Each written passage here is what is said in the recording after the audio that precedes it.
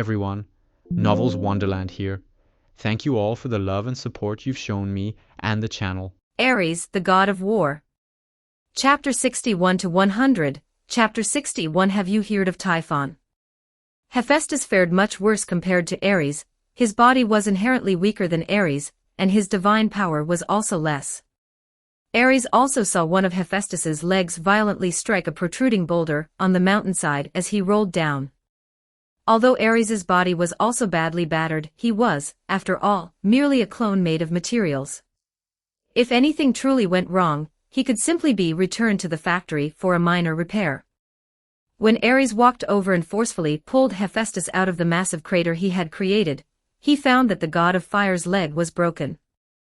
This is utterly unreasonable. Ares, while fashioning a splint for the god of fire's leg from a plank he had cut from a nearby tree, furiously denounced Zeus's actions. It was clearly his fault, yet now he wants to beat us brothers. Does this Zeus truly believe that no one under heaven can restrain him? Hephaestus silently watched his brother, then, after a long pause, he finally said, Ares, I don't want to go back to Olympus. What? Ares exclaimed in surprise, then where are you planning to go? I want to return to the ocean, to live with Oceanus, the god of fire sighed, looking up. Or go back to the volcano on Crete.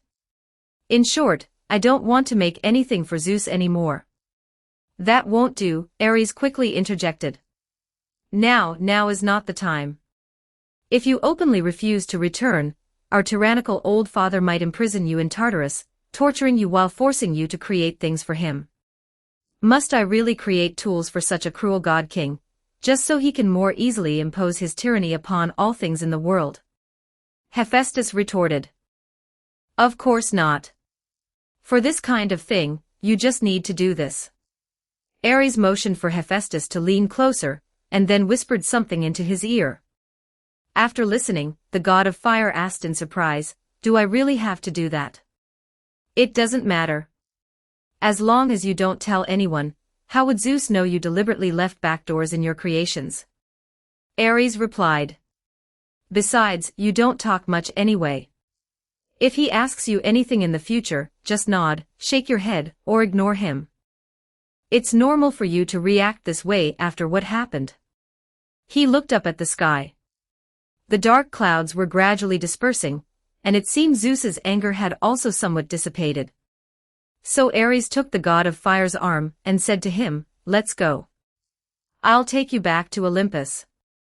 Because the god of fire had fallen down the mountain, and now had a limp, they walked very slowly. By the time they passed through the golden gate of Olympus and followed the long corridor back to the sky where the 12 temples were located, it was already close to dusk. Zeus had probably long since gone to the mortal realm to find Europa, the princess of the Phoenician kingdom. However, when Ares and Hephaestus returned to the mountaintop, the god-king shamelessly approached and ordered the god of fire. Hephaestus, you must make 3 things for me. First, a hound.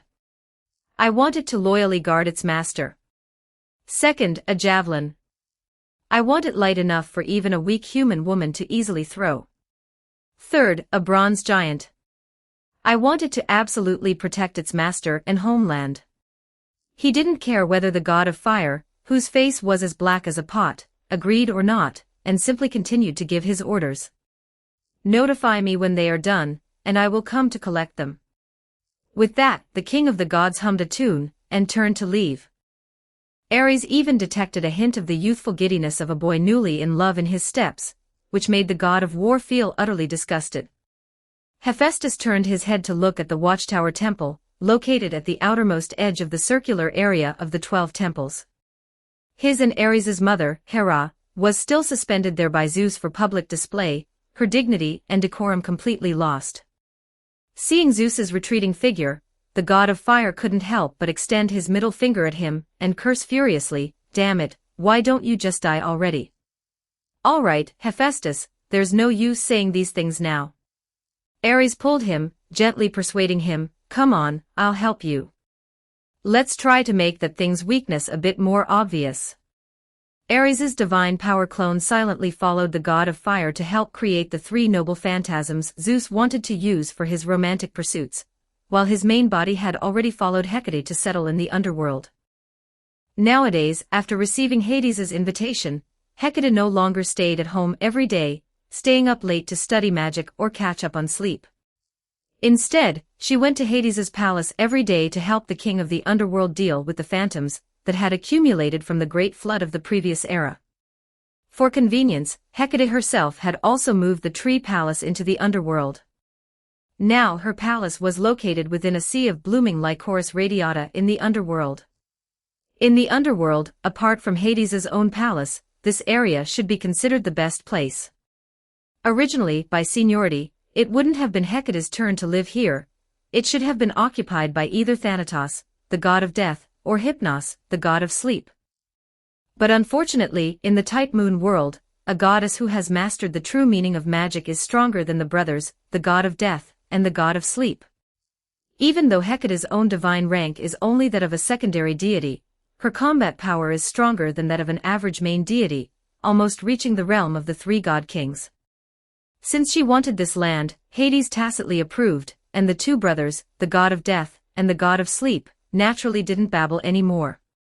During Hecate's relocation, Ares's main body also used the art of transformation to turn into a box, and was mixed in with Hecate's luggage, secretly brought into the underworld by her. This was actually better for Ares, as it was Hades's territory, and the king of the underworld paid great attention to the privacy of his subordinates, basically not being as suspicious and prying everywhere as Zeus. Moreover, the gazes of Poseidon and Zeus could hardly reach this place. Furthermore, this place was very close to Tartarus, making it more convenient for Ares or Hecate to go and operate the super device located beneath Tartarus. After Hecate returned, Ares finally couldn't help but complain to Hecate about the situation. After quietly listening to Ares's account, Hecate was not surprised, merely replying, "Normal, normal. If Zeus wasn't like this, why would Athena and Prometheus rebel against him? Son of Ab*tch, I've never seen such an unreasonable god."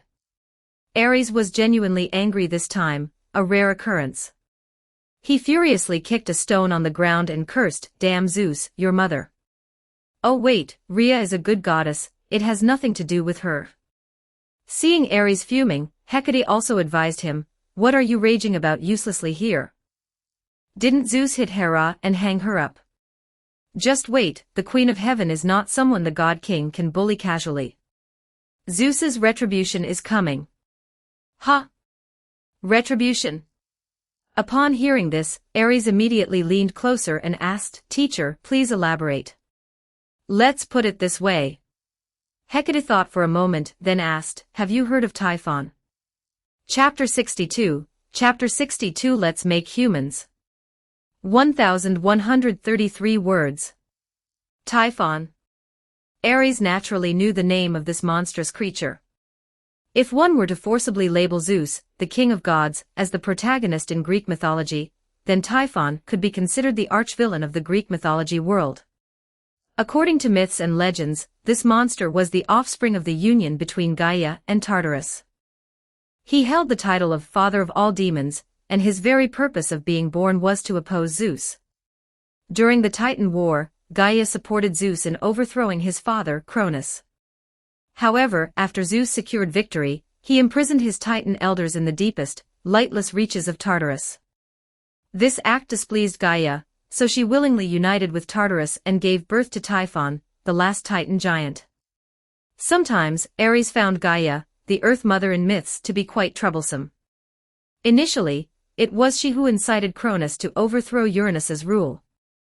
Even the sickle Cronus used to castrate Uranus was personally forged and given to him by Gaia.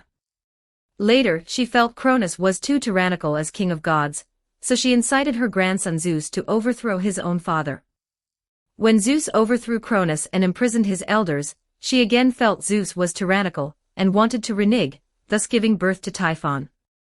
Ares actually felt that, although Zeus and Cronus were father and son, given the circumstances in the myths, their relationship was no different from that of enemies. Regardless of the reason, Zeus merely imprisoning Cronus after his victory could be considered merciful. Following the normal pattern of royal succession, would the remnants of the previous dynasty not be killed but kept for the new year? However, in this world, Gaia is merely the consciousness of the planet, and the Greek mythology world is just one of many small surface worlds on the planet that Gaia has separated. Gaia likely doesn't care how Zeus dealt with Cronus, and Typhon clearly wasn't a monster born from the union of Gaia and Tartarus. So, Ares humbly listened, honestly telling Hecate, "I've only heard the name, but don't know the details." "He is the child of Gaia and Tartarus," Hecate then said. "Of course, that's a lie. Although he is also a self-aware being, he is actually a device to suppress the king of gods, conceived by the planetary consciousness. After all, our Greek pantheon, according to that spaceship, should be extraterrestrial inhabitants. Gaia couldn't fully trust us. A suppressor for the king of gods?"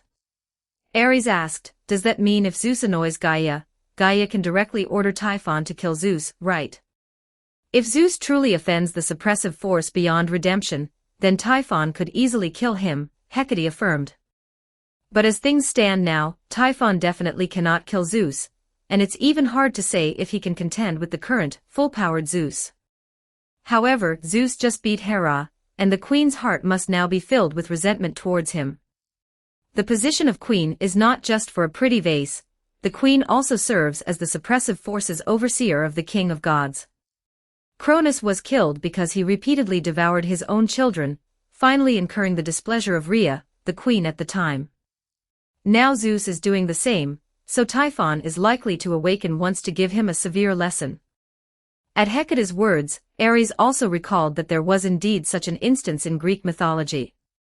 The cause seemed to be Zeus hiding his divine lightning in a cave on Earth to rendezvous with a nymph, Pluto. When Gaia, the Earth Mother, learned of this, she informed Typhon, who then hid the divine lightning. Subsequently, Typhon directly attacked Olympus. This Titan giant, born to oppose Zeus, was also the most powerful of all Titans. Even the Olympus gods could not withstand him, except for Athena. The other main gods transformed into animals and fled in haste to Egypt. While Typhon occupied Olympus, Zeus was entangled with a mortal woman. Upon hearing the news, he returned to Olympus to face Typhon, but without his divine lightning, Zeus was no match for Typhon. He was struck down by Typhon, his limbs broken, and then thrown from Olympus to the mortal realm. Later, a human hero helped him steal back the divine lightning, allowing Zeus to finally defeat Typhon. And that mortal woman with whom Zeus was entangled, Ares remembered, seemed to be Europa. "Then isn't it happening soon?" Ares asked in surprise, remembering this matter. "Yes, soon," Hecate nodded. "But you don't need to worry. Zeus's luck has not run out. Typhon will beat him badly, but he will likely be suppressed in the end. And the race that helps Zeus suppress Typhon should become the protagonists of the next era. Then it's the demigod heroes." Ares mumbled, but he thought about it. The one who helped Zeus defeat Typhon seemed to be Cadmus, Princess Europa's brother, and Cadmus didn't appear to be a demigod with divine blood from either his father or mother. Ares asked Hecate if she knew the origin of the character Cadmus, and the moon goddess, after divining with magic, asked strangely, "Who is this person? There's no human called that name in the world right now. What's going on?" Ares muttered to himself. Could it be that Cadmus hasn't been born yet? Thinking carefully, Princess Europa seemed to be only 11 years old right now. Zeus, that pervert, had only just set his sights on this beautiful princess, but hadn't yet made his move. Damn it, speaking of which, this is my chance. After remembering the cause and effect, Ares's eyes lit up, and he stroked his chin. To survive, Ares always demanded himself to think far ahead. He had already begun to consider the next era, and even the era after that, since the time of human birth. Now, upon entering the heroic age, Ares was already contemplating matters of the 20th, and even 21st centuries. And in this world, the only ones from the divine era who still had a chance to mess around in the modern age were the famous heroic spirits on the heroic spirit throne, by degrading their spirit origin into servants. Even before the heroic age, Ares had considered creating several alt accounts in this era to see if he could get them onto the heroic spirit throne. Now, with Typhon approaching, and Hermes having previously lent him his hypnotic staff. For Ares, everything was ready, even the east wind was in his hands. As soon as Typhon initiates the fight, I'll open an alt account and flank him from behind. Ares made up his mind, then immediately looked at Hecate and requested, "Teacher, a favor." "What favor?" Hecate yawned, looking a bit tired. Ares sincerely requested, "Let's create humans." Ah! Chapter 63, Chapter 63 Blood Sacrifice to the God of War, Skull Sacrifice to the Throne. 1120 words. The capital of the Phoenician kingdom, one of the few large slave-owning city-states remaining on the land. At the center of this city-state was the palace of King Agenor of the Phoenician, who was the son of Poseidon and Libya, and also a demigod. Although Zeus had been shouting on Olympus to Hera that he, as the king of gods, should lead by example, his brother had already taken a step ahead of him, giving birth to a king on earth. However, Zeus now had his eyes on Europa, who was ethically Poseidon's granddaughter. It could only be said that true masters decide victory or defeat in an instant. But enough of idle chatter. In short, not long after King Agenor became the king of the Phoenician, he gave birth to a princess of unparalleled beauty and gentle charm, named Europa. Princess Europa was, to King Agenor, the most thoughtful and adorable little girl, his most beloved apple of his eye. Although King Agenor had many sons besides Europa, it was clear that King Agenor of the Phoenician was an out-and-out doting father to his daughter. For him, none of his sons could compare to his precious daughter, Europa. In the early morning, King Agenor, sitting in his palace and handling city-state affairs, suddenly heard a burst of light-hearted girlish laughter. He looked through the window and saw Europa, dressed in a beautiful long dress, leading a group of girls from prominent families, laughing and running towards a grassy area by the sea, which was the favorite gathering place for the daughters of the Phoenician nobles. Seeing his adorable daughter, King Agenor clearly showed a melted expression, an expression that, appearing on a king's face, greatly undermined his dignity. However, the generals and ministers who had just been discussing affairs with the king in the palace were now silent and dared not speak, clearly aware of the position Princess Europa held in the heart of the king of the Phoenician. Only after watching Europa's figure disappear from sight did King Agenor turn his face back, his expression returning to his usual stern yet dignified look. He cleared his throat and said to his subordinates, "All right, everyone, continue reporting on the kingdom's situation." The Phoenician court meeting continued. King Agenor conversed with several ministers and generals for a while, arranging the affairs of the entire kingdom in an orderly manner. It must be said that, as the son of Poseidon, King Agenor's abilities were indeed outstanding.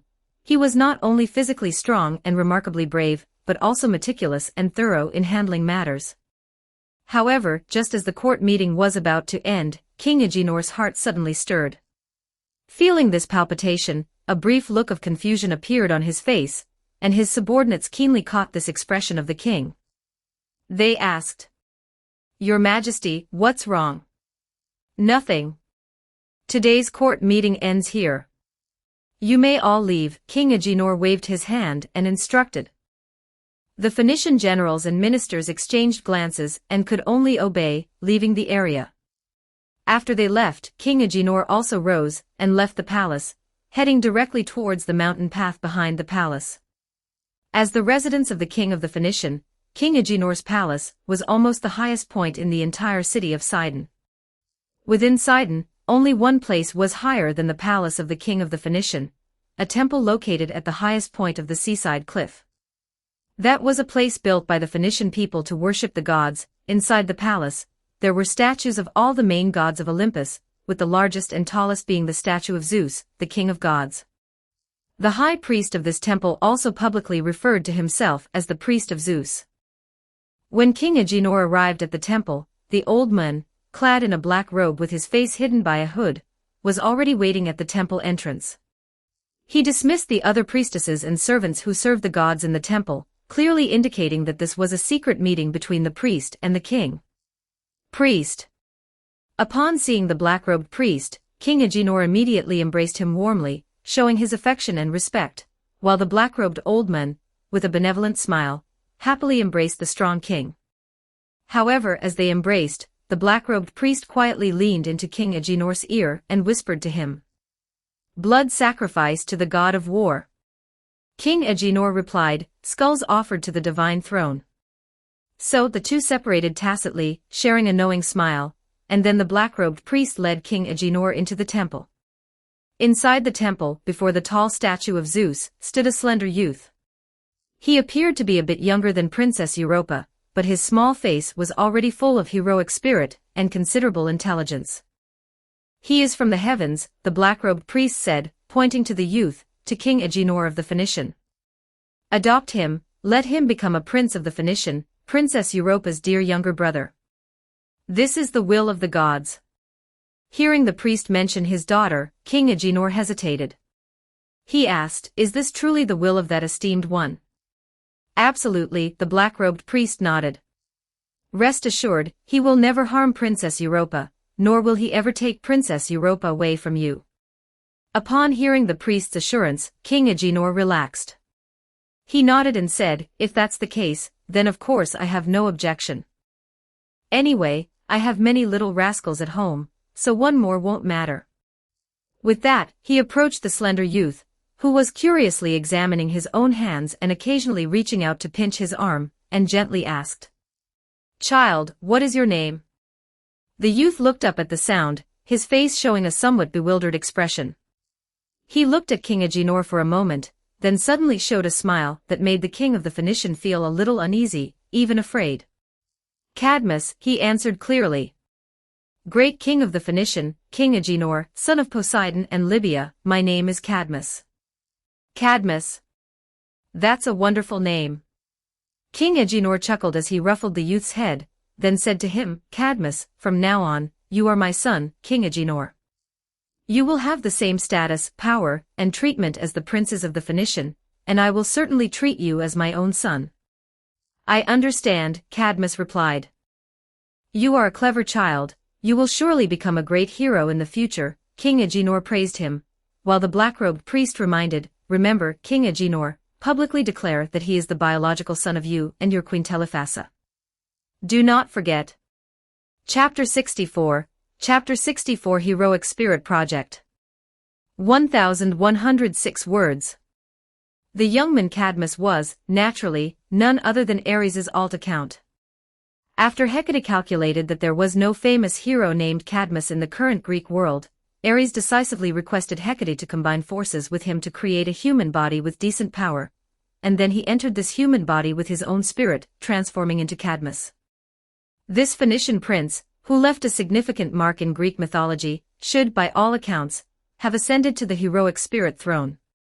If Ares' plan succeeded, it would mean that his subsequent plans could quickly unfold. By using his connection with the human progenitors, Ares' Cadmus alt account contacted King Agenor and the priests of the Phoenician kingdom, and then smoothly infiltrated the Phoenician king's palace, becoming one of Princess Europa's younger brothers. Because of this, Ares also met Princess Europa, whom Zeus was so infatuated with that he even ordered Hephaestus to forge 3 noble phantasms to pursue her. How to describe her? This golden-haired princess was indeed exceptionally cute, as she was currently just a lowly. Ares felt he had little culture, so he could only describe this princess as she's as beautiful as a paper doll. After all, she, like Artemis, was a character who had appeared in card games in his previous life. And this Princess Europa seemed to quite like her new brother, Cadmus, even patting Ares' head. However, Ares himself did not dare to maintain too close a relationship with this princess, as Zeus was extraordinarily petty, and he didn't want his alt account to be crippled by divine lightning before it was fully leveled. And so Prince Cadmus settled down in the palace of King Agenor of Phoenicia. 2 years passed in a blink of an eye.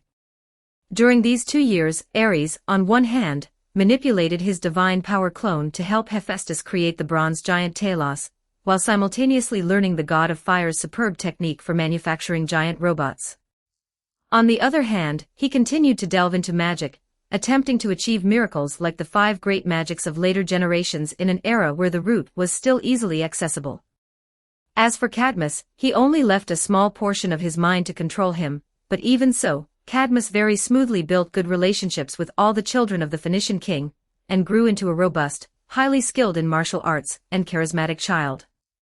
On the day Princess Europa just turned 13, she once again met with a large group of noble maidens on the grassy beach to pick spring flowers.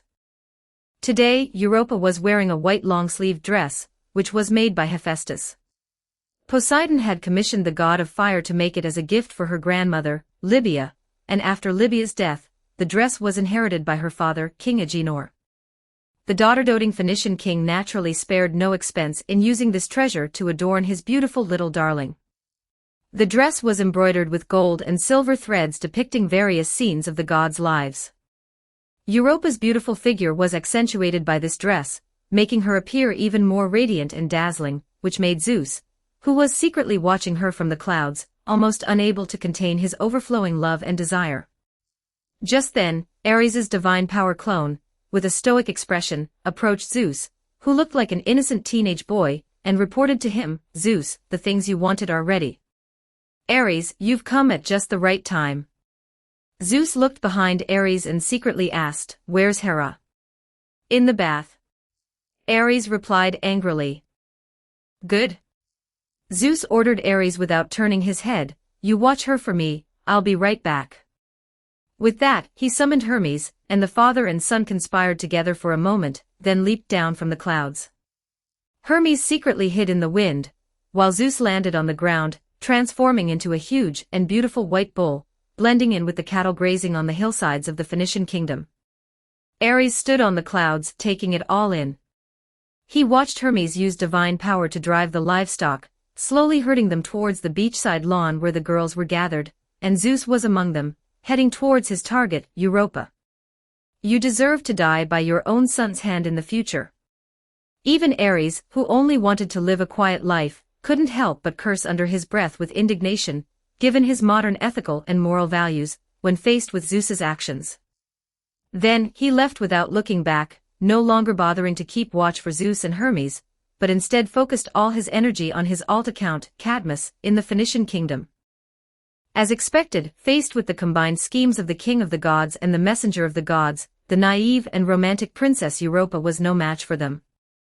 She was unhesitatingly attracted by the white bull that Zeus had transformed into, and then, carried by this white bull, she crossed the ocean and arrived on a vast, uninhabited continent on the other side. This was once the land where Prometheus and the first generation of humans thrived, but after the great flood submerged the area, this land became uninhabited. Now, Zeus brought Europa across the ocean, and under a large tree on this continent, the king of the gods revealed his true form, proposed to Europa, and ultimately achieved his goal. Under the blessing of Aphrodite, Europa and Zeus became husband and wife, and were crowned as goddesses of the earth by the king of the gods.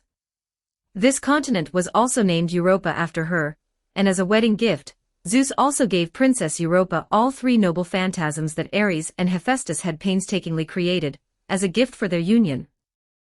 Of course, all of this was seen by Ares's divine power clone on Olympus through the torch in the god of war palace, while his controlled alt account, Cadmus, was summoned the very next day, along with the other princes of Phoenicia, by the anxious king Agenor. "Now I give you servants, I give you carriages, I give you weapons." The daughter-doting king paced anxiously in his palace, stomping his feet, as he commanded his sons, "Go find the treasure of Phoenicia. Bring back my precious daughter Europa. Whoever brings back Europa will inherit my throne." Upon hearing this, the princes all showed excitement, but one of them asked, "Then, father, what if we can't find her?" "Can't find her?" King Agenor sneered at the remark. "If you can't find her, then you don't need to come back either." Chapter 65, from left to right hand. 1105 words. Under King Agenor's command, the princes of the Phoenician kingdom immediately began recruiting soldiers and horses, then embarked on their respective journeys.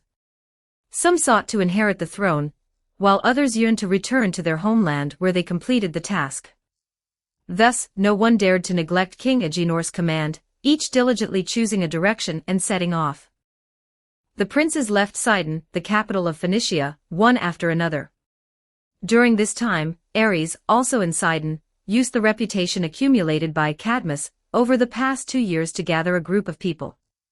Because before him, all the famous heroes in Sidon had already been recruited by the earliest departing princes. Most of the people he gathered were servants who helped with other tasks. There were fewer than 10 soldiers who could fight alongside him. Seeing Ares's simple lineup, Queen Telephassa, King Agenor's wife, said with some concern, "Cadmus, why don't I go with you? Mother at least knows a little magic taught by the gods, which might be useful on the road." "No need. You should stay in Sidon and keep the king company." Ares refused the queen's request, for he remembered that in the myths, Queen Telephassa never returned to Sidon after this journey. She followed Cadmus's party through Rhodes and Thera, but died of illness before the group reached Thrace. "But your team is too weak," Queen Telephassa said worriedly. "The road is full of bandits and monsters. Can just a few of you handle it?" "It's fine. I just need to pray for the blessings of the gods," Ares said confidently. "Before I depart, I will go to the temple and perform a sacrifice." "Don't worry." After refusing Queen Telephassa, Ares went to the temple on the hillside of Sidon before departing and requested to perform a sacrifice. Hearing of Cadmus's actions, the Phoenician king and queen, as well as the few princes who had not yet departed, all came to the temple, wanting to watch Cadmus's sacrifice. The high priest of Phoenicia granted his request. He had Ares personally slaughter a bull in the open space outside the temple and light the sacrificial bonfire. Then, the high priest gently asked Ares, "Cadmus, which deity do you wish to honor?" "Of course, Ares." Ares declared his name without hesitation, and then stated his reason: "The journey I am embarking on has no known end, nor a certain victory. What I seek is not victory, but merely to bring my family back. Therefore, I hope Ares can grant me protection, allowing me to be incomparably brave and invincible on this path." "It's a sacrifice to Ares," several princes began to discuss upon hearing this. "I heard that Ares has never blessed those who sacrifice to him in temples, he only blesses heroes who die in battle. Cadmus's sacrifice should fail." As his ritual concluded, a visible red light suddenly descended from the sky into the temple, a faint scent of blood permeated the air, and the entire city of Sidon began to rumble and shake. Witnessing this scene, the heroes present were all astonished. Even King Agenor of Phoenicia and the high priest, who had just been composed, widened their eyes in shock. They thought it wouldn't be difficult for Cadmus, as a divinely favored child, to receive Ares's blessing, but they never expected Ares to directly project his will, creating such a grand display. Ares's will has descended. After a long moment of stunned silence, and feeling the summons from within the temple, the high priest finally reacted and shouted, "Cadmus, enter the temple and receive Ares's blessing." "Yes." Ares bowed slightly, and as Cadmus, he followed the high priest into the temple, kneeling before his own statue. At the same time, his statue within the temple, under the control of his divine power avatar on Olympus, slowly lowered its head, its eyes glowing red, and fixed its gaze upon him. This perspective was quite peculiar. Ares was now using two avatars, each with different functions, to gaze at each other through a statue in the temple. After a moment, Ares's divine power avatar spoke directly. "Warrior, I shall bless your journey." A heavy voice emanated from Ares's statue, and at the same time, two items appeared in the statue's hands. "Receive my reward, take my weapons, and slay your enemies for me." Cadmus, kneeling on the ground, devoutly lowered his head, and took two items from the hands of Ares's statue. These two items were a staff entwined with a snake and a long, narrow sickle-shaped sword. The snake-entwined staff was, of course, the magical staff Hermes had given to Ares as a protection fee, possessing hypnotic powers. The sickle-shaped sword was a weapon Ares himself had forged in the god of war palace using Hephaestus's forging techniques, when he had nothing else to do. Although it couldn't compare to the powerful noble phantasms of the god of fire, it could still be considered a noble phantasm, perfectly capable of clashing with heroes and slaying monsters. After transferring the snake-entwined staff, and the sickle-shaped sword from one avatar to another through the statue, Ares had his divine power avatar withdraw the will that had descended upon the statue. Feeling Ares's will depart, the high priest of the temple in Sidon finally dared to get up from the ground. He eyed the two weapons in Ares's hand with a somewhat envious gaze, but said nothing more, merely patting Ares on the shoulder and remarking, "To gain Ares's favor, your future prospects are limitless, young man." "You've been deceived then. I'm just boasting about myself." Hearing the high priest praise him, Ares felt a slight pang of shame. "Unlike you, my future as Ares is already nearing its end." Seeing that Cadmus had truly received Ares's blessing, and even powerful noble phantasms bestowed by Ares, King Agenor of Phoenicia, and Queen Telephassa naturally had no more worries. They confidently allowed Ares to depart from Sidon with his small contingent, heading from the Phoenician kingdom towards Europa. And it was at this moment that Ares and Hecate, deep within Tartarus, suddenly felt a terrifying tremor emanating from its depths.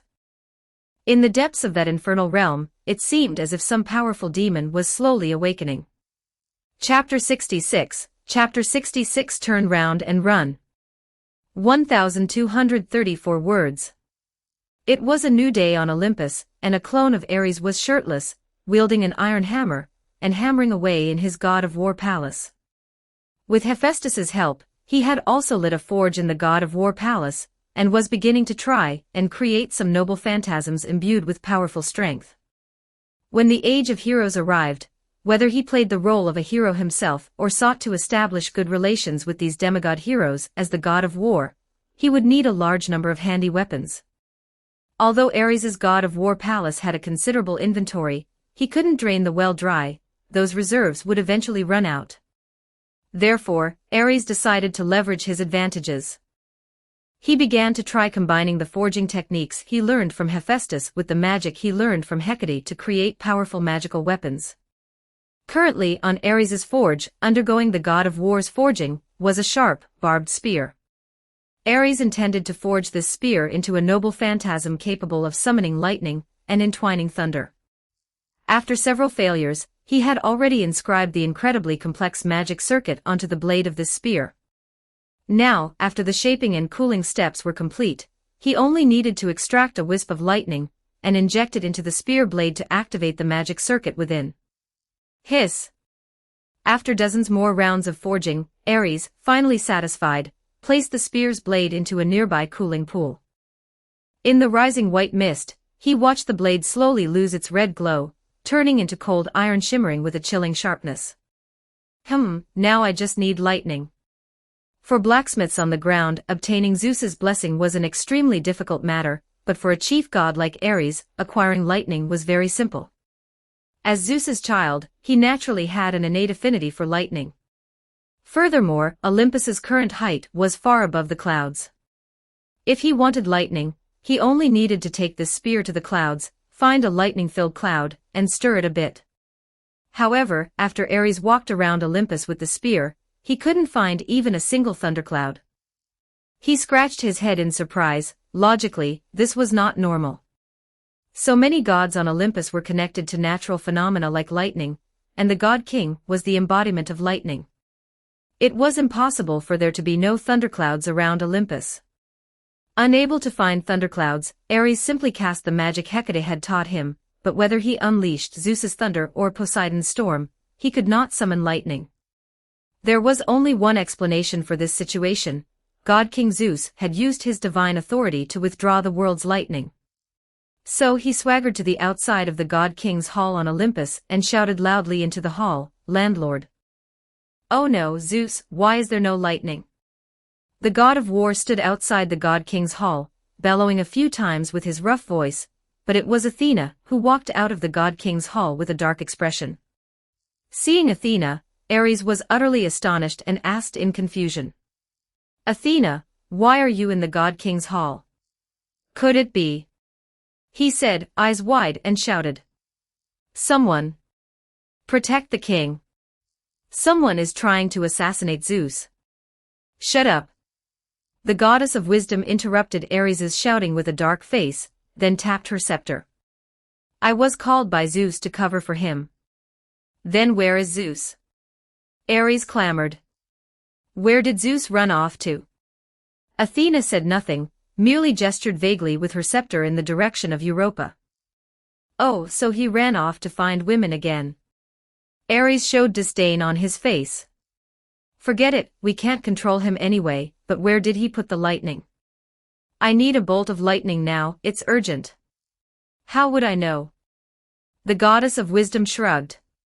Perhaps he completely fell out with Hera last time, and was afraid Hera would use his lightning to strike Europa dead, so he hid the divine lightning. Ha! He's already hidden the divine lightning. Ares was stunned upon hearing this. Yes. Speaking of this, Athena also had a look of disgust. He dragged me over to help him watch the God King's Hall, and I'm forced to watch him, and that Europa flirt. Then wouldn't that mean? Before Ares could finish his sentence, a scream from Helios, god of the sun, reached his ears, followed by a violent tremor that shook the entire Olympus with a rumble. Damn it, what the hell is happening? This violent tremor nearly threw Ares and Athena to the ground. After regaining their balance, they immediately disregarded their mutual sarcasm, and hurried to the edge of Olympus, looking down at the world to see what was happening. Upon reaching the edge of Olympus and seeing the scene in the distant world, both Ares and Athena couldn't help but hold their breath. They saw that in the vast sea of white clouds, two giant pillar-like arms suddenly extended from beneath the clouds. One of these arms propped up the sky, heavily smashing a fist onto the firmament, while the other hand grabbed Helios, god of the sun's chariot, which was on its way to work. The unfortunate sun god let out a cry of terror but could not resist. His chariot, burning with raging sun flames, was soon forcefully thrown by this hand, tumbling and falling below the clouds. Then, from beneath the clouds, 100 giant snakes broke through the clouds and ascended into the sky. They writhed their bodies wildly in the air, spewing poisonous mist and thick smoke in all directions, obscuring the formerly clear sky. Seeing Helios's sun chariot crash, Selene, the moon goddess, who was originally on standby, also took off in her moon chariot, wanting to avenge her brother who had been ambushed. However, she had just flown into the sky and only managed to cast a few moonlight rays at the giant snakes and giant hands above the clouds before being entangled by several giant snakes. Subsequently, she was also grabbed by that giant hand and casually thrown far below the clouds, following in her brother's footsteps. This commotion quickly caused the stars in the sky to become chaotic and alarmed the other chief gods on Olympus. Soon, the place where Ares and Athena were attracted their attention, and they all left their temples and walked towards here, wanting to see what was happening. Ares, Athena, Apollo and Hermes were the two fastest chief gods to arrive. They greeted Ares and Athena as they walked and simultaneously asked, "What happened?" Hearing their calls, Ares and Athena both turned their heads simultaneously, their expressions as dark as the bottom of a pot covered in soot. Ares spoke bluntly to Apollo and Hermes. Apollo, quickly tell the others to flee.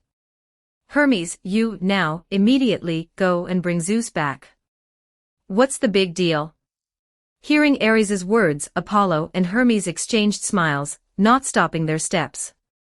They continued walking and said, "This is Olympus, what could make a god flee?" The two laughed as they reached the edge of Olympus and saw the four wind gods tied up by several giant snakes above the clouds, and then their smiles froze. Then, the two chief gods, without hesitation, turned and ran towards the temples behind them. Chapter 67, Go and Ask Zeus. 1146 words.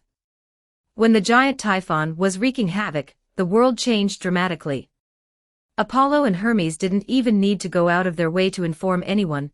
Before the two main gods could even run out of the garden, all the main Olympus gods, except for heavenly Queen Hera, had already arrived, asking Apollo and Hermes what had happened. Apollo and Hermes briefly explained, and Poseidon, after hearing it, burst into laughter. "It's just a mere giant. During the Titan War, your second uncle here defeated countless of them. You two wait here, I'll go kill a giant and be right back." With that, he waved his hand, drew his trident from his temple, then flung his cloak and majestically walked to the edge of Olympus, telling Ares and Athena to make way for him. Ares and Athena obediently moved aside, both looking at the Sea King with amusement. Poseidon gazed at the sky-reaching giant arm, and 100 giant snakes in the distant cloud sea, and was not intimidated by such a display. He waved his hands, using divine power to part the cloud sea, and then the gods saw the giant causing trouble on the ground. This monstrous being stood between heaven and earth, taller than the most majestic mountains on the ground. Its body was like a moving, living volcano, with 100 snake heads on its crown, covered in feathers, and possessing a pair of enormous wings that blotted out the sun and sky. Its mouth had a serpent's tongue, and its eyes burned with an eternal flame. With every movement, rolling flames, lava, and black smoke fell to the ground. The area it stood on had already been completely engulfed in a sea of fire. The chariots of Helios, god of the sun, and Selene, god of the moon, were crashed on a slope not far from its feet. Both gods were now covered in wounds. When the giant stomped its foot, the two gods shrieked in fright, not even bothering to drive their divine horses, and tumbled down the slope, completely devoid of divine majesty. Seeing this display, Poseidon's body visibly paused for a moment. Seeing this, Hermes quickly asked, "Second uncle, can you do it?" "Don't worry, it's just a bit troublesome, your second uncle can handle it." Poseidon turned his head and saw his gentle eldest sister, Hestia, standing not far behind him, looking at him with concern, which immediately invigorated him. However, just as he raised his trident, preparing to summon the power of the sea to defeat this giant, the giant on the ground suddenly took another step and voluntarily walked into the deep sea. It was so tall that even the ocean was just a footbath in front of it. Even in the deepest sea basins of the Greek world, the water could not reach the giant's waist. Seeing this, Poseidon quickly gathered his divine power, and the gem on his trident emitted a sea-blue light, controlling the ocean to turn into waves, surging towards Typhon wave after wave, but it was completely useless. The raging waves in the sea would indeed make people tremble with fear, but surely no one would have any emotional fluctuations towards waves in a bathtub or foot basin. Therefore, Typhon completely ignored Poseidon's resistance, bent down on its own, stretched out its hands, and fumbled for something in the ocean. Then it exerted force, and with a scream, Poseidon's chariots, pulled by divine horses from the ocean, were directly pulled out of the ocean by Typhon, along with Poseidon's beloved queen Amphitrite, and their son Triton.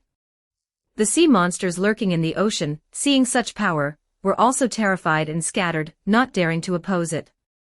Seeing this, the Sea King was silent for a long while, then suddenly put away his trident and turned to leave. Seeing his actions, Hermes curiously asked, "Second uncle, why aren't you fighting anymore?" Can't win, can't win." Poseidon shook his head, "Let's surrender. I need to pack up and leave."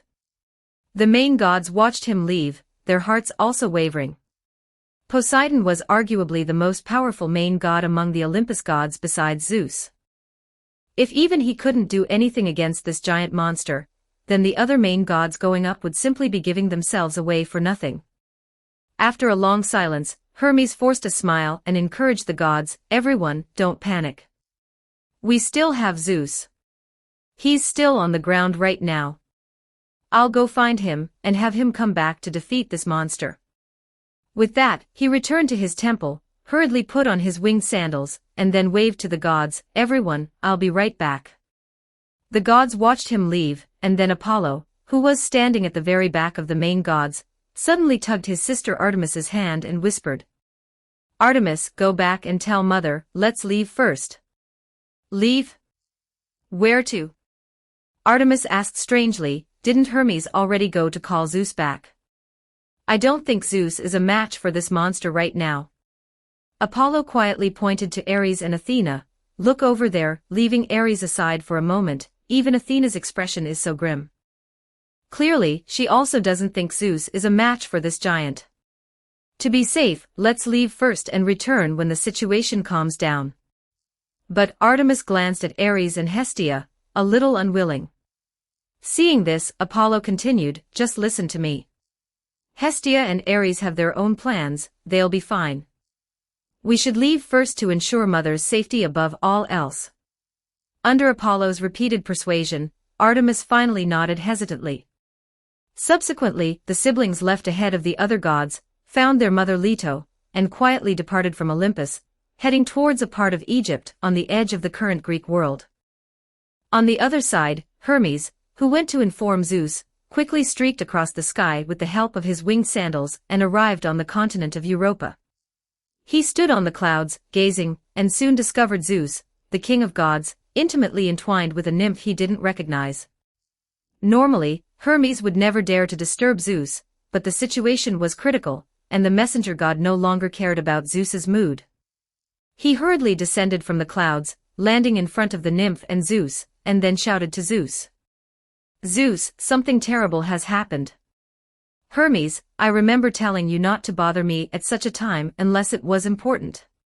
Hearing the voice of his favorite son, Zeus, who was currently lying drunk on a beauty's lap, suddenly found him as annoying as a fly. But Hermes, hearing Zeus's scolding, was not afraid. He continued anxiously, a terrifying monster has appeared, and none of the gods are its match. Zeus, please return and personally subdue it. Chapter 68. Chapter 68. If you don't want to die, run away. 1162 words. Hearing that Hermes's words seemed to be truly important, Zeus no longer felt angry. He immediately sat up from the nymph's lap and said to Hermes, "Wait for me a moment." "Zeus, are you leaving?" Seeing the king of gods rise, the nymph asked weakly. "Yes, my dear." Hearing the nymph's words, Zeus turned his head affectionately and said to one of his lovers, "Wait for me here. I'll return victorious soon, and then come to be with you. Good luck." The nymph said shyly to the king of gods. Blessed by the beauty, Zeus was full of pride, feeling that his journey would surely be unstoppable, that he could easily take the monster's head, and that he could also bring back some spoils of war to please her. However, when he and Hermes were halfway there and turned back to retrieve the divine lightning that he had hidden in the cave, they discovered that the divine lightning was already gone. "Zeus, are you all right?" Seeing his old father sweating profusely as he faced a mountain wall blackened by intense heat, Hermes quickly asked. "I'm fine." Zeus clenched his fists and snorted. "It's just a giant, isn't it? During the Titan War, even without the divine lightning, I fought countless of them barehanded. Let's go." The father and son arrived on Olympus. Seeing Zeus return, the gods who remained on Olympus found their backbone. They looked at Zeus eagerly, praising the king of gods' name. Hermes said to Zeus, "Second uncle just tried to fight that giant, but he was no match for him, and was defeated. Zeus, you must be careful. Poseidon is always like this. Among us 3 brothers in the Titan War, he was only good at bragging." After hearing Hermes' words, Zeus smiled disdainfully. He glanced at the distant giant disturbing the stars and pushing the sky, and said without turning his head, "I am different. Your father has always been invincible. You wait here, I'll go kill a giant and be back." All the gods looked at him expectantly, just as they had previously looked at Poseidon. However, what they didn't notice was that the only main gods present were Hermes, Hestia, and Aphrodite. While all the gods were unaware, Ares, Athena, Apollo, Artemis, and Hephaestus had already quietly left. Ares noticed Apollo pulling Artemis away, and seeing this, he also pulled Hephaestus out of the garden, then took him to the queen's temple. "Hephaestus, go in and persuade Hera to leave with you." Ares said to Hephaestus with a solemn expression, "That giant named Typhon hates Zeus. We cannot let Typhon find Hera. She will be torn to shreds by Typhon." "Oh, I understand."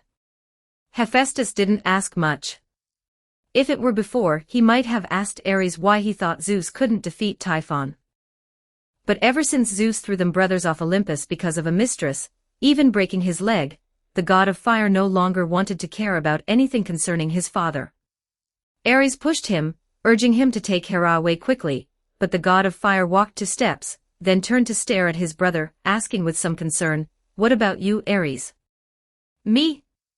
Ares laughed heartily and said, "As the god of war, of course I'm going to cover your retreat." He pushed Hephaestus's arm, urging the god of fire, "Go, don't worry. Typhon won't truly kill me no matter what. Besides Hera, the queen, and Zeus, the king of gods, it doesn't really have much animosity towards us main gods." After Ares's persistent persuasion, Hephaestus finally gave up the idea of escaping with Ares. He walked into the queen's temple under Ares's gaze. After the last incident, the queen had a better opinion of her son, so it wasn't long before she was helped out by Hephaestus. Mother and son together got into a precious chariot made by the god of fire, quietly ascended into the sky, and left Olympus. Ares watched them leave, then returned to his own temple, took out his full armor, and put it on. When he walked out of the temple and returned to the garden, he happened to meet Athena walking from the other end of the path. This goddess who commanded military strategy and victory had now changed out of her long dress, and put on a form-fitting golden armor, wearing a helmet adorned with wings. She held the aegis and a spear, and happened to meet the fully armed Ares. Their eyes met, and Athena snorted, saying to Ares, "I didn't expect you to still be here, and not run away, Ares. I thought that as the god of war, you would at least be able to tell who was stronger, Zeus, who had lost the divine lightning, or that Typhon." "Of course I can tell, don't look down on me, Athena." Ares also snorted in response, "I am the god of war. Even if all the gods on Olympus flee, I will not flee. Even if I can't defeat Typhon, I will fight it to the end." "Humph, suit yourself." After Athena finished speaking, she withdrew her gaze. The two stopped talking and walked into the garden together, but the atmosphere between them was as chilling as the north wind in the depths of winter. The garden, located on the edge of Olympus, was now filled with the gods of Olympus. They gathered here, watching the battle between the king of gods, Zeus, and the last Titan giant, Typhon. As Ares and Athena entered the garden, they heard the gods gasp, as if someone had choked them. They followed the gods' gaze and looked towards the horizon, where they saw the king of gods, Zeus, who had lost his lightning, now held in Typhon's hands. Although he had summoned all his divine power and strength, trying to prop open Typhon's palms, in a pure test of strength, the king of gods was clearly suppressed by the Titan giant. Soon, Zeus, who had transformed into a ball of light, was crushed between Typhon's palms and forced back into his original form. Then, amidst Zeus's screams, Typhon, with a cruel smile, extended a finger, drew out Zeus's tendons from his hands and feet, and then threw Zeus towards the earth like trash. Gods of Olympus. After Zeus, the god of war, Typhon pulled out a section of lightning, shimmering with high heat and light, from who knows where. It was Zeus's stolen divine lightning. It raised this divine lightning with some effort, brandishing this weapon of boundless power, and then roared loudly, "You have lost." The gods were silent, looking at each other. The atmosphere on Olympus was so heavy it seemed as if water could drip from it. At this critical moment, it was Athena, the goddess of wisdom, who spoke first. She shouted loudly, "What are you still doing standing there? If you don't want to die, run quickly." Chapter 69, Chapter 69 Occupy Olympus. 1071 words. Upon hearing Athena's words, the gods of Olympus awoke as if from a dream, scattering like monkeys when a tree falls. They quickly fled from Olympus in all directions.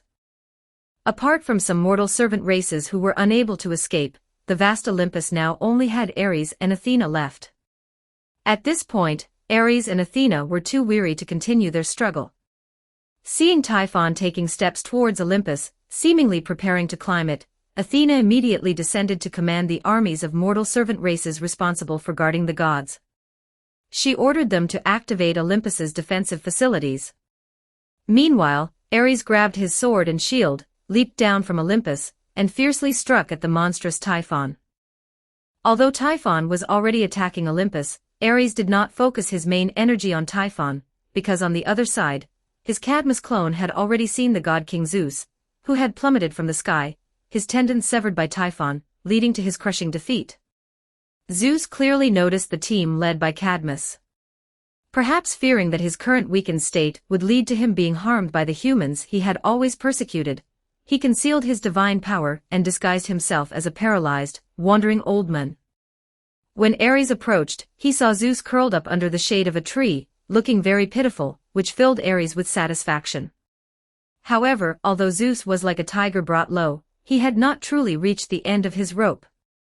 And Ares, considering himself not a canine, naturally would not bully him at this time. He feigned an unintentional glance, saw Zeus curled in the shadows, and then ordered his team to stop. "Give me some dry food and water." Ares turned his head and instructed his servants. "Your Highness, our food and water are not plentiful," a subordinate advised, but Ares waved his hand firmly and told them, "I have embarked on this journey with the blessing of the gods, so on this journey, I should also follow the instructions of the gods and not ignore those in need of help. Just give me the dry food and water." At Ares's request, the servants could only helplessly comply, taking out dry food and water and handing them to him. Ares then took these items, approached Zeus under the tree's shade, squatted down, and offered them to him, saying, "Eat, old man. These things should help relieve your hunger and spiritual fatigue." Zeus slowly raised his head, his disguised, lifeless eyes scrutinizing Ares, who squatted in front of him without a care, even deliberately revealing the war god-blessed aura of his human body. Zeus clearly sensed this aura. He stared at the coiled snake staff and curved hook knife deliberately exposed at Ares's waist for a moment before accepting the items Ares offered, saying, "Thank you, kind person. I never expected that in this era, there would still be someone willing to help a lonely old man like me." "You're welcome," Ares said, feigning a devout expression. "This is all the will of the gods." "Heh heh, well said. It seems our meeting is also the will of the gods," Zeus chuckled, but he did not eat the dry food and water. He tucked them into his embrace, then whispered, "Young man, there is an opportunity to become a hero before you now. Do you want it?" Ares deliberately showed a strange and bewildered expression, looking at Zeus, not understanding his meaning. "If you want to be a hero, then tonight, go to the slope of the mountain ahead." Zeus smiled, and then a gentle breeze suddenly appeared around him. "Farewell, kind young man." As his voice faded, a violent gust of wind swept through, causing everyone present to instinctively shield their faces with their arms. Ares also pretended to be blinded by the strong wind, and closed his eyes. When people opened their eyes again, the old man under the tree's shade had vanished. What happened? Seeing this, the servants asked somewhat fearfully, "Prince Cadmus, where is that old man?" "It's nothing," Ares replied, turning his head to reassure his subordinates. "He just went home. Let's continue our journey." At his call, the group continued their journey. After Ares left a small portion of his attention here, he transferred most of his energy back to Olympus. While he was feigning civility with Zeus, his divine power clone was also fiercely fighting Typhon on Olympus. Of course, both Zeus and Poseidon had been defeated, and Ares had not expected to repel it with just a clone. Therefore he merely stalled for time, using his agility to race his chariot through the clouds, dodging Typhon's snake-like hair while continuously firing with the python bone bow, kiting from a distance. Typhon wanted to climb Olympus at this time, so its two massive hands, capable of supporting the sky, were not extended to attack Ares. This significantly reduced Ares's pressure. However, Ares also had no way to harm Typhon. Every fiery arrow shot from his great bow now possessed power akin to an anti-fortress noble phantasm, but when they landed on Typhon's body or face, it was like tickling the giant monster, having no effect whatsoever. While Ares was distracting Typhon, Athena also led the servant army remaining on Olympus, continuously harassing Typhon. She knew that even the main god's attacks had no effect on Typhon, and the servant army's falling rocks and flaming arrows would be treated as nothing. So, the goddess of wisdom changed her approach, leading the servant armies to run back and forth on Olympus, focusing their attacks on the protruding rocks that Typhon would use as footholds, specifically targeting the mountain body of Olympus. Under the efforts of Ares and Athena, Typhon seemed to grow annoyed. It tried to climb Olympus several times, but kept collapsing its footholds and falling back to the ground. Therefore it simply stood on the ground, directly extended its arms, and grabbed at Ares on his chariot. Despite its immense size, Typhon's movements were incredibly agile and precise.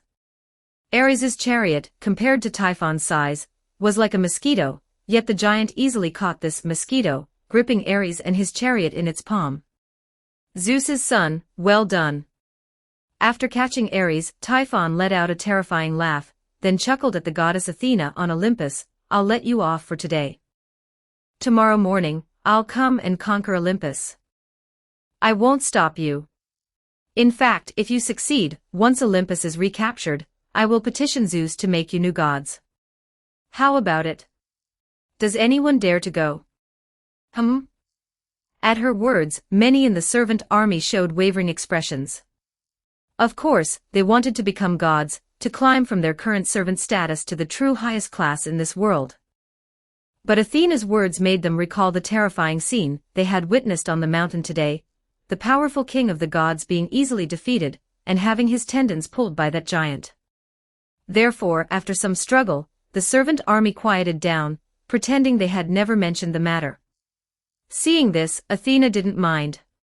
She merely instructed the servant army to perform maintenance and vigilance duties at night, then she returned alone to the peak of Olympus, to her own temple. There were no gods left on Olympus now, which was the best time for her to carry out her plan. In truth, Athena herself didn't want to stay and face Typhon, this planetary weapon specifically nurtured by the inhibition force to deal with the disgraced god king, but this was the only opportunity she had to initiate her plan on Olympus. She retrieved the spirit particles she had previously extracted from Yoshing Vanguard, Wilpa-03, from her boudoir, then, holding them, she visited all 12 Olympian temples except for Zeus's. She took the residual divine power from the main god's thrones and mixed it with the spirit particles from Wilpa-03. Watching the spirit particles in the self-made bronze test tube ruthlessly devour the divine power of these main gods, growing even stronger, a satisfied smile appeared on Athena's face. Indeed, the position of god of war is the most compatible with you. Watching the spirit particles react as they devoured the divine power of various gods, Athena murmured softly, "Zeus, that old fool, lost his lightning. His power at this moment is worthless. That old lecher, there will be plenty of opportunities for you to gain his power in the future." But, Ares.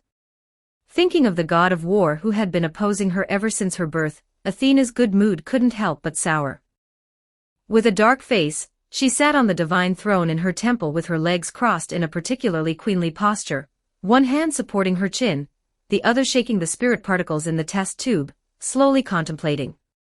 Frankly, she had always been suspicious of Ares. If his initial targeting was due to Zeus giving her his most important victory, divine authority, then the subsequent series of attacks seemed too deliberate. If Ares was truly such a deeply hidden deity, then his threat to her would even surpass that of Prometheus, the god of forethought. However, Athena had never caught any evidence against Ares. Someone is covering for him, is it Hecate, or Hephaestus? Athena narrowed her eyes and thought, well, to be safe, it's better to get rid of Ares early. As long as he's dead, whatever he's planning won't matter.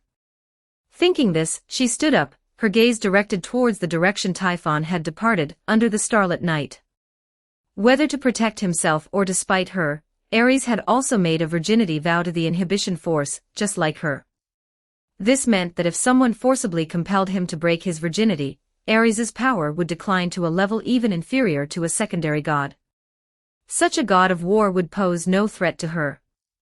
And Athena remembered that, according to the memories inherited from her mother Metis, among the many monstrous children of Typhon, the father of all demons, and the serpent Echidna, there were female monsters whose powers were not weaker than the gods. Heh, Ares, you've been disgusting me all this time. Now I'm going to let you taste that flavor. Under the dim starlit night, the goddess of wisdom let out a soft laugh, then she gently raised her hand, releasing an owl that flew out and landed on the earth, into the temples that worshipped her. Inside a gloomy cave, Ares's divine power clone was put into a giant birdcage by Typhon, and then casually thrown to the deepest part of the cave. Then, Ares's armor, weapons, and war chariot were also casually tossed in by the giant like trash, rolling into a corner of the cave with a clattering sound. After a while, Ares saw that the snake-haired giant slowly shrunk his body and entered the cave. Although his height was still towering compared to Ares, it was no longer the skyscraping height from before. Typhon, not knowing where he had gotten a cow, carried it and sat down in the open space in front of Ares in the cave. He dug a pit in the ground, threw some wood into it and then, with a whoosh, blew a breath into the pit. Typhon's breath was incredibly hot. As soon as he blew, the wood in the pit spontaneously combusted without wind, turning into a pile of roaring bonfires. The giant's movements were also extremely crude. He directly threw the cow onto the fire, without plucking its fur or processing its entrails. Only after the cow had tossed and turned on the fire, cried out in agony, and burned to death, did he pick it up. He didn't care if the cow was cooked or not, directly swallowing it whole, only chewing a little before gulping the cow down. Ares watched Typhon's actions while simultaneously controlling his Cadmus alt account to meet with Zeus on the hillside. Typhon's barbaric behavior made him think of unpleasant things like filth from cow entrails, which was somewhat disgusting. However, as Ares kept his eyes open, seemingly glaring at Typhon, but actually distracted by controlling his alt account, suddenly, in the heart of his main body, he heard someone's prayer. This person was a high priest in a sect that worshipped Athena. As mentioned before, Ares's drawing the firewood from under the cauldron scheme had previously pulled the rug out from under Athena, allowing the humans of the Silver Age to survive until now.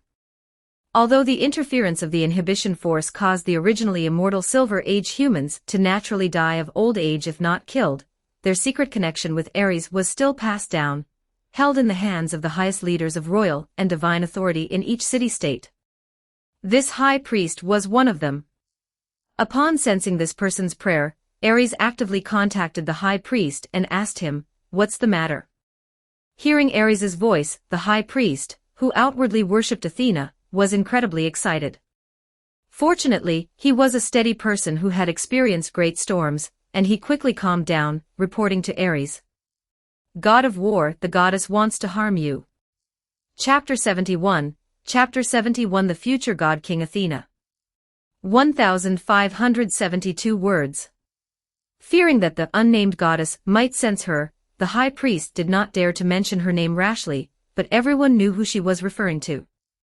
At this juncture, the only goddess who would still scheme against Ares could only be Athena. So Ares gently had the high priest explain Athena's entire plan. After listening, he turned and his true body went directly to Hecate, who was resting in the underworld garden, and asked her, "Teacher, a question. I made a virgin's vow.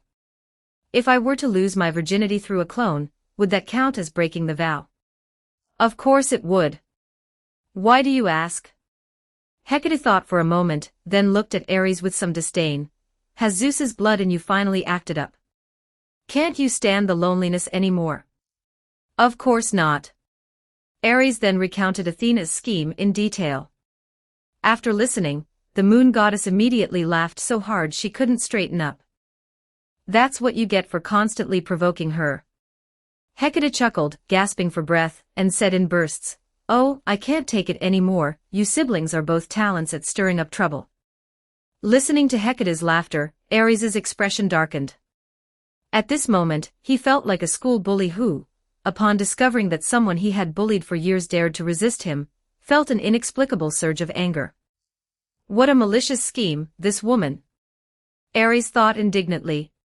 She actually wants to seize my virginity. How outrageous. I haven't even found trouble with you yet, and you dare to fight back. Ah, god of war, what should I do? The high priest asked hesitantly. This strategy of the goddess, for you, a virgin god, must be quite malicious, right?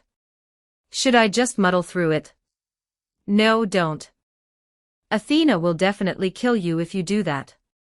Ares replied casually. Just continue to execute her plan as she said. I have my own way. This, god of war. Ares responded instinctively, but upon hearing Ares's reply, the high priest was suddenly moved for some reason. He said to Ares, God of war, you are the creator and protector of all humans now. I will never regret sacrificing my life for you. Who wants your life? Live well and have more children. Ares scolded, just do as I say. Yes. Not long after giving the order, outside the cave where Ares's divine power clone was imprisoned, a sound of kneeling and worship suddenly came. A human shouted loudly outside the cave. Great Olympus god Athena, pure virgin goddess Athena. Please grant us your mercy and help us overcome this terrible disaster. This sound also attracted Typhon's attention. The latter sat inside the cave, listened for a while, and then smiled at Ares. Listen, those mortals outside still don't know that your Olympus gods have either been defeated or fled. Watch me go out and scare him." With that, the tall and terrifying giant stood up, stretched his arms, and then walked out. Ares heard human screams of terror from outside, and Typhon's terrifying laughter. But then, there were faint sounds of conversation.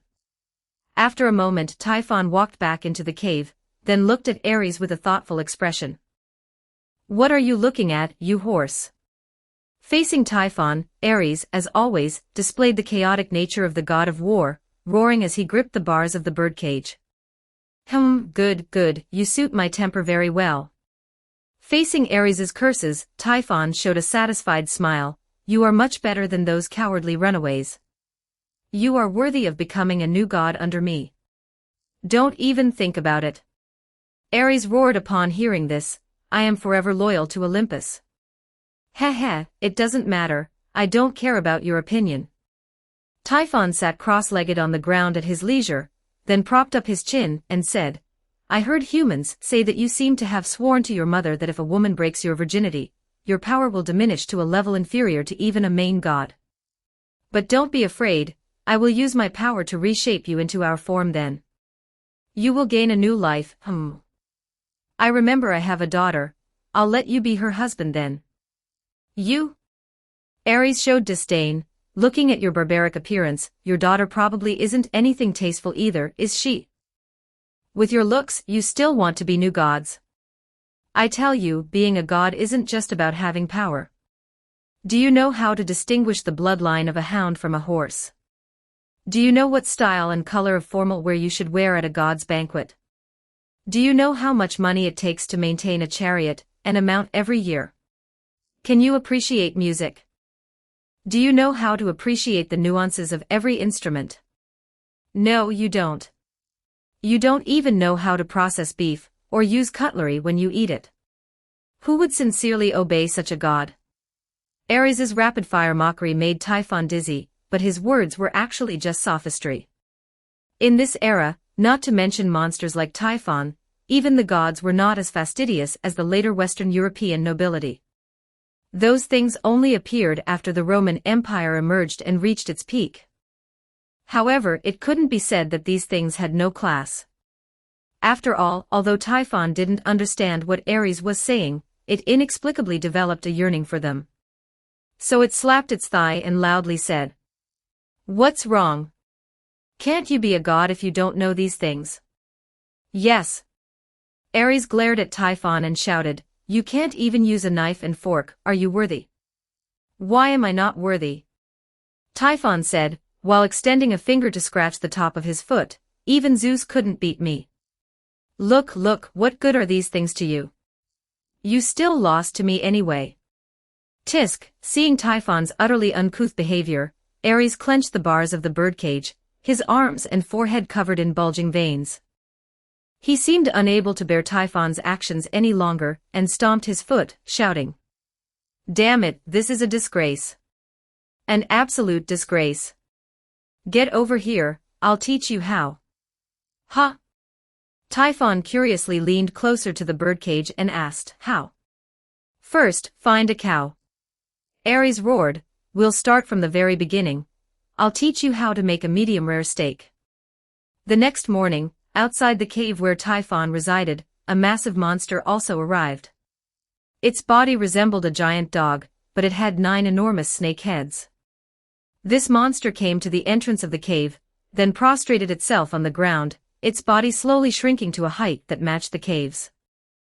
Then it slowly crawled inside, and at the same time, the largest of its 9 snake heads opened its mouth and spoke in human tongue, "Father, I'm here. Where is the husband you mentioned?" The snake monster called out, but no one responded, which made it a little strange.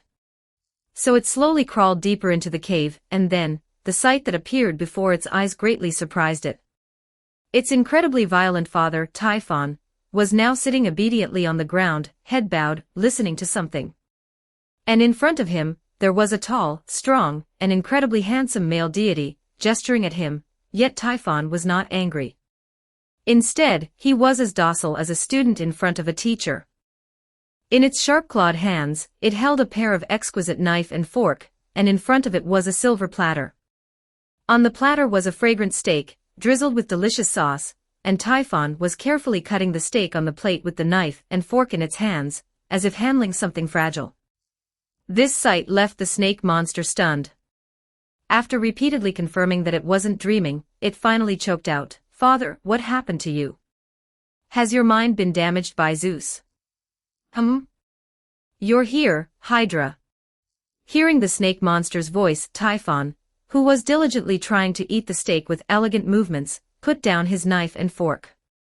He turned his head and showed Hydra a ferocious smile, then continued, Come, take a look. This is the husband I chose for you. What do you think?" Upon hearing this, Hydra's 9 snake heads stared at Ares for several seconds, its forked tongues flicking in and out, and then it nodded in satisfaction. "Fragrant, truly fragrant. He must be very delicious. Right?" Typhon let out a laugh like a volcanic eruption. "Just you wait, when I find that empress, I will marry Hera, and then your wedding will be held together with ours. Let the world know that we are the true rulers of this world."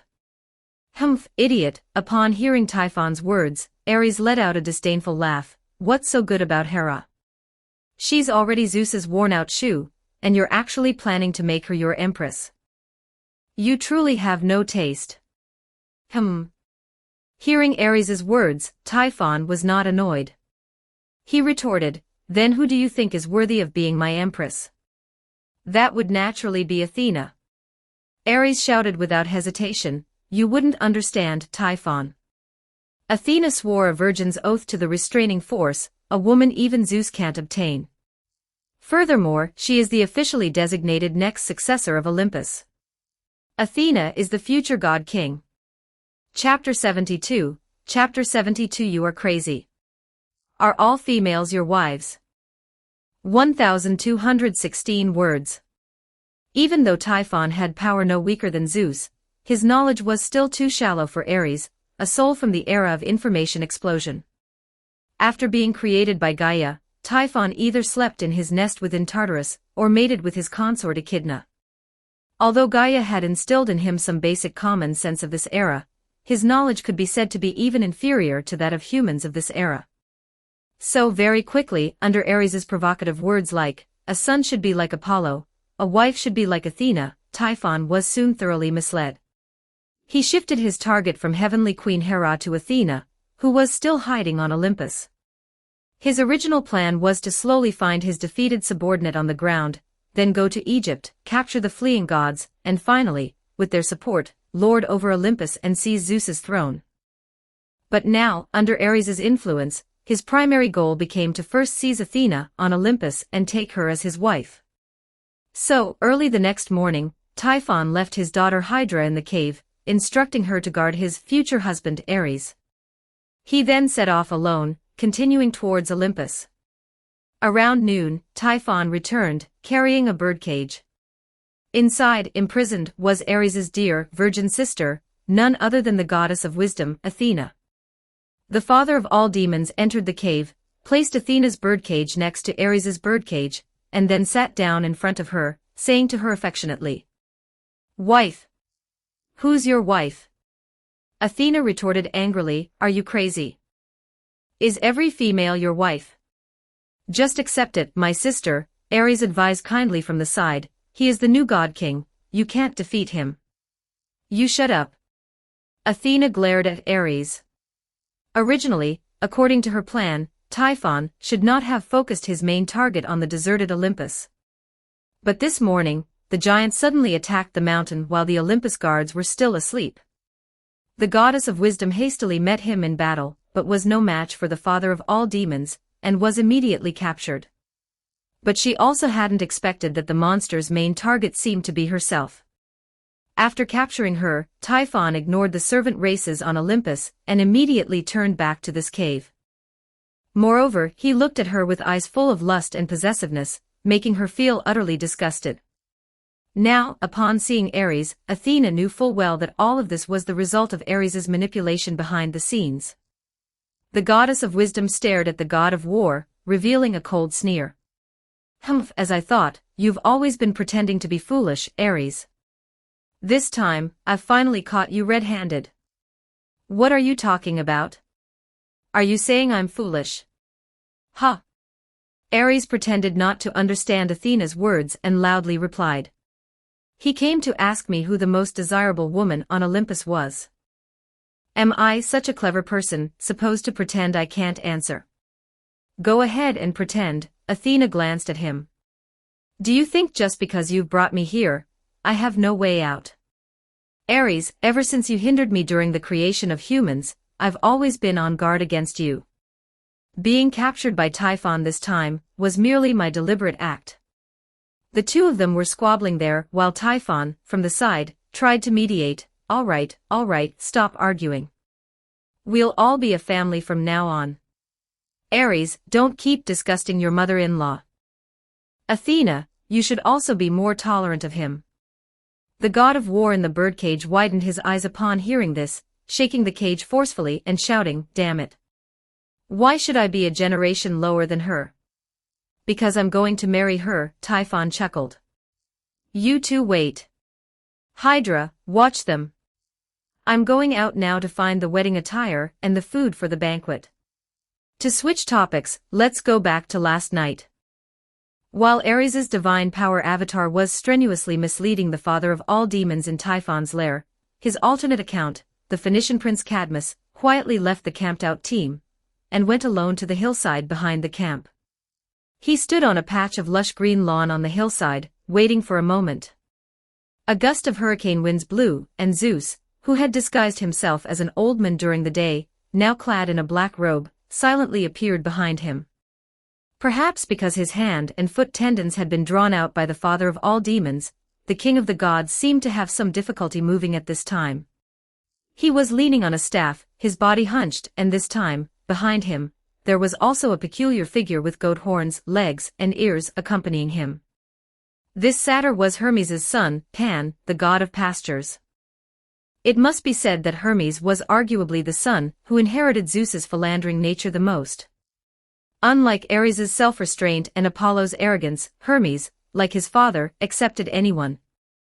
Except for not daring to casually approach women coveted by other chief gods or the god king, as long as she was a beautiful woman, Hermes would happily accept her.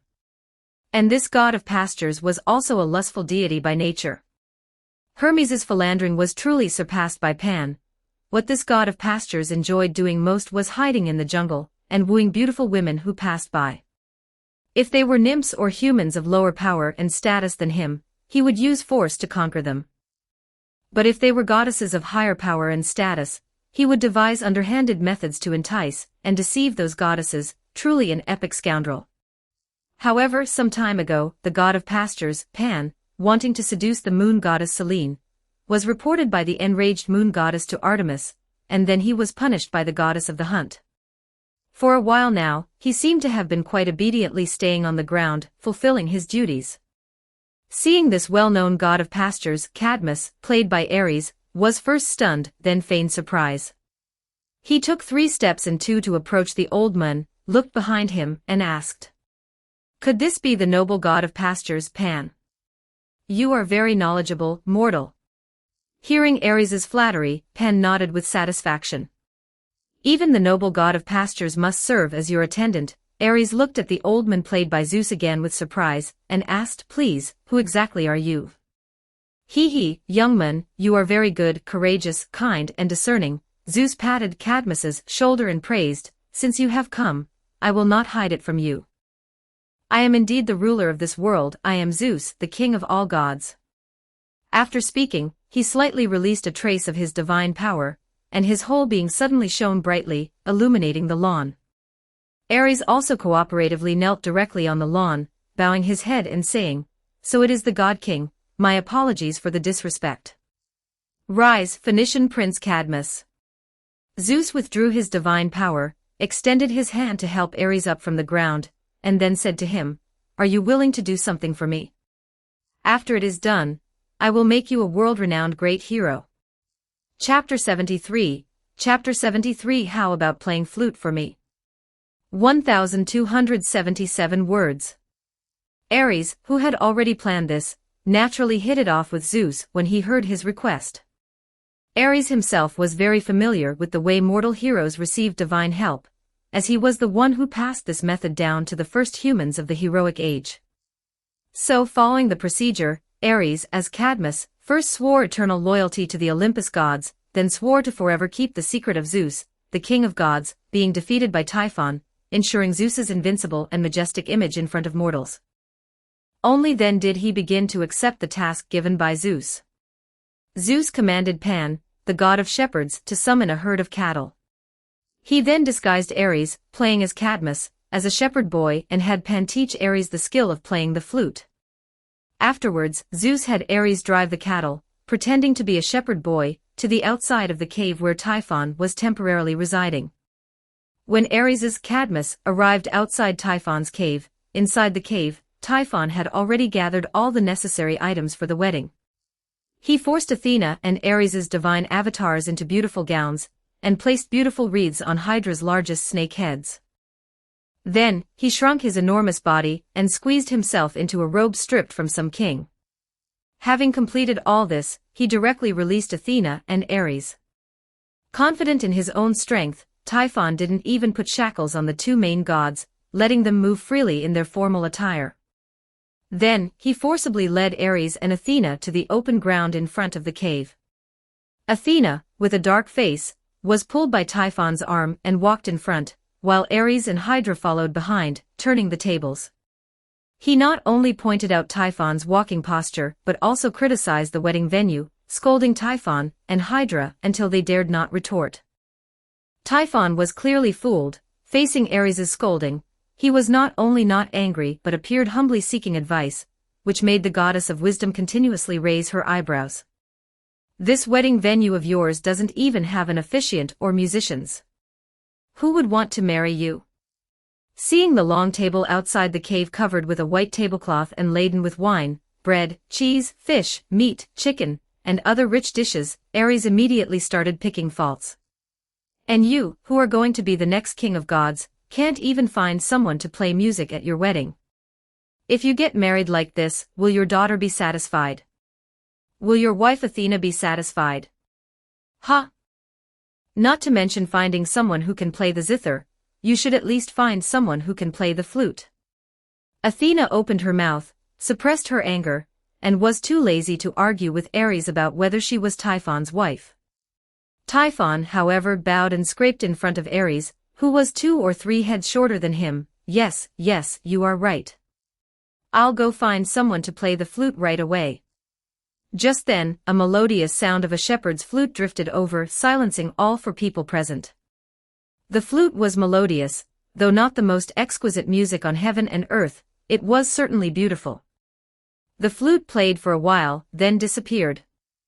After listening, Typhon turned to Ares and asked, Ares, what do you think of this flute music? Barely acceptable, Ares reluctantly nodded and said, although it still can't be presented in a grand hall, and is not as good as Apollo's zither music, there's no other way now. We can make do. So Typhon laughed heartily, good, daughter, wife, wait for me here. I'll go call him over now. After speaking, the father of all demons transformed into a sulfur-smelling whirlwind and flew towards the source of the flute music. After watching him go far away, Ares and Athena fell silent, and the wedding venue was quiet. A moment later, a sniffing sound suddenly came from beside Ares. The god of war and the goddess of wisdom turned to look at the 9-headed Hydra with the wreath on its head, finding its largest head hidden behind its body. So Ares asked, please, young lady, I haven't even cried over this mess, why are you crying here? I'm just drooling. Hydra raised its main head, flicking its tongue, and looked at Ares somewhat shyly. I really can't hold it back anymore. Seeing this scene, Athena felt her skin crawl and was disgusted, but Ares, instead, angrily reprimanded, how did I teach you? Reserve. Elegance. Class. Without these things, what kind of new god's princess are you? If you can't hold back, you'll be a monster for the rest of your life. Oh. After being reprimanded by Ares, Hydra sulkily walked to the side, then lay down, waiting for Typhon on the ground.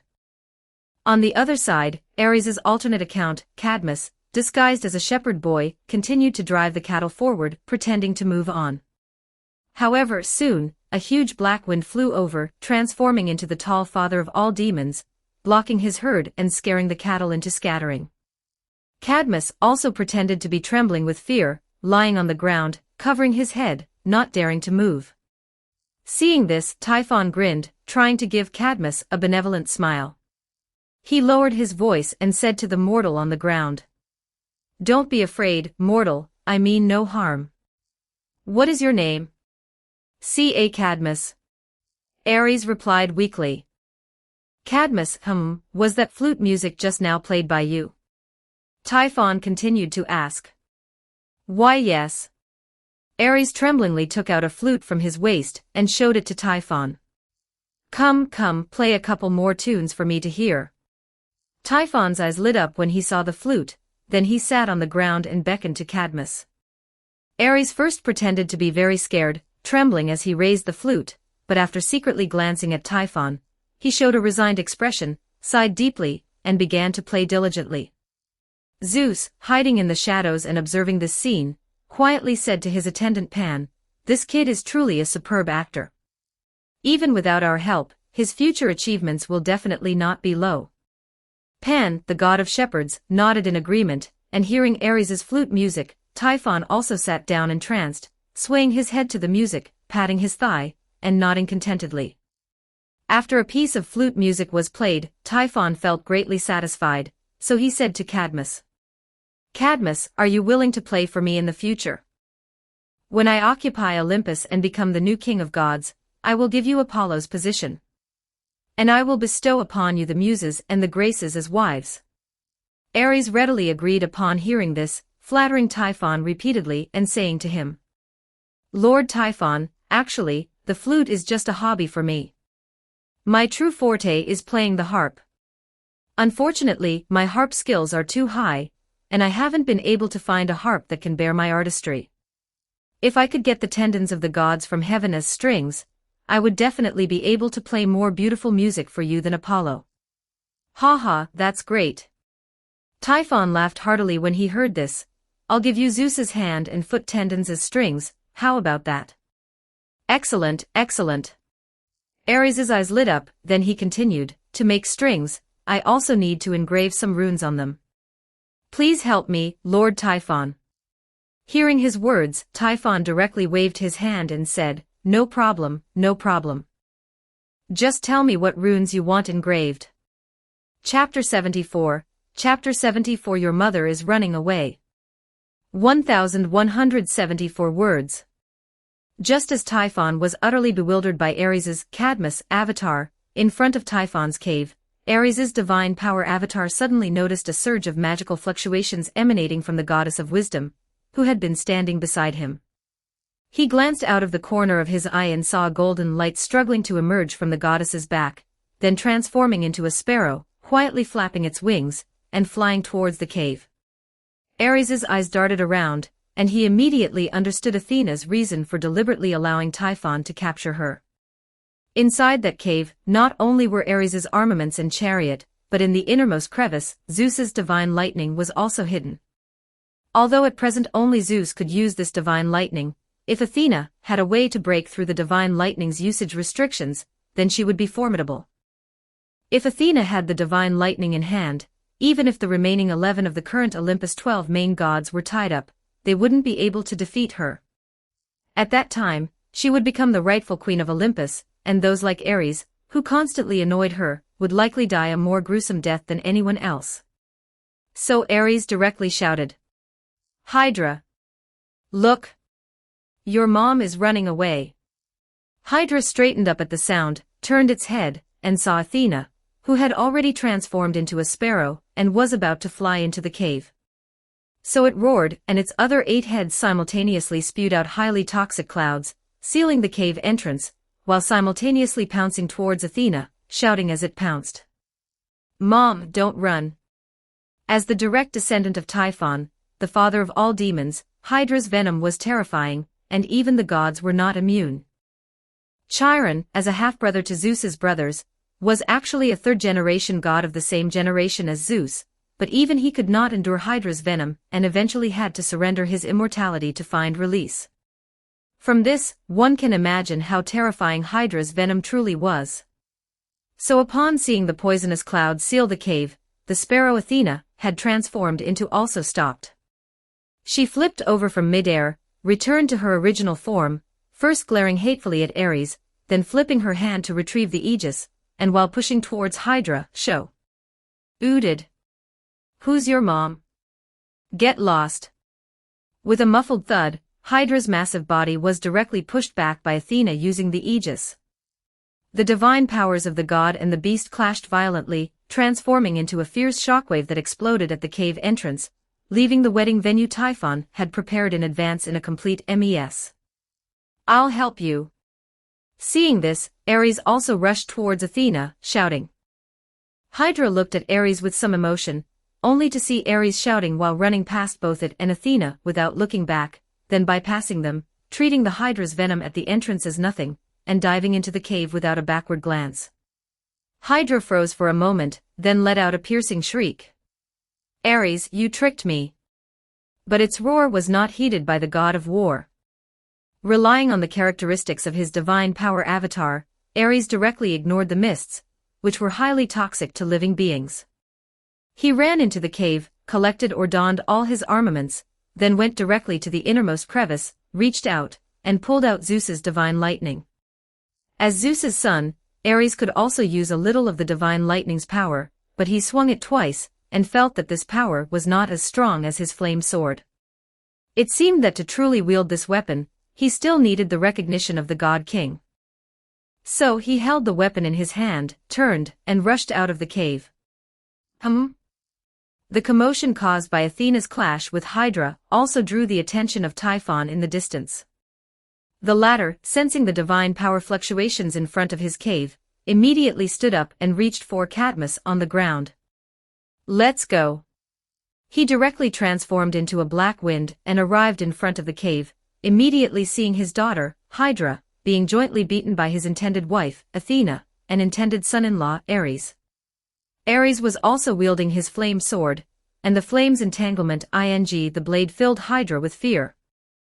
These flames could suppress Hydra's immortality, and any head severed by it could not regenerate for a period, causing the snake monster to shriek and retreat.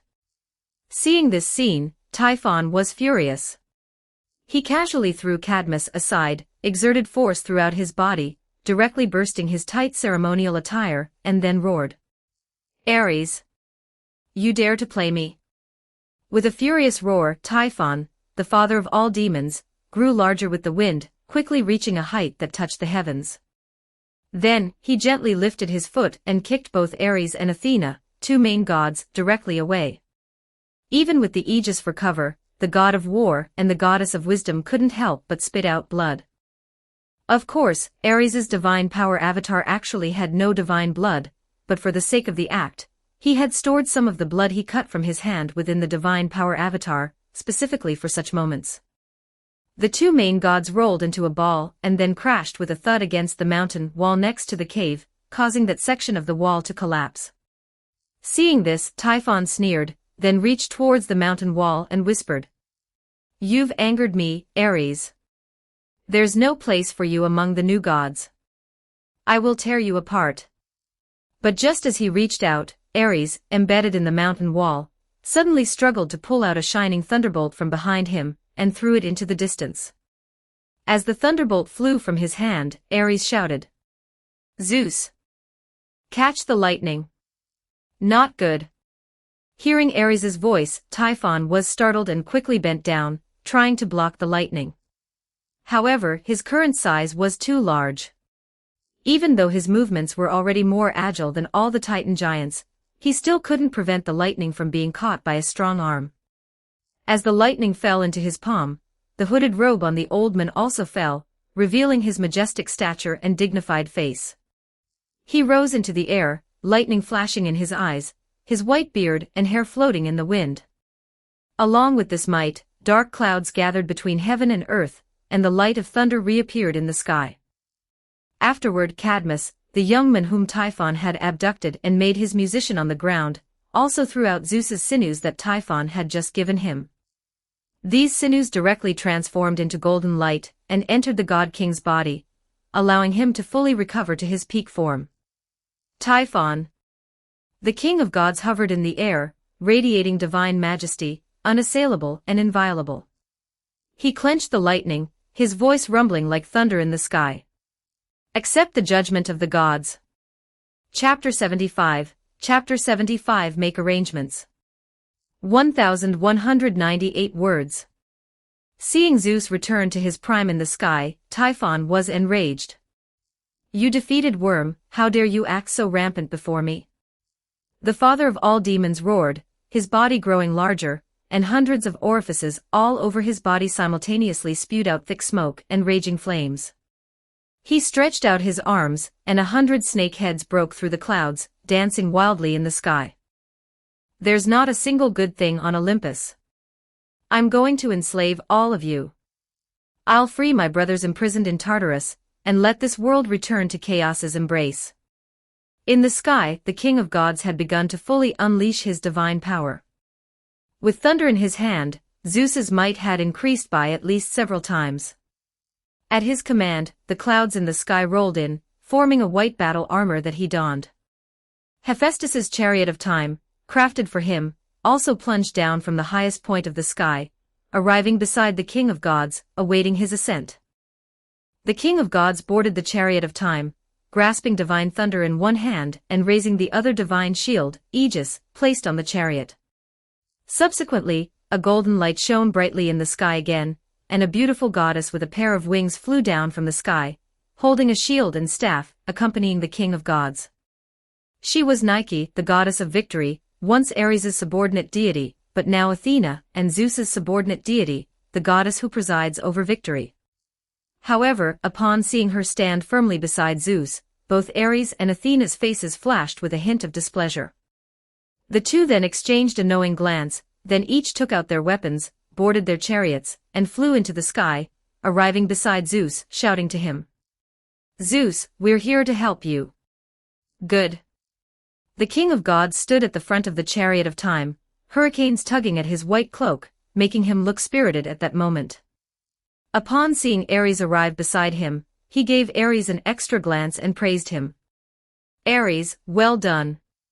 Ares remained silent, seemingly still sulking, only responding, let's deal with Typhon first. Zeus smiled, not minding his reaction, and focused intently on the great enemy below him. The most terrifying monster in the Greek world was already taking giant strides, beginning to run across the land. With a single step, he could cross the distance of a country, and in just a few steps, he had already reached the extreme northern end of the world, which was covered in vast white snow.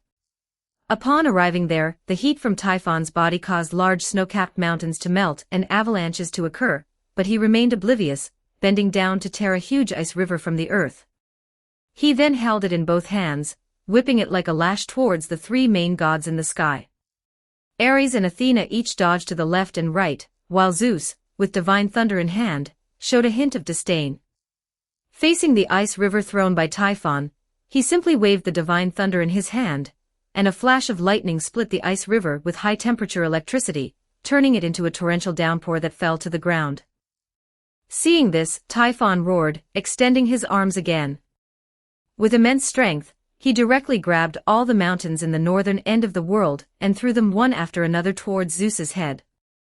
Facing these attacks that could easily destroy several countries, the king of gods merely dodged or avoided them with ease, or shattered them with divine thunder if he couldn't evade, leisurely consuming the father of all demons' stamina in this manner. After several rounds of attacks, Typhon's attack speed slowed somewhat. Most of the peaks in the far north had been uprooted by him. At this point, the father of all demons also had no effective means of attacking Zeus, who was moving nimbly in the sky. Seeing this, Zeus, Ares, and Athena finally launched a fierce joint attack. Ares drew his python great bow, firing continuously, unleashing several torrents of flame whose power rivaled noble phantasm releases. Athena directly hurled her golden spear towards Typhon's chest, while the king of gods wielded divine thunder, transforming it into a rain of lightning that fell upon Typhon. The attacks of the three main god-level deities, transforming into wind, fire, thunder, and lightning, continuously ravaged and destroyed Typhon's rock-like body, causing the father of all demons to cry out in pain repeatedly. However, what was terrifying was that even under Zeus's divine thunder, Ares's flames, and Athena's golden light, Typhon's body was constantly being destroyed, yet it continuously regenerated. The entire earth seemed to become his support group.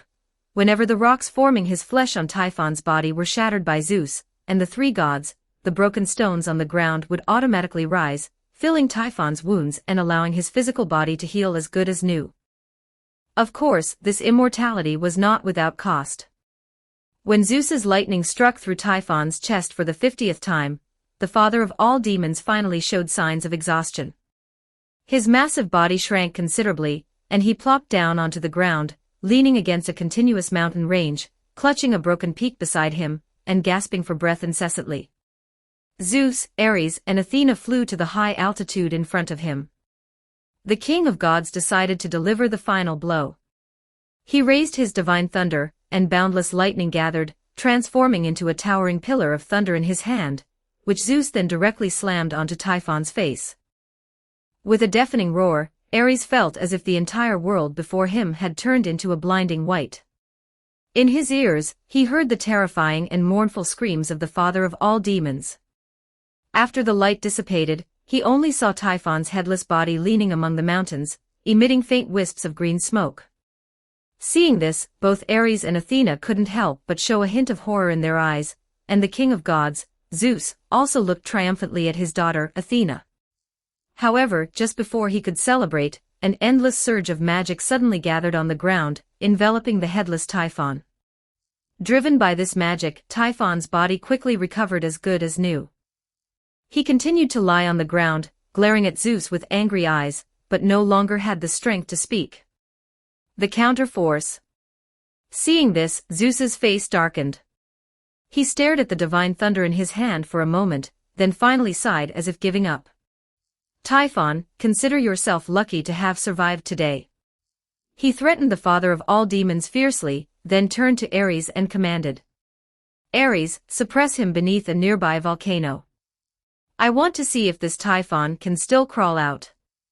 Ares nodded to him, as if acknowledging the order, then he drove his chariot to Typhon's front. At the same time, Zeus turned back and instructed Athena. Athena, there was a mortal who helped us defeat Typhon. Arrange for him to become a well-known hero as his reward. Chapter 76, Chapter 76 Strip the loot. 1164 words.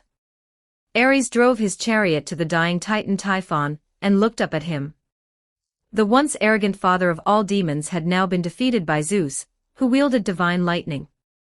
Just as Hecate had prophesied, Typhon, this device to suppress the king of gods, could not defeat Zeus before he completely lost his qualification as the king of gods. At present, he was unable to fight in front of Zeus, who wielded divine lightning. Although his immortality was strong, it required physical exertion to maintain. Moreover, he had no effective means of attack when facing the god of thunder, who was skilled at flying in the sky. If it were a complete Typhon, he would undoubtedly have been strengthened by Gaia to the point of being able to defeat Zeus. However, according to Prometheus's prophecy, there was no place for this father of all demons in the future. Because a Spartan ghost, more terrifying and powerful than him, would replace him and destroy everything in the Greek pantheon. Typhon, at present, would probably only be suppressed under Mount Etna in Sicily, and then, with the fading of the age of gods, be swept into the inner sea of stars or simply perish. But then again, since he had come all this way, Typhon was, after all, the father of all demons, who had birthed so many terrifying monsters, even those capable of threatening the main gods. And he was Gaia's last independently birthed titan, so he must have great research value.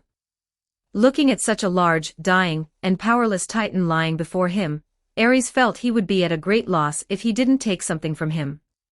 So Ares directly connected his main body remotely with the moon goddess Hecate in the underworld. Upon hearing Ares's request, Hecate naturally would not refuse. The moon goddess had wanted to study the physical structure of the Titans for a long time, but in the past, the Titans were world rulers, and she dared not act against them. Now the Titans were imprisoned deep in Tartarus, Zeus's prisoners, guarded by the Furies, Centimanes, and the king of the underworld, so she couldn't act either. But now, her good disciple Ares had obtained an opportunity to extract materials from Typhon, the strongest Titan. Hecate couldn't help but praise Ares more, truly a clever one who knew how to exploit loopholes.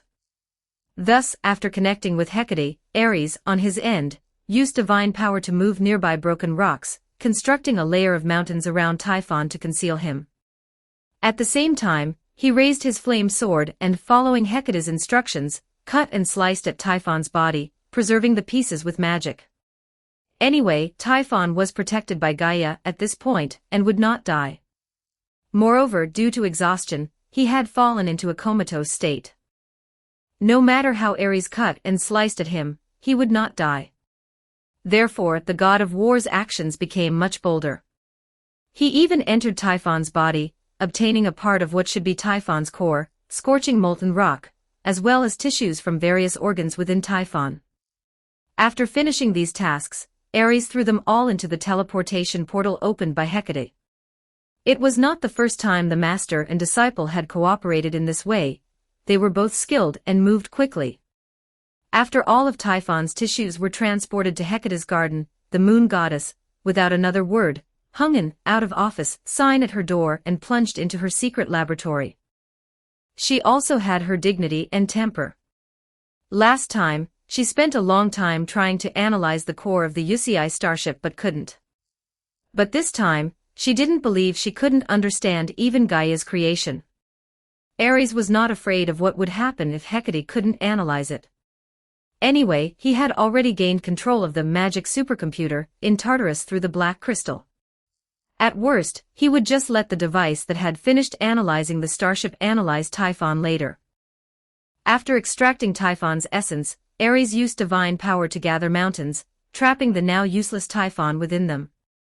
Then he took scorching molten rock and poured it into the mountains, transforming them into a volcano, suppressing Typhon. Although this seal was somewhat childish for the father of all demons, Ares had no intention of reinforcing it with magic. In Zeus's mind, he was currently a simple-minded, hot-tempered, disobedient yet exceptionally loyal foolish son to his old father. Using magic would only expose himself. Anyway, if the king of gods thought the seal was unreliable, he would certainly send others to reinforce it, and Ares didn't want to get involved in that mess. Having completed the work Zeus assigned him, he had his divine power clone drive the chariot back to Olympus, while his own attention refocused on the Cadmus clone. After returning Zeus's tendons, which had been tampered with by Typhon, Cadmus immediately turned and fled, rushing back to the camp where his servants were. He had been missing for about a day, which made his accompanying servants and soldiers extremely nervous. Although King Agenor of the Phoenician kingdom had said that Cadmus didn't need to return if he couldn't find Europa, Cadmus was still a prince of the Phoenician kingdom. If the prince went missing, then every single one of their servants would be in trouble. Moreover, soon after Cadmus left, the world began to change. They could see terrifying giants whose height pierced the clouds, battling the lightning in the sky, which made the servants even more worried.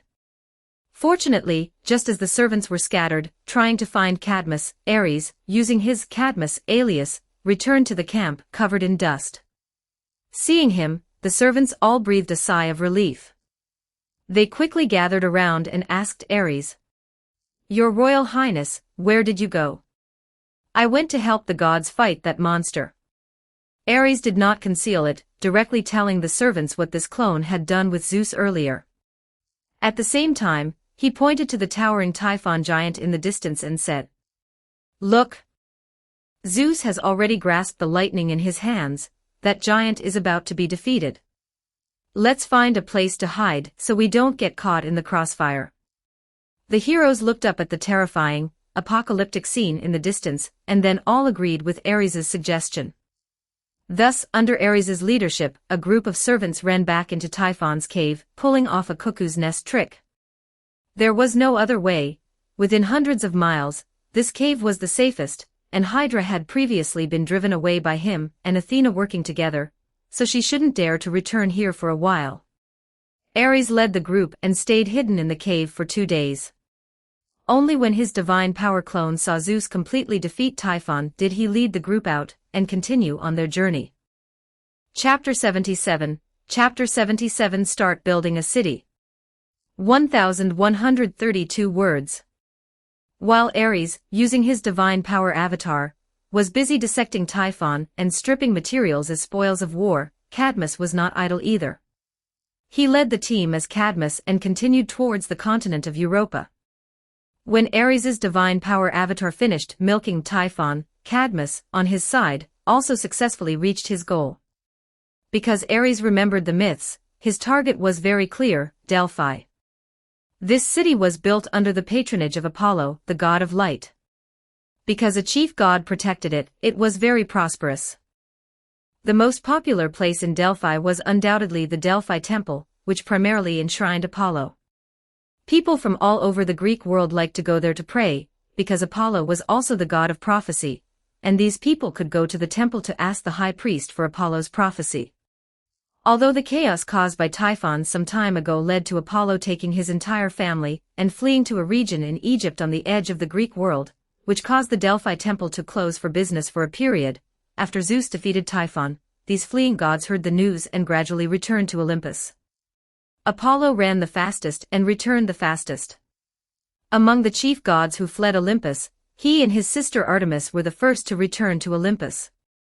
After Apollo's return, the Delphi temple also reopened for business, welcoming visitors. Ares brought the team into the city.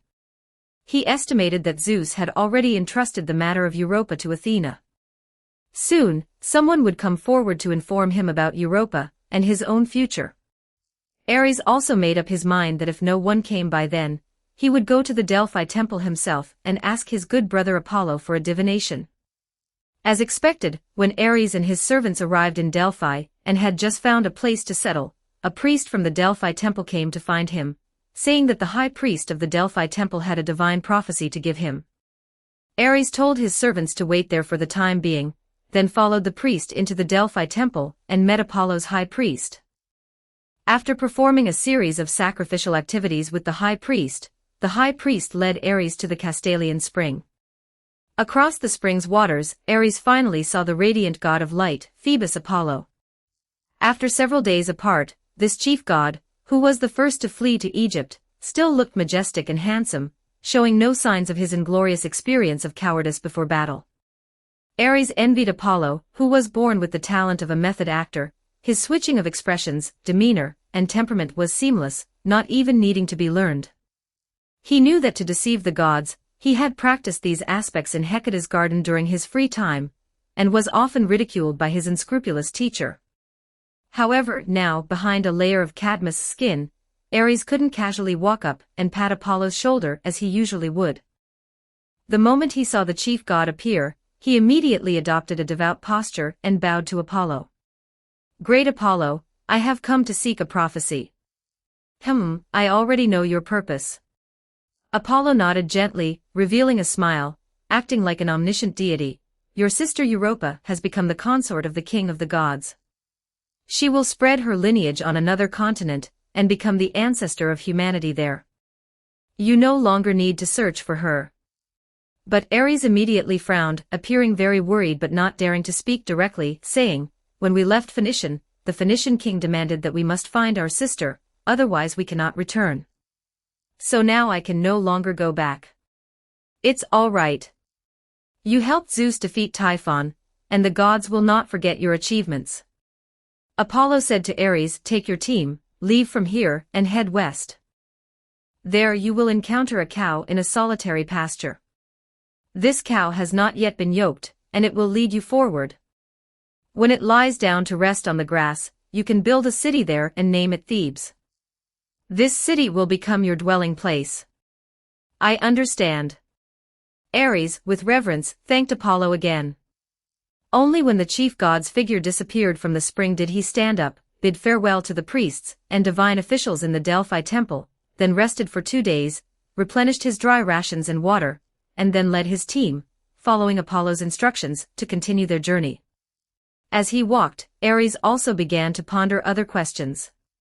In the myths, after Cadmus arrived at the location of Thebes, he encountered the poisonous dragon sent by Ares. According to the nature of the type moon world, after becoming a heroic spirit here, some of his abilities and noble phantasms are likely closely related to this epic. After all, besides helping Zeus confuse Typhon, Cadmus's most courageous experience was single-handedly killing Ares's poisonous dragon.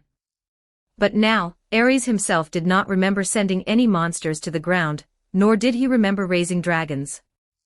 Therefore, he was also curious about how the gods would achieve this feat of his. With such doubts, Ares continued his journey. After 2 days of walking, they indeed encountered an unyoked cow in a solitary pasture. Seeing Ares and his companions, the cow was not afraid. It merely mooed once, then turned and walked forward. Ares stood still, first feigning gratitude to Apollo, then led his team to follow the cow. They followed the cow across the shallow stream of Cephissus, and then the cow stopped on the bank.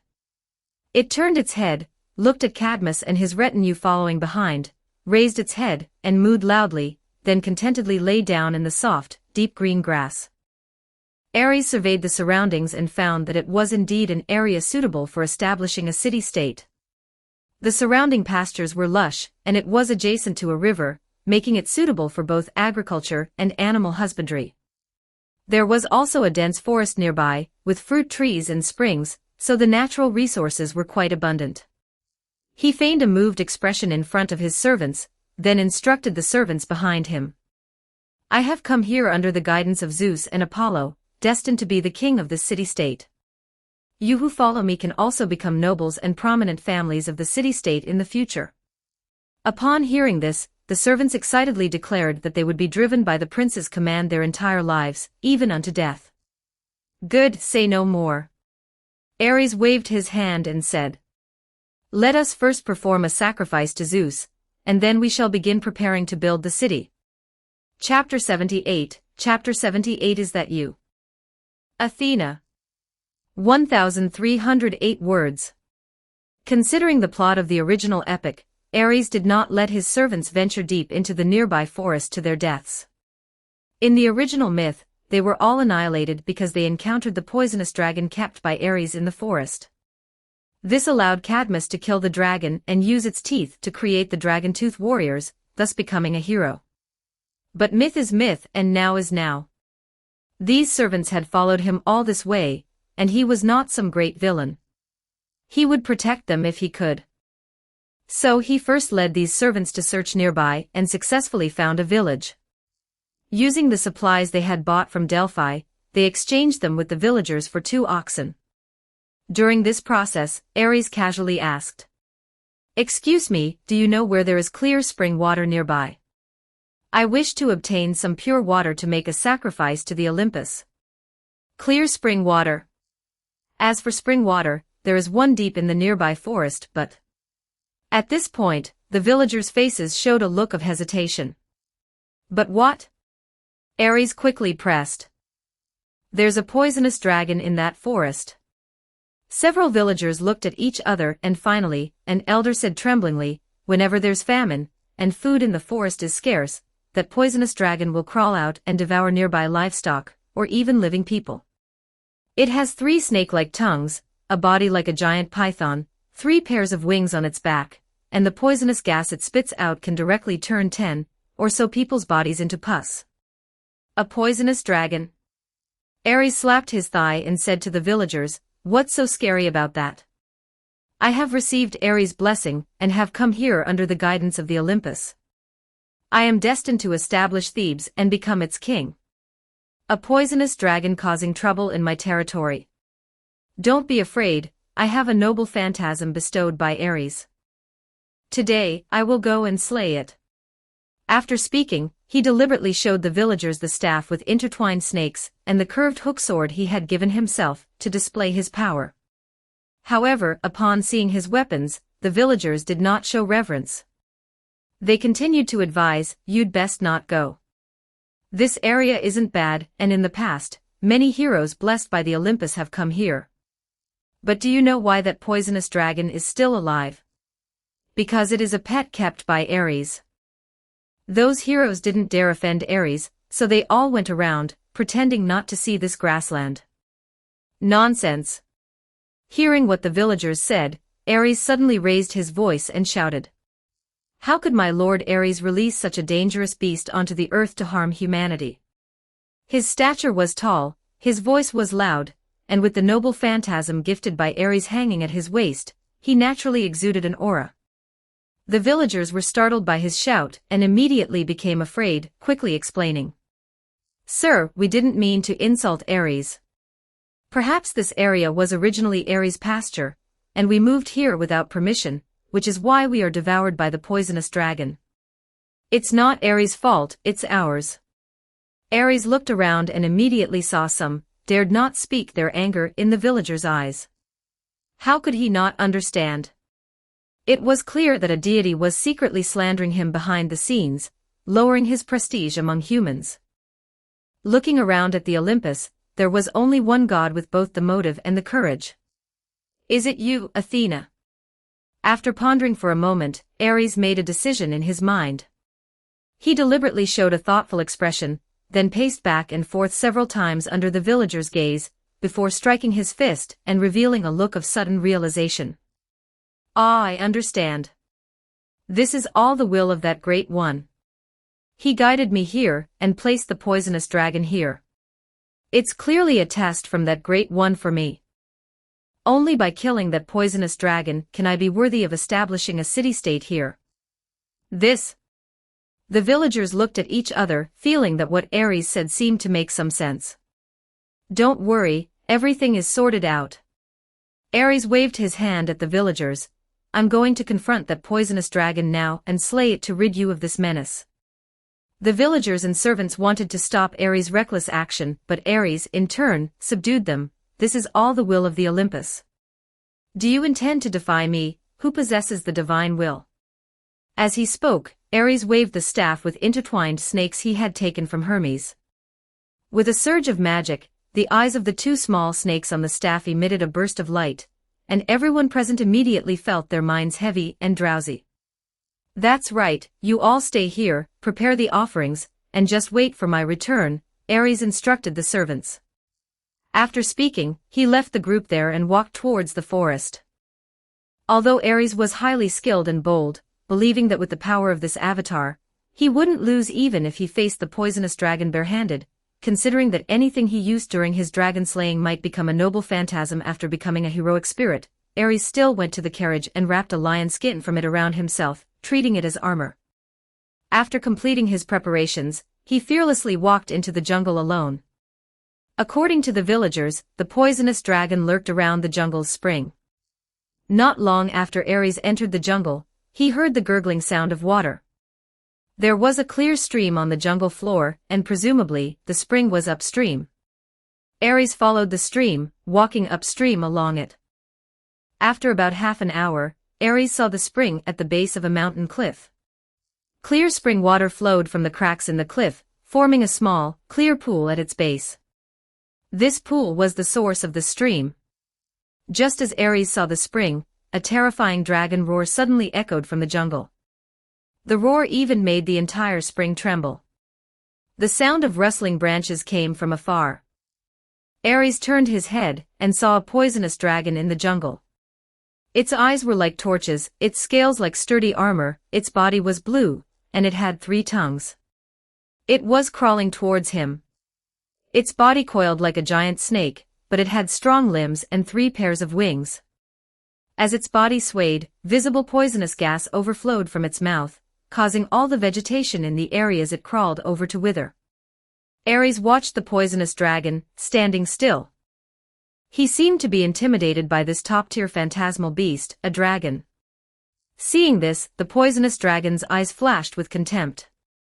It quickly crawled its body forward and then came before Ares, slowly opening its large mouth, not even releasing poisonous gas, preparing to feed. But at this moment, Ares suddenly reached out, took the staff with intertwined snakes hanging at his left waist, injected all the magic from this body into the staff, and then violently smashed it against the poisonous dragon's snout. Although it was a phantasmal beast at the pinnacle of all phantasmal beasts, this poisonous dragon was still somewhat inferior to the power of a god. The staff with intertwined snakes flashed with light, and under the might of a divine construct of the chief deity level, the poisonous dragon immediately rolled its eyes and fainted on the spot. Watching its heavy body fall heavily to the ground, Ares took the curved hook sword from his right waist. Gripping this noble phantasm he had forged himself, Ares easily cut through the poisonous dragon's thick scales and hide, severing half of the dragon's neck and ending its life. Chapter 79, Gaia's Representative. 1192 words. After Thebes was completed, Ares rallied his servants, instructing them to lead teams to gather nearby villagers to become citizens of Thebes city-state. As for the 5 dragon-tooth warriors, Ares also granted them noble status, but without any actual power. After all, Ares knew perfectly well whether these 5 warriors, born from Athena's dragon teeth, were loyal to Cadmus, the king of Thebes, or to Athena. Under the influence of the divine miracle Ares caused, and his heroic deed of slaying the poisonous dragon, the villagers and wanderers near Thebes quickly gathered around it. Ares granted them citizen status and, as he had promised, made his followers into prominent families of Thebes. With the help of these people, everything in Thebes quickly became orderly. The moment she handed Thebes over to Ares, Athena quietly left. When order was first established in Thebes and Ares's avatar became king, the goddess of wisdom returned to the city, bestowed some praise upon him, and then said, "As a king, you cannot be without a queen. You previously helped Zeus defeat Typhon, so the gods have decided to bestow a goddess upon you as your wife. Which goddess do you prefer?" Seeing Ares's gaze on herself, Athena added, "Of course, you cannot choose virgin goddesses or goddesses who already have husbands." Ares had anticipated this situation, so he put on a troubled expression, lowered his head to think for a moment, and then solemnly said to Athena, "Great Athena, I have actually long decided to follow the footsteps of my master, Ares, and become a pure warrior. Therefore I do not desire a queen, or anything of the sort." Athena frowned slightly, emulating Ares brings no benefit to a king. Ares is immortal, but you have a limited lifespan. When you die, who will inherit Thebes if you have no heir? At that time, I will perform a sacrifice, ask for the gods' opinions, and follow the divine will to choose my own child. Ares said with a solemn expression, "Since this Thebes is a city granted to me by the gods, it should rightfully be inherited by a child of the gods after my death. Is that so?" Athena's eyes flickered, appearing somewhat doubtful, but there was no precedent for fanatical believers imitating their chief god, and for the gods not marrying. For example, Artemis had many priestesses who served her and never married. Moreover, even the goddess of wisdom, without any intelligence, would not have guessed that a mortal hero was actually an avatar of Ares. Ultimately, she didn't truly care much about the Cadmus matter. Even if Cadmus didn't worship her and marginalize the dragon-tooth warriors who helped him build the city to the fringes of Thebes' nobility, Athena would not suffer a loss. For her own city, she had her own considerations, and as for Cadmus, to put it plainly, she was just there to make an appearance and leave a good impression on the heroes. So she replied, "Then I will take your reply back to Olympus, and let Zeus decide on your choice." Seeing the goddess of wisdom, Athena, turn and leave, Ares subtly exhaled. He knew that given Zeus's temperament, he would certainly agree to his request. There were no ugly goddesses on Olympus, each and every one was a beautiful woman. These goddesses were also chips for Zeus to win over hearts, or objects of his amusement. His intention to bestow a goddess upon Cadmus as a wife, aside from gratitude for Cadmus helping him retrieve his sinews from Typhon, was more of a formality. As the god king, he had to represent the gods and reward Cadmus, a mortal who had upheld their rule, otherwise, the gods' dominion over mortals might be difficult to maintain in the future. But if Cadmus himself voluntarily rejected the gods' goodwill, then Zeus could not be blamed for being stingy. After careful observation, he realized that at some unknown point, he had entered a state similar to time stopping. Not only Athena, but everything in Thebes was frozen in that instant. What's going on? Just as Ares was surprised, wondering if he had awakened some terrifying superpower, he suddenly saw a woman, draped in a white headscarf, and wearing a white gauze dress, slowly walk in from outside the palace doors. "Who are you?" Seeing this uninvited woman, who exuded an inexplicable aura, Ares felt a surge of vigilance and asked. The woman slightly raised her head, revealing her beautiful face beneath the white headscarf, and her golden eyes. "Cadmus, or rather, Ares." She parted her crimson lips and spoke in an ethereal voice. "I am Crodo, the goddess who spins the thread of fate." The Fates. Zeus and his second wife, Themis, had 3 daughters who governed all things in the world. They were collectively known as the Moirai, determining the destiny of all things in the world. This power transcended the authority of the gods, even Zeus could not defy it. But Ares observed her carefully, a grave expression appearing in his eyes. "No, that's not right. You are not Zeus's daughter. Who exactly are you?" "I am one of Gaia's representatives in the world," Crodo said softly. "You can also understand it as you are conversing with Gaia through me." Planetary inhibitor. Ares took a slight step back and continued to ask, "Why have you graced me, a mere Ares, with your presence?" "I am here to warn you, Ares," Crodo said to him. "Since you have intervened in the destiny of the Greek hero, Cadmus, king of Thebes, you must obey your fate, marry Harmonia, and bear 2 daughters, Semele and Ino." At this point, Ares understood the purpose of this representative of the inhibitory force coming here. According to mythological lineage, Semele, the daughter of Cadmus and Harmonia, was to be one of Zeus's many future lovers, and she was also the mother of Dionysus. This chief god, unlike Ares and Aphrodite's less significant children, would be one of the future chief gods of Olympus. In fact, if the Romans hadn't destroyed the Greeks and renamed the Olympus gods, bringing them into the Roman pantheon, Dionysus might well have legitimately inherited the throne from Zeus as the 4th-generation god-king.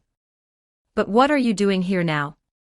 Ares retorted. "Ares has already sworn an oath not to unite with the goddess of beauty, Harmonia hasn't even been born, and Semele is out of the question. I am here, naturally, because this matter can still be remedied," Crodo said, looking down at Ares. "Gaia doesn't care who Harmonia is. As long as Cadmus's daughter, Semele, can bear Dionysus with Zeus, the trajectory of fate can return to its proper course.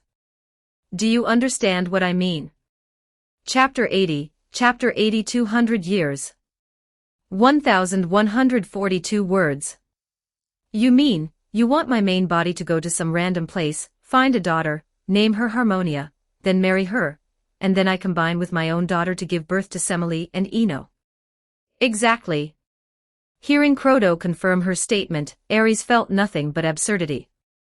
This also made him once again refresh his understanding of the Greek god age. Before he only found it chaotic in myths, and after Ares himself came here, he had always kept his distance from the chaotic ethics of the Greek gods. However, now, a daughter of Zeus, who theoretically should be considered his sister or half-sister, was forcing him to marry his own daughter and have children. Yes, neither Crodo nor Gaia behind her had human ethical concepts. "I won't even mention the issue of you making me sleep with my own daughter." Ares deliberated for a moment, suppressed the emotions in his heart, and asked Crodo calmly, "Since you are speaking on behalf of the suppressive force, you should also know that I have already sworn an oath to Gaia. Once I combine with other females, my divinity and divine power as the god of war will weaken to their lowest point, inferior even to a secondary god." "Yes, I know that." Crodo nodded. "Then you still want me to have a daughter with my daughter?" Ares widened his eyes and asked, "Do you think I'm really an idiot or what? If I really combine with a female and my divinity and divine power weaken to the extreme, wouldn't Athena and Zeus play me to death? If you do not obey the arrangement of fate, Ares, the only path awaiting you is extinction." Crodo said indifferently. "Are you threatening me?" Ares took a breath. "Gaia, I don't want to break ties at this time. Can you give me a way out?" "Then go and have a daughter with Harmonia," Crodo replied emotionlessly. "But won't I die if I have a daughter?" "You will die anyway if you don't have a daughter." Ares laughed in extreme anger. "So, you came here today to tell me to die, right?" How could that be? Crowdo said, if you submit to the arrangement of fate, I guarantee you will live safely until the end of the God Age. Your divinity and divine power will weaken, but fate will protect you. You will not be forced to death by Athena and Zeus. And then, at the end of the God Age, I will still die with the era, only to become a record, a history, a myth, staying in the inner sea of stars, waiting for a summons that may or may not exist in the world. Ares said coldly. Moreover, do you really think that life in this world will do anything and abandon anything just to survive? Ares, learning to obey one's fate is the duty of every living being. All things eventually have a day of extinction. Gaia knew from the very beginning of its birth that it was destined for death. It calmly accepted its fate of death, and as a deity, you should do the same. Crowdo continued speaking in an emotionless voice.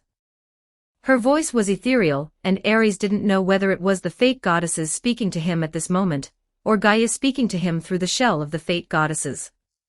But for Ares at this moment, it no longer mattered. Shut up, Gaia. He looked at the spokesperson of the planet's suppressive force, and in his eyes, the long-suppressed resentment and anger finally showed. What a joke. If it's really as you say, a life, from its birth, must learn to calmly accept its fate, follow the arrangement of fate, and complete its life trajectory step by step, then what is the meaning of this life's birth? Everyone might as well not be born.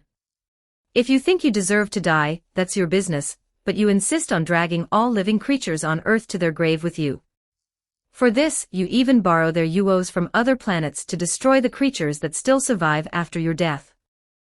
This is not some high-sounding submission to fate, this is merely your selfishness as a planet. Crowdo listened quietly, then continued to ask. So, will you obey the arrangement of fate? I'll arrange your mother, get lost. Ares spat, I have a bottom line as a human. Even if I, Ares, die, jumping from Olympus into Tartarus, I will absolutely not let that old bastard Zeus touch my daughter. Is that so? I understand. After listening, Crowdo did not do anything to Ares on the spot, but just said to him. Then your thread of fate only has 200 years left. After speaking, the spokesperson of the planet's suppressive force, who controlled future fate, quietly turned around and silently left. After Crowdo's figure disappeared from Ares's sight, the time stop, state that enveloped the entire Thebes also disappeared. The goddess of wisdom Athena continued to walk 2 steps forward, and then Ares heard her voice, full of surprise and uncertainty. Ha! Goddess, what's wrong? Ares suppressed his angry expression and asked Athena. No, nothing. Athena glanced at Ares, shook her head, and left Thebes thoughtfully. She flew all the way up, over the snowy clouds, and returned to the god king's hall on Olympus, telling Zeus about Cadmus's decision. As expected, upon hearing Cadmus's decision, the king of gods praised him greatly, and had the god of fire forge him a few treasures as compensation. After reporting Cadmus's work, Athena returned to her own temple, but just as she put down her scepter and sat on her divine throne, a woman wearing a black headscarf silently appeared in her line of sight outside the temple door. Seeing this woman, Athena was startled because she couldn't sense any aura from this woman. The goddess of wisdom subconsciously gripped her spear, and at the same time asked, Who are you? I am Atropos, the goddess who cuts the threads of fate. The voice of a woman full of mature charm rang out, and the woman slowly raised her head, revealing a charming and mature face. Fate goddesses. Athena stood up directly from her divine throne upon hearing this. My sister, why have you come to see me? She looked at the mature woman in front of her and asked. Athena, I come on behalf of Gaia. Atropos slowly said to Athena, how about a deal? We can give you the fate of becoming the 4th-generation god king. Athena was slightly startled in her heart, but did not panic. She gazed at Atropos for a while, then softly asked, Then, what is the price? 200 years. Atropos extended 2 fingers, 200 years, I want Ares to perish. Chapter 81, Chapter 81 I will fight against fate and defeat it. 1150 words. Within the underworld, after his Cadmus clone fell asleep on the large bed in the Thebes palace, Ares's true body disconnected from the clone and slowly opened his eyes. He looked at his fists, clenching them tightly, feeling the power flowing through his body. It is said that those who practice magnetic field rotation develop a kind of obsessive emotion. Perhaps because of this, Ares reacted so irrationally when facing Croto, the spokesperson for the planetary inhibitory force, today. However, he did not regret it. He did indeed want to live. Since coming to this world, he had always strived to survive. He endured, he conceded, he learned magic from Hecate, and then he feigned madness in front of the gods, all to live beyond the age of gods. However, if he merely pursued survival, Ares would only need to step forward now, expose Athena's plan, nip Kratos in the bud, and then quietly await the end of the age of gods, where he and the gods would be eliminated by the changing environment, retreating to the starry inner sea, becoming a myth in the ancient books of the world. But would living like that truly count as living? No matter what, a person must have a bottom line in this life. For Ares, when Zeus betrayed Hera, he could offer a few words of help when it was not directly his concern, because in his heart, his mother was someone else. When Zeus, Poseidon, and others wantonly bullied other goddesses, he could also turn a blind eye, because these goddesses and women had no relation to him. But now, the planetary inhibitory force tells him that if he wants to survive, he must hand over his daughter to that scoundrel, and after he's done, she must also die a terrible death. Well, Ares humbly admits he cannot do that. You forced my hand, Gaia. Ares clenched his fists and murmured. Ares, what are you doing standing in the courtyard? Just as Ares was deep in thought, Hecate's voice suddenly rang out from behind him. He turned his head and saw the moon goddess, with a satisfied smile, carrying a large pile of papyrus scrolls with magic, stepping out of a portal. When she saw Ares standing with his back to her in the courtyard, wearing an angry expression as if lost in thought, Hecate's eyes immediately showed confusion, and she asked. Teacher, you're back. Upon seeing Hecate, Ares also snapped back to reality. He gave Hecate a somewhat forced smile, and waved his hand as a greeting. Has Typhon's body been fully analyzed? Yes, I've pretty much analyzed Typhon's body structure. As long as I have enough materials and time, it shouldn't be difficult for me to create a Titan from scratch. Hecate clapped her hands, using magic to send the pile of papyrus in her hands back into the palace for storage, and at the same time, she asked with great confusion.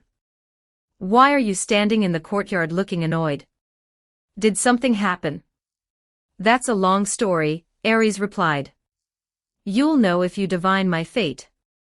Hecate, surprised, cast her magic, activating fragments of the three goddesses' authority to peer into Ares's fate line, then her eyes widened in astonishment. Your fate, how is that possible? A god's fate line only has 200 years left. She took 2 steps forward urgently, then grabbed Ares's collar and asked. Did you offend the Moirai? I did not offend the Moirai. Ares spread his hands, answering Hecate's question, but before the moon goddess could sigh in relief, she heard Ares continue, I offended Gaia. Are you courting death? Hecate jumped up, pulling Ares's cheek, and said word by word. Are you getting too big for your britches? You can't even deal with Zeus yet, and you're going to provoke the planetary inhibitory force. Do you really think you're a Yoshing vanguard? I am not a Yoshing vanguard. Ares said, removing Hecate's hand. Even a Yoshing vanguard cannot survive in front of a holy sword forged by the planetary inhibitory force. If I want to live, I must be stronger than a Yoshing vanguard. Is this really the time for such jokes? Hecate, uncharacteristically, became angry. With one hand on her hip and the other pointing at Ares's nose, she said. I finally taught a disciple who can stand on his own, and I haven't even enjoyed the process of a disciple honoring his teacher, and you're going to throw your life away. What's the meaning of this? Ha! Seeing that Hecate still wanted to speak, Ares continued, Teacher, please calm down. This is no longer about throwing my life away. Gaia truly wants me dead. As he spoke, he told Hecate the conditions Croto had presented. After listening, the moon goddess also remained silent for a long time, then she sighed. Aries, how about this? I've also pretty much analyzed Typhon's structure recently. Just wait for me a bit, I'll make you a new body. You can abandon your power and identity and start anew. How does that sound? No, teacher, thank you for your kindness, but it's not necessary. Aries shook his head and said.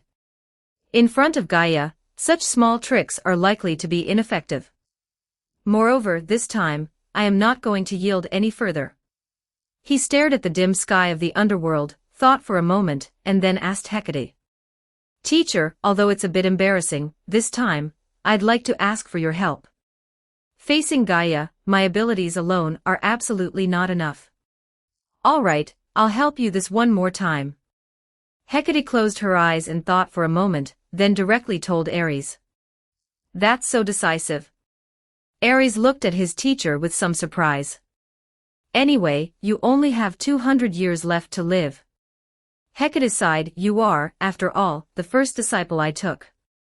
With death approaching, I should at least fulfill my duty as a teacher and try to save you. Aries chuckled at her words, you have a point. Both paused for a moment, then Hecate asked again. So, what do you want me to help you with? First, I need an army. Aries squatted down and drew a large circle on the ground. An army strong enough to contend with Olympus, to contend with the gods, and after defeating them, an army capable of perfectly replacing them. You mean you want to directly attack Olympus, kill Zeus, and seize the throne of the god-king? Hecate pondered for a moment, then clapped her hands in praise. Indeed, if you can go all out and seize the authority of the god-king, then the inhibitory force might spare you. No, I don't want the throne of the god-king. I have no interest in that position. Aries shook his head and said, I want to fight against fate, and conquer my fate. Chapter 82, Chapter 82 City Building. 1112 words. Inside the god-king's hall on Olympus. Seeing Thebes gradually prospering under Cadmus's leadership, Zeus contentedly withdrew his gaze, then finally looked at his loyal son who had infiltrated Typhon's rear, painstakingly stealing back his divine lightning under the watchful eyes of Athena and Typhon. Aries, you did very well this time. He asked his son. What reward do you want? Aries feigned deep thought for a moment, then articulated his long-conceived idea. I want the gods to help me establish a city-state that worships me, just like Apollo's Delphi. Ares's request was quite standard for a main god. At this point in time, a relatively strong group among the Olympus 12 main gods had more or less established their own city-states and nations on the earth. For example, Apollo was the guardian god of Delphi, Hera was the lord of Argos and Samos, and Poseidon, in addition to owning a city-state called Pylos, also raised an island from the depths of the sea, and established a nation called Atlantis on it. Besides these city-states and nations, most other city-states honored Zeus, the king of the gods, as their guardian deity. Among the powerful main gods, only Ares and Athena had yet to establish their own city-states. Athena seemed to still be selecting a location and personnel for construction, while the people Ares favored were currently a tribe called the Dorian. At this point, it was understandable for Ares to propose establishing his own city as a main god. So Zeus didn't think much of it. With a wave of his hand, he decisively said, "Good, granted." After agreeing to Ares's request, Zeus surveyed the gods and asked Ares again. Ares, what kind of city-state do you want? In the world of the Greek pantheon, the land was basically composed of loose alliances of city-states. All city-states worshipped the gods on Olympus, but the city-states themselves did not obey the leadership of a single king. These city-states were independent, and would engage in war and alliances as circumstances dictated. To attract populations from other places, a city-state itself had to be distinctive. For example, Apollo's Delphi's biggest selling point was the prophecies of the god of light. Now that Ares was to establish a city-state that primarily worshipped him, this city-state naturally had to have its own selling point. Of course, a city-state that gathers the world's most powerful warriors. Upon hearing Zeus's question, Ares clenched his fists and said without hesitation. Hearing his matter-of-fact statement, the gods were not surprised. Whether a city-state that only engaged in fighting could attract enough people was beside the point, at least this characteristic was very god of war-like. Then, go down and establish your own city-state. Zeus instructed Ares. If you need help from other deities, feel free to command them. This is the privilege I grant you. Good. Ares's face lit up with joy, and he nodded repeatedly.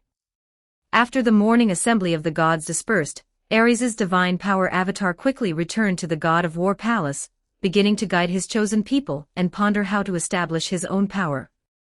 Currently, the Dorian tribe he favored were the descendants of the Agiad and Eurypontid brothers and their respective wives, whom he had chosen. Among the trainees at that time, the Agiad and Eurypontid brothers also had the best combat talent. Under the god of war's tutelage, both brothers reached the realm of electric current propulsion, tearing apart magical beasts and kicking giants with ease. Although due to the deliberate suppression of the inhibitory force, the brothers' lifespans were not very long compared to Silver Age humans, their warrior bloodline was passed down, forming the present-day Dorian, who are also the ancestors of the historical Spartans. And now, what would become the Sparta city-state was not yet called Sparta but Laconia. This small plain, surrounded by mountains on three sides, was currently occupied by a group of Laconia, who would later become the slaves of the Spartans in the Sparta city-state, the predecessors of the Spartan second-class citizens, the Helots. These Helots were one of the main reasons for Sparta's rise. They provided Sparta with abundant labor, allowing the Spartans, who only focused on training and war, to have ample food, weapons, and other resources. However, they also led to Sparta's decline. Precisely because the arrogant Spartans always treated the Helots as slaves and refused to grant them the same citizen status as the Spartans, this led to several subsequent Helot rebellions. Sparta's power was greatly depleted in these rebellions, ultimately leading to Sparta's demise. However, now, with Ares in charge, he naturally wouldn't let the history of the Helots repeat itself. For humanity to have an army and power capable of confronting the gods, this power cannot be like Sparta, dedicating all its energy solely to warrior training. In the age of gods, a pure human, unless exceptionally gifted like Shiki-Ryugi, who was born connected to the root, no matter how hard they tried, could not strengthen themselves to the point of defeating an Olympus main god. To defeat a main god, strength, army, magic, technology, agriculture, and animal husbandry, none of these aspects could be neglected.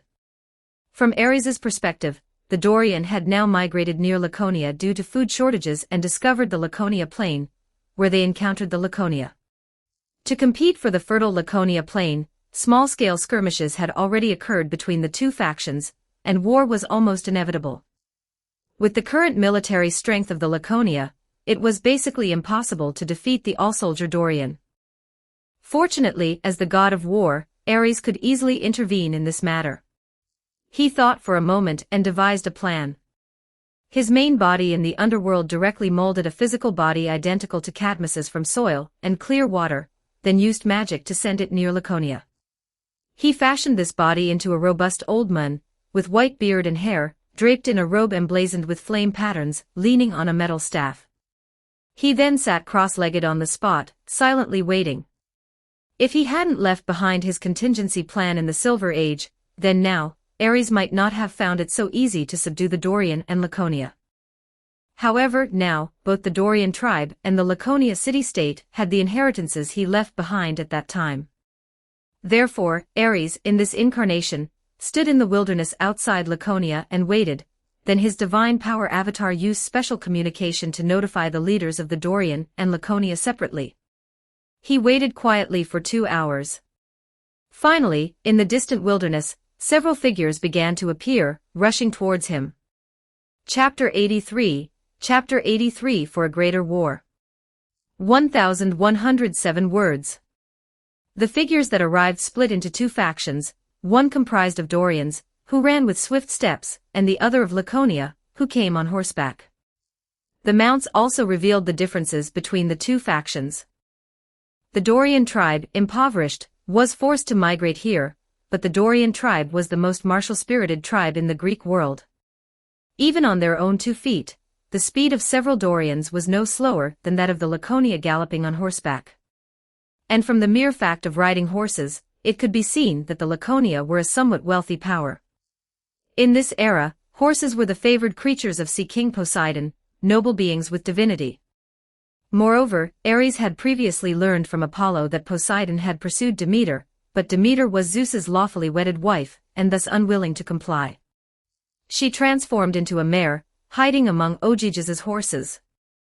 Upon seeing this, Poseidon directly transformed into a stallion, raping his own sister. The two even gave birth to a divine horse that could speak human language, named Ilion. How this matter was resolved, Ares did not know, nor did he want to know. In any case, due to these various reasons, horses in divine Greece were precious livestock that only the high nobility of a city-state could possess. The fact that these arriving Laconia were all riding horses was enough to show the prosperity of the Laconia plain, which was surrounded by mountains on three sides. The two groups of people kept a distance from each other, maintaining a consistent pace as they approached Ares's incarnation. Then, with a tacit understanding, they ignored each other's ongoing battle. They came before Ares, the Dorians directly knelt, and the Laconia dismounted and knelt on the opposite side to the Dorians. Both groups simultaneously and respectfully called out to Ares.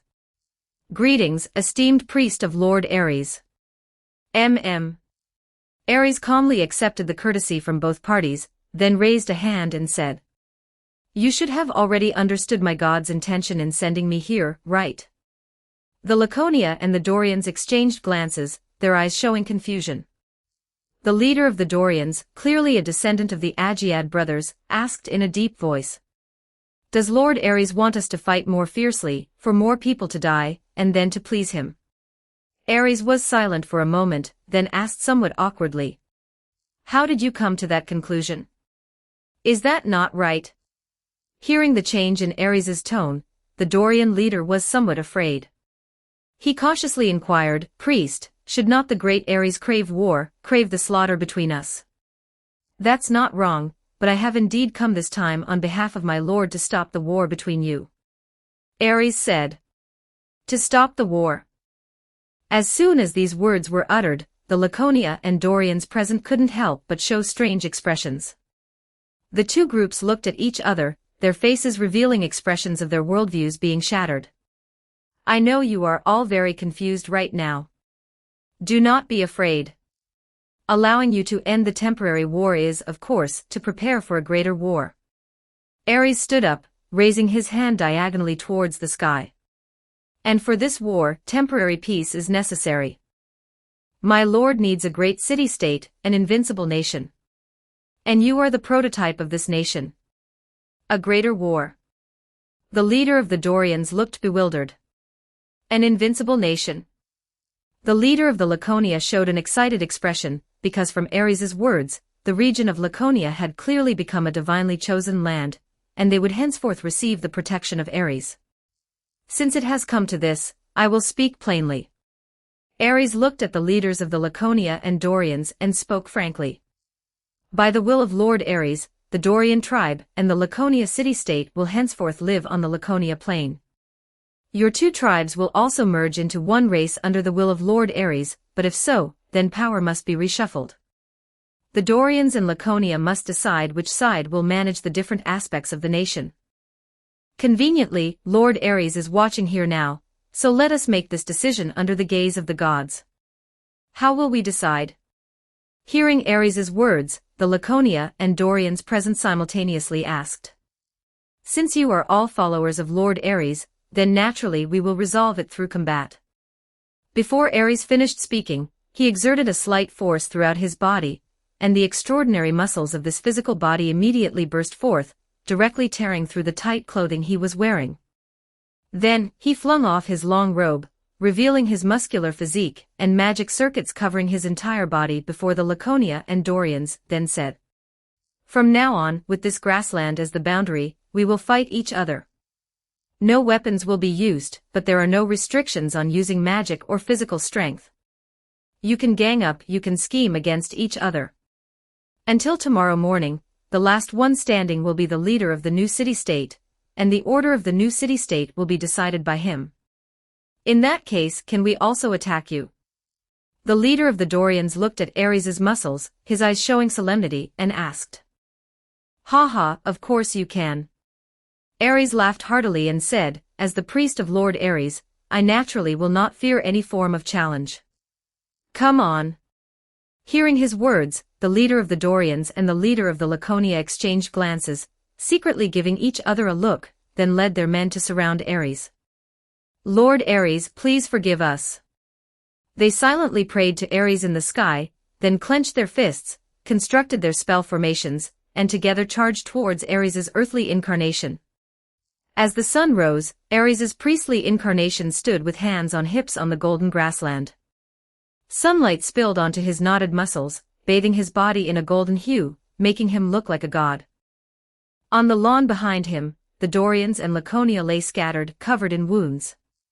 The ground was full of large craters made by brute force or magic. However, Ares's elderly physical body was completely unharmed. "Then, according to the will of Lord Ares, I shall temporarily lead you from now on." Ares extended a finger, flicked dust from his shoulder, then turned and said, "From now on, you will call me the High Priest. The Laconia and Dorians will merge into one. The city of Laconia will also be renamed Sparta, and you will henceforth be the Spartans of Sparta." Chapter 84, Chapter 84 Sparta. 1269 words. In later eras, conquering a tribe or city-state, or forcibly merging two peoples, became an extremely difficult task, requiring several major wars or a long period of assimilation. However, in the Age of Gods, with Ares's status as a main god, such things were simple. He only needed to issue divine oracles as a god through his spokespersons. Ares creating his own avatar and acting as his own spokesperson was partly due to habit, and partly because Sparta would become his base against the gods in the future. He had to be hands-on, holding Sparta firmly in his grasp, and not allowing other gods to interfere. Currently, the Laconia numbered only 2,000 to 3,000, and after the famine, the Dorian were less than 1,000. Therefore, under Ares's command, these two races quickly merged. Ares's divine power avatar directly dispatched two subordinate gods from Olympus to descend, and help the Dorian and Laconia expand their city-state. With Zeus's previous command, he also obtained help from Demeter, the goddess of agriculture, to make the Laconia plain fertile. Soon, the two tribes, now Spartans, settled down in their newly expanded city-state. After Ares's avatar took control of Sparta, he quickly began to designate management positions and formulate the governing rules for Sparta. In principle, Sparta worshipped Ares as its patron god, and Ares's elderly avatar was the supreme leader of Sparta. He was the manager of Ares's temple of war, honored as the high priest. Under him would be 20 selected individuals, serving as Ares's priests, responsible for Sparta's divine affairs and the selection of Spartan warriors. Ares retained the Spartans' harsh selection system, which began from infancy. However, under his system, those who failed the selection would not be directly thrown off a cliff by the priests as in the original myth. They would be adopted in other ways, given different education, and trained for other professions besides warriors, such as farmers, herders, fishermen, poets, scholars, blacksmiths, etc., to contribute to Sparta in different ways. Among these children, if there were any with exceptional magic circuit talent, they would be admitted into another organization called the Council of Sages, specifically responsible for managing matters related to magic and sorcery for Sparta. As for the children who successfully passed the selection, they would embark on the path of the warrior. Before the age of 7, these children would be raised by their parents, who would carefully cultivate habits in them such as not crying, not being picky eaters, not being noisy, not fearing darkness, and not fearing loneliness. After the age of 7, these children would be assigned to teams for collective military life. They were required to obey their leaders absolutely, and to enhance their courage, physical strength, and ruthlessness. They practiced running, discus throwing, boxing, fencing, and brawling. After the age of 12, while undergoing more rigorous trials, Ares would also dispatch specialized personnel to train them and teach them a new reinforcement system. This was because Ares had previously tried to use his own magnetic field rotation to influence the current rotation of other humans, helping them break through to the realm of the magnetic field. However, Gaia seemed to have locked onto him, and this attempt ultimately ended in failure under a mysterious influence. Considering the planetary inhibitory force's suppression of interdimensional powers, Ares simply taught these children the magic power propulsion he had recreated by combining the two. Under the effect of magic power propulsion, their magic circuit were stimulated, continuously creating energy in their bodies in the form of magic power, strengthening their physical bodies. Warriors who cultivated to a profound level could even rival the heroes in combat power. These children would become Sparta's warriors in the future, serving as the foundation for Sparta's victorious campaigns, unbeatable in 100 battles. As for the original leadership of the Laconia and Dorian, Ares also utilized the new system to assign them their respective duties. The Dorian were more skilled in war than the Laconia. In previous battles, the Laconia had also lost to the Dorian. Thus, Ares made the Dorians leader and his brother, descendants of Agiad and Eurypontid, the kings of Sparta. One was responsible for defending the city-state, and the other served as the commander of the army fighting abroad. However, in peacetime, they merely acted as symbols of the Spartan state. Only during war did the dual kings have the authority to control the army. Furthermore, among the Dorian, 5 of the most skilled warriors were chosen by Ares as Spartan Fs, responsible for assisting the kings in their work. As for the Laconia, Ares mobilized their original nobles, making them the elders of Sparta. In peacetime, the Council of Elders would be responsible for managing all aspects of the city-state's normal operation, and all major affairs concerning the city-state would also be voted on by the Council of Elders.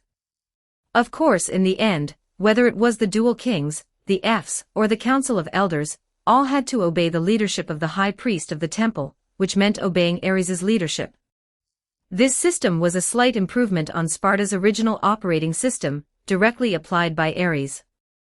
He had considered constructing a more efficient and advanced governance system for these Spartans, but things too far ahead of their time cannot adapt to it. Half a step ahead of the times is genius, but a full step is madness. The current Sparta could only adapt to this small state, small population system of kings plus a council of elders.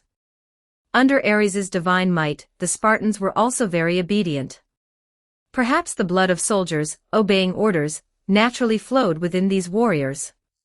Soon, Sparta began to operate and develop steadily under this system. Ares then took the opportunity to ask for help from the gods on Olympus. However, Ares did not ask for their direct help. He merely sought an oath from each of the 12 main gods, excluding Athena, Aphrodite, and Zeus.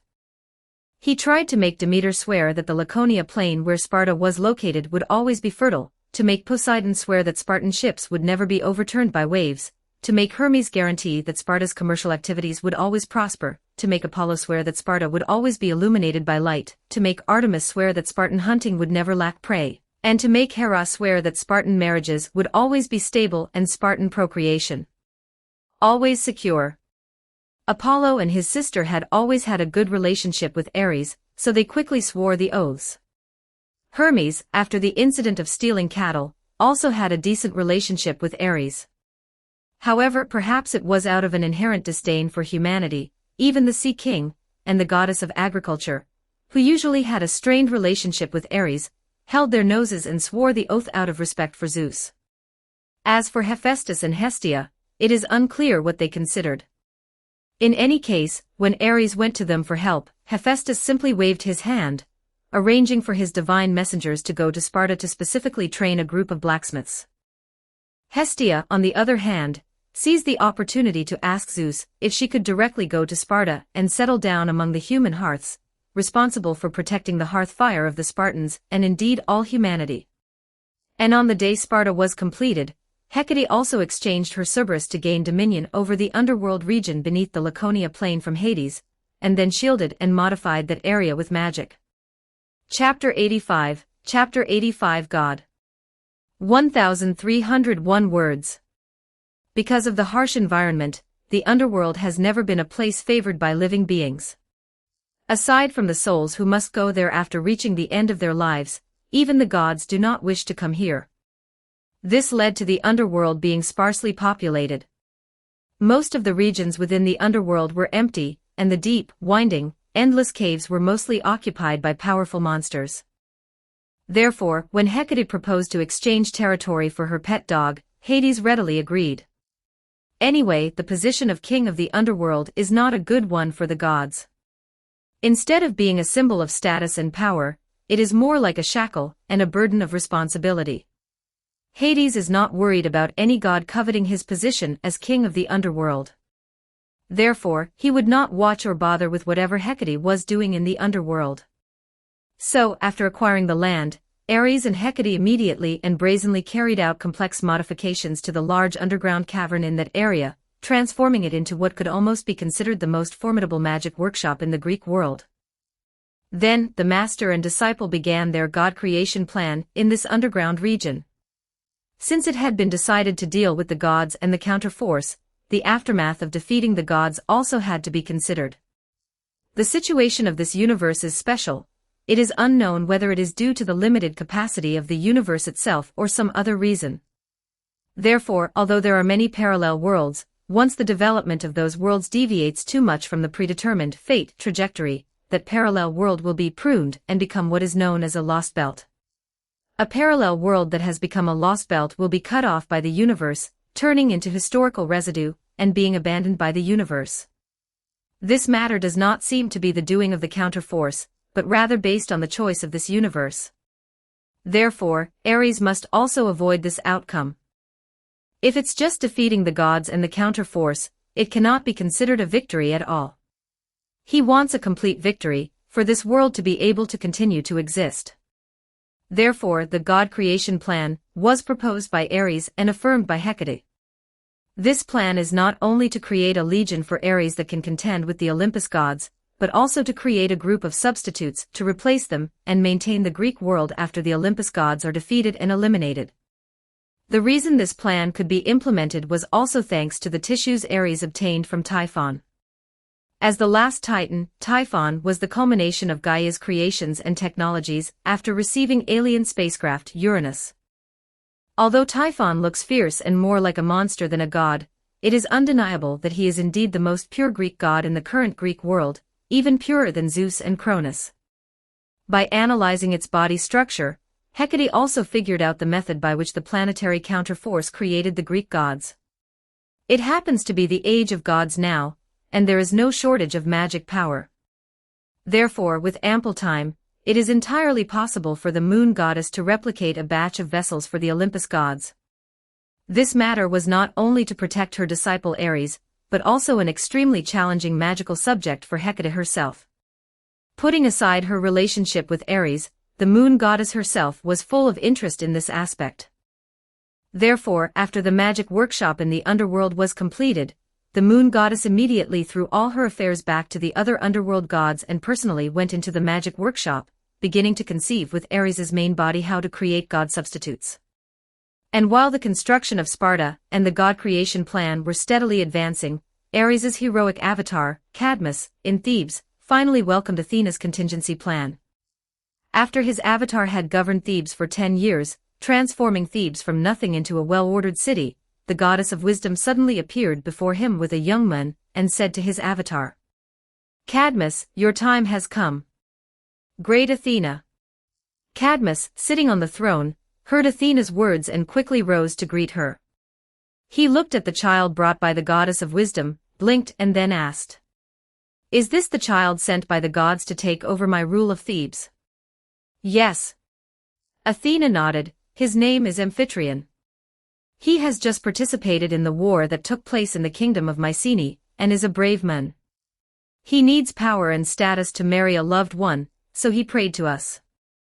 I can guarantee his virtue and wisdom. He is absolutely sufficient to serve as the king of Thebes." "So it's Amphitryon." Ares looked at the young man with sympathy. How could he not know that Amphitryon was certainly arranged by Athena to seize his power in Thebes? Ares was deeply wary of Athena.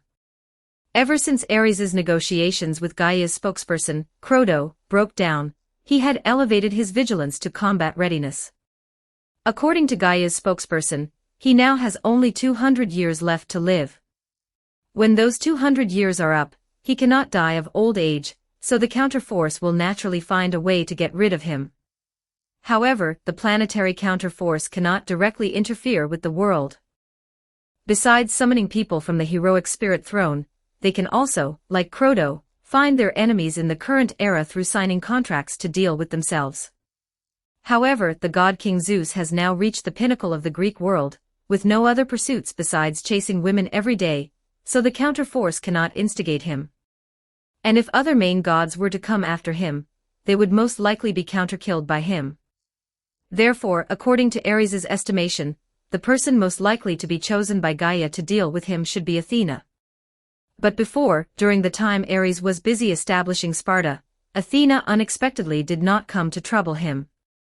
Ares, in his leisure, took the time to ask other main gods about Athena's situation, and learned that not only was he establishing a city-state, but Athena also seemed to be busy establishing her own city-state.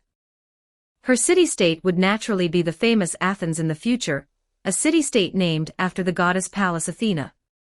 It would not only dominate all of Greece for a long time in the future, but also be one of the most commendable cities in human history, known as the cradle of Western civilization.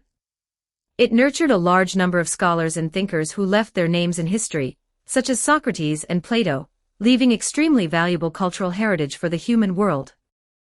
Goddess Athena would also become increasingly prominent throughout Greece due to the prosperity of this city-state, becoming the goddess above all others, second only to the god King Zeus.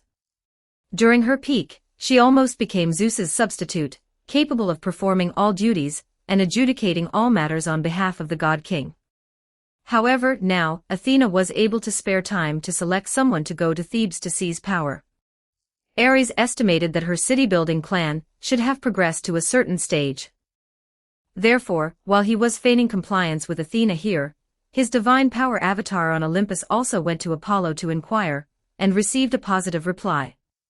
Athena seems to have chosen the site for building Athens and has begun to gather people, just waiting for her followers to arrive before construction can begin. However, now that Ares has learned of this, he certainly will not allow Athena's city-building plan to proceed as she wishes. Chapter 86, Amphitrite and Hellenist. 1266 words. Ares already had a plan in mind for how to obstruct Athena's city-building project, but for now, he still had to deal with the situation in Thebes. The reason he had looked at the young man, Amphitryon, with sympathy earlier was not only because Amphitryon had become a puppet of the gods, but also because of what he would experience in the future. Many people might not be familiar with the name Amphitryon, but his son is a household name in the Greek world. It can be said that even those unfamiliar with Greek mythology, if they have read even a few mythological stories, will know about his son. His son is the strongest demigod hero in the Greek world, the one who later became a true god as a demigod, and even once came close to becoming one of the Olympus' 12 main gods, the mighty Heracles, the sea overlord. Of course, Heracles was, to be precise, only his adopted son. The demigod had the blood of Zeus flowing through him, just like Ares, and Amphitryon, naturally, was one of the many unfortunate figures in Greek mythology who had been cuckolded by the god king. He toiled for most of his life to marry Alcmene, the daughter of his uncle, King Electrian of Mycenae. He found the cattle for his uncle. After the cattle arrived in the kingdom of Mycenae, his uncle did not go back on his word. He only launched an attack against Teralaeus and the Taphians to avenge his sons, entrusting his daughter to Amphitryon before his departure. However, his wife, Alcmene, firmly insisted on waiting for her father to return victorious before she would marry Amphitryon, thereby forcing Amphitryon to deploy troops to help her father. Having no choice, Amphitryon had to take his men to help his father-in-law in battle. But on the very night he returned victorious, Zeus got there first. The unscrupulous god-king transformed into Amphitryon's likeness, entered Alcmene's chambers, and deceived the queen into spending a night of passion with him. Thus, the mighty Heracles was born. However, unlike other cuckolded victims who used various means to persecute and torment their wives, and the illegitimate children of the gods, Amphitryon's character was indeed noble in the Greek world, and he was quite broad-minded. Although at first, he was also very angry and prepared to punish his wife, he later realized who the true culprit of this matter was. Thus, the broad-minded Mr. Amphitryon chose to forgive. He reconciled with his wife, Alcmene, and adopted Heracles, raising him as his own. He even hired various teachers for Heracles, educating him into a formidable person. For this reason, the mighty Heracles actually always considered the bloodline unrelated Amphitryon to be his father. As for why the later Berserker had the ability, usurper of the heavenly wind, it wasn't just because the servantified Heracles was corrupted by his master with 3 command spells. A greater reason was Heracles' intense hatred for the gods who manipulated his destiny and treated him unfairly. It's easy to see who Heracles would prefer. On one hand, the victimized adoptive father who treated him as his own and meticulously raised him, and on the other hand, the scummy biological father who secretly entered his mother's chambers and deceived her on the night of his parents' wedding. Zeus's behavior could even be called bastard-like without exaggeration. This hatred for the gods in Heracles' heart also made him a target that Ares could win over. Developing military forces solely on his own was an unwise move. Most of the demigod heroes in the Greek world suffered greatly from the persecution of the gods. Since Ares intended to oppose the gods, he could naturally rally these heroes. Therefore, he did not refuse Athena's request. Facing Amphitryon, he, as the avatar of Cadmus, very readily relinquished the throne of Thebes. On one hand, like Athena, he needed the birth of the great hero Heracles. On the other hand, this avatar of Cadmus was also a product of his heroic spiritification plan. He wanted to see if, besides marriage and procreation, living an entire life strictly following the epic trajectory of the hero, Cadmus, could truly send this avatar of his to the heroic spirit throne.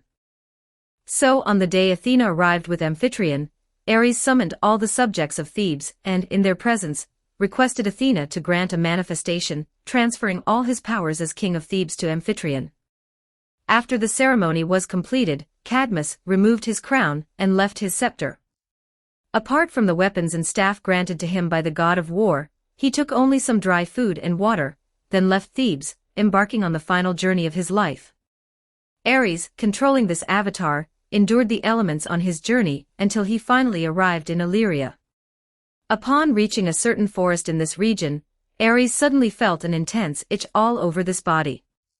As he scratched, he found dragon scales appearing on his skin.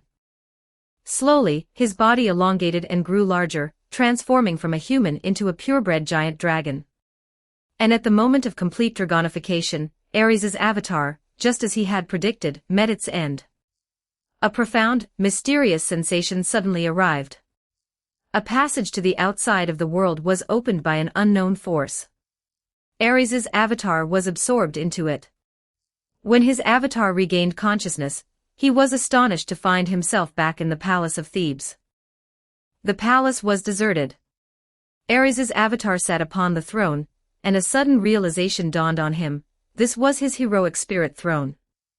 At the same time, he also felt that this avatar could suddenly perceive some past and future events, and could also send several Cadmus, from parallel worlds within this heroic spirit throne. And he also understood the origin of this heroic spirit throne. This thing is indeed managed by the root of the universe. The counterforce has no authority or ability to intervene here, unless a heroic spirit willingly signs a contract with them. As for here, it is actually just a storage area where the root faithfully records the human history of all parallel worlds, and is used to house valuable records from that human history. The reason the counterforce can summon people from the heroic spirit throne in an emergency is simply because the heroic spirit throne has always been open to the public. As long as you have enough magical power as payment, heroic spirits can respond to summons. It's just that, normally, only the counterforce can afford this payment. If the payment is sufficient, heroic spirits willing to respond can manifest in the world as their avatar's servant. If the payment is high enough, or the heroic spirit itself has an urgent purpose, then the heroic spirit's main body can also descend. After thoroughly understanding everything here, Ares couldn't help but sigh, marveling at how generous the root boss was, completely unlike stingy entities like Gaia. This heroic spirit throne accepts all comers, as long as you leave your name in history, whether male or female, human or non-human, the heroic spirit throne accepts them without question. And if a heroic spirit wishes to descend, as long as the conditions are met, the root will not hinder them at all. Upon sensing his connection to the heroic spirit throne, Ares felt relieved.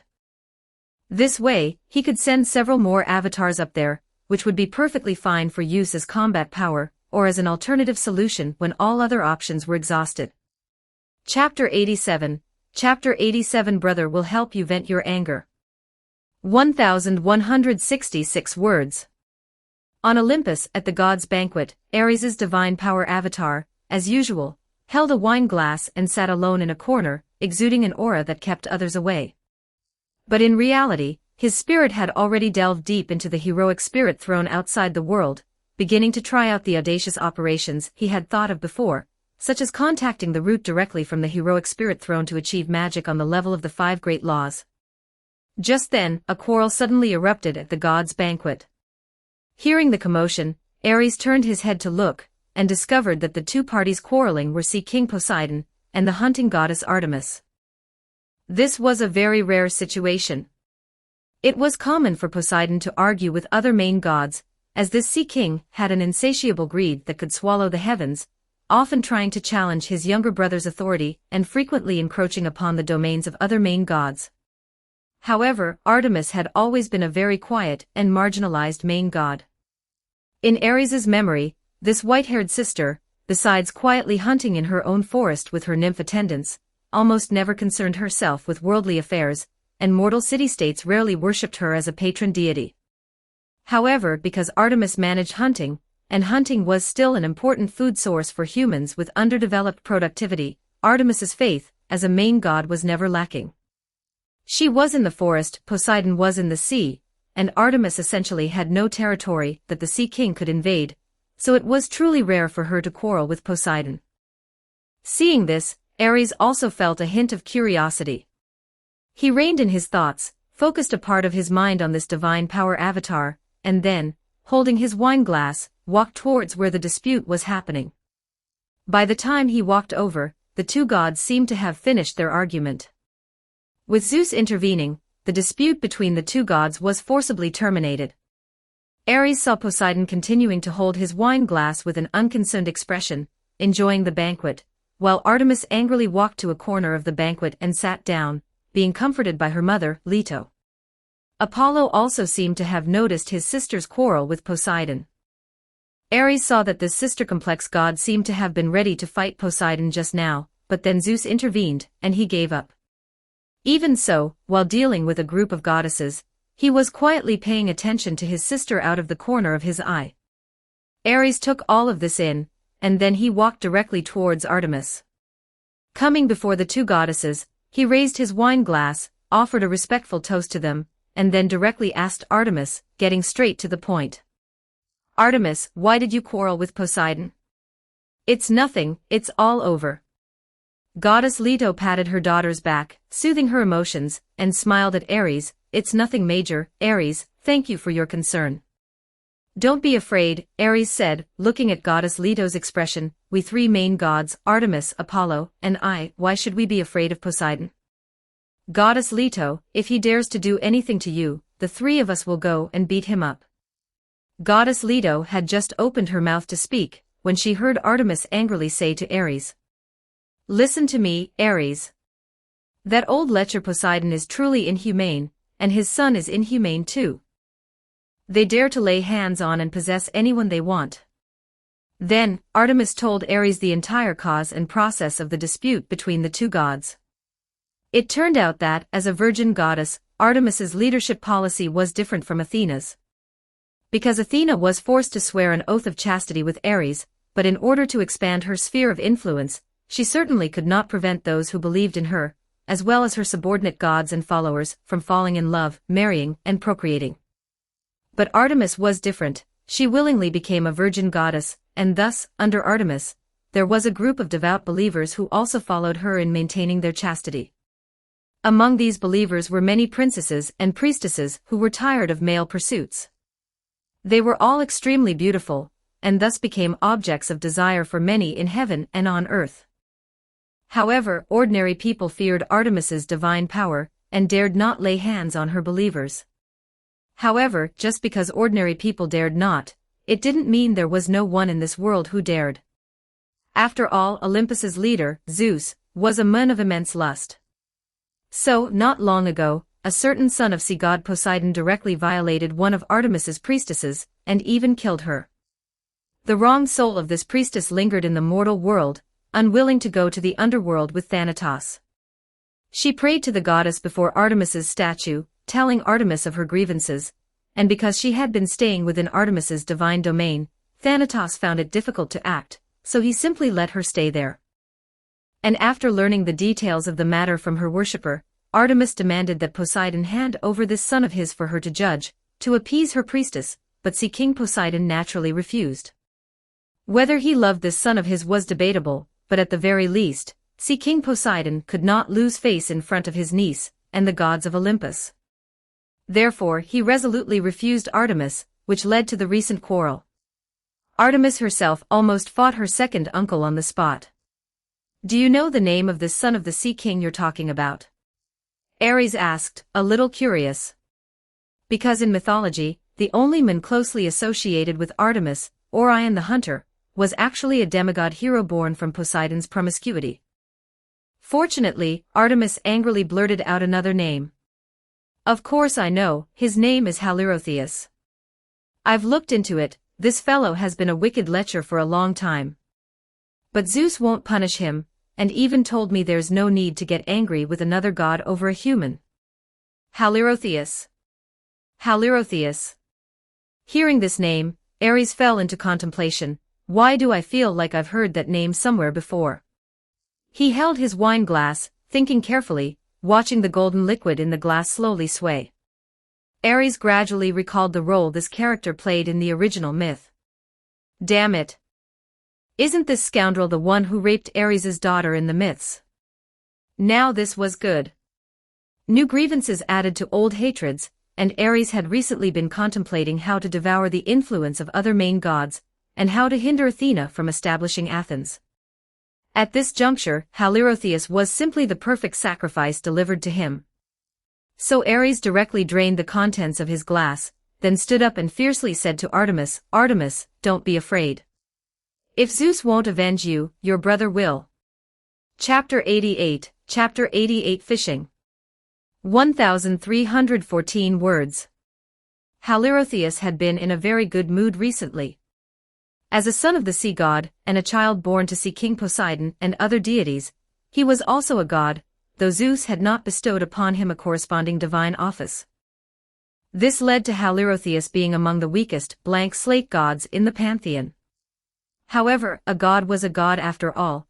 Halirrhothios was still much stronger than the demigod offspring Poseidon had left outside, and the mortals who now populated the earth. As a son of the sea god, Halirrhothios also did not have to consider matters of succession. The great Poseidon was immortal, and his position as Sea King would surely be his forever. It was a position that even their elder brother Triton, or their most powerful brother Antaeus, could not covet, so Halirrhothios naturally did not need to consider it. Therefore, Halirrhothios only needed to bask in his father's prestige, and do as he pleased throughout his life. His favorite things were fine wine and beautiful women. By now, Halirrhothios was different from when he only valued beauty. A son of the sea god had plenty of romantic encounters. He preferred to dominate women, who were untouchable, to satisfy the strong desire for conquest he inherited from Poseidon. Not long ago, Halirrhothios had just dominated a priestess of Artemis. He caught the panicked woman in the forest, forcibly took her, and then killed her, all to satisfy his vanity and tyrannical desires. Of course, Halirrhothios also understood that there were some things he could not do too excessively, otherwise his father would not always protect him. Therefore, he specifically chose a powerless mortal priestess.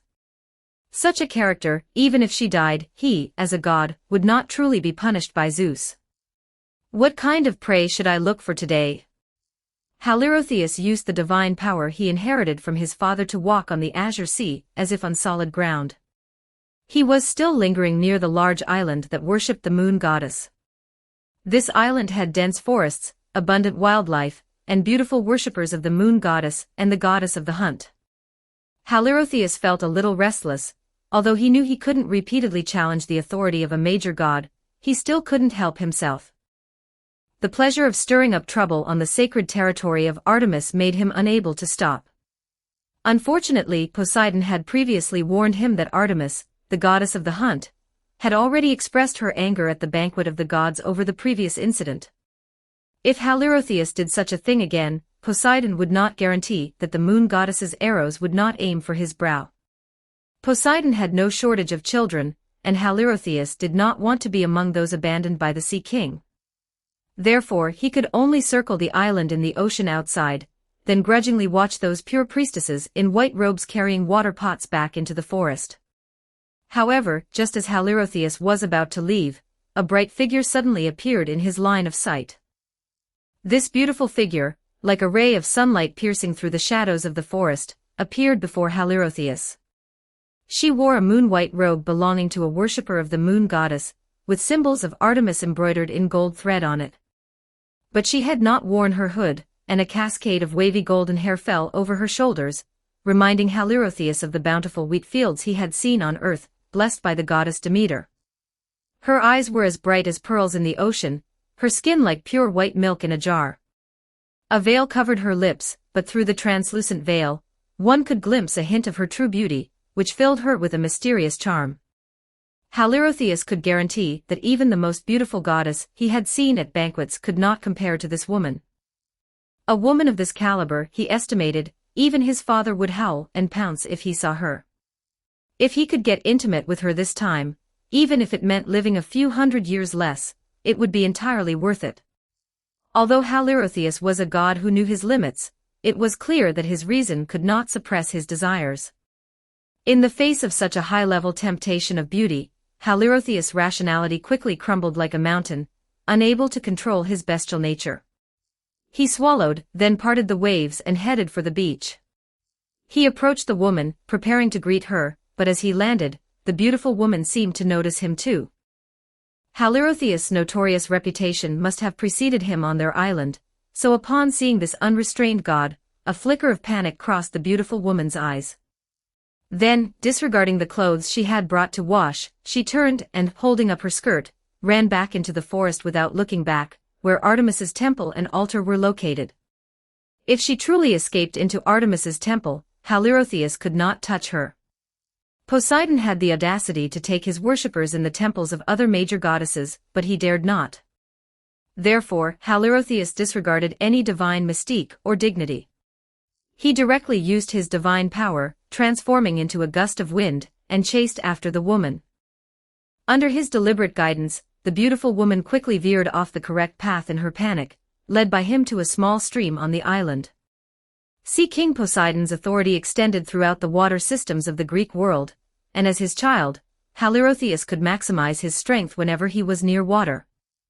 With this stream, he was confident he could set up a barrier that would temporarily sever the connection between this worshipper and Artemis, preventing the woman from seeking help from her chief deity. After successfully cornering the beautiful woman by the stream, Halirrhothios immediately revealed his true form, and began to set up a barrier using the stream's water. As he constructed the divine barrier, he pressed closer to the woman. The beautiful woman also seemed to realize her current predicament.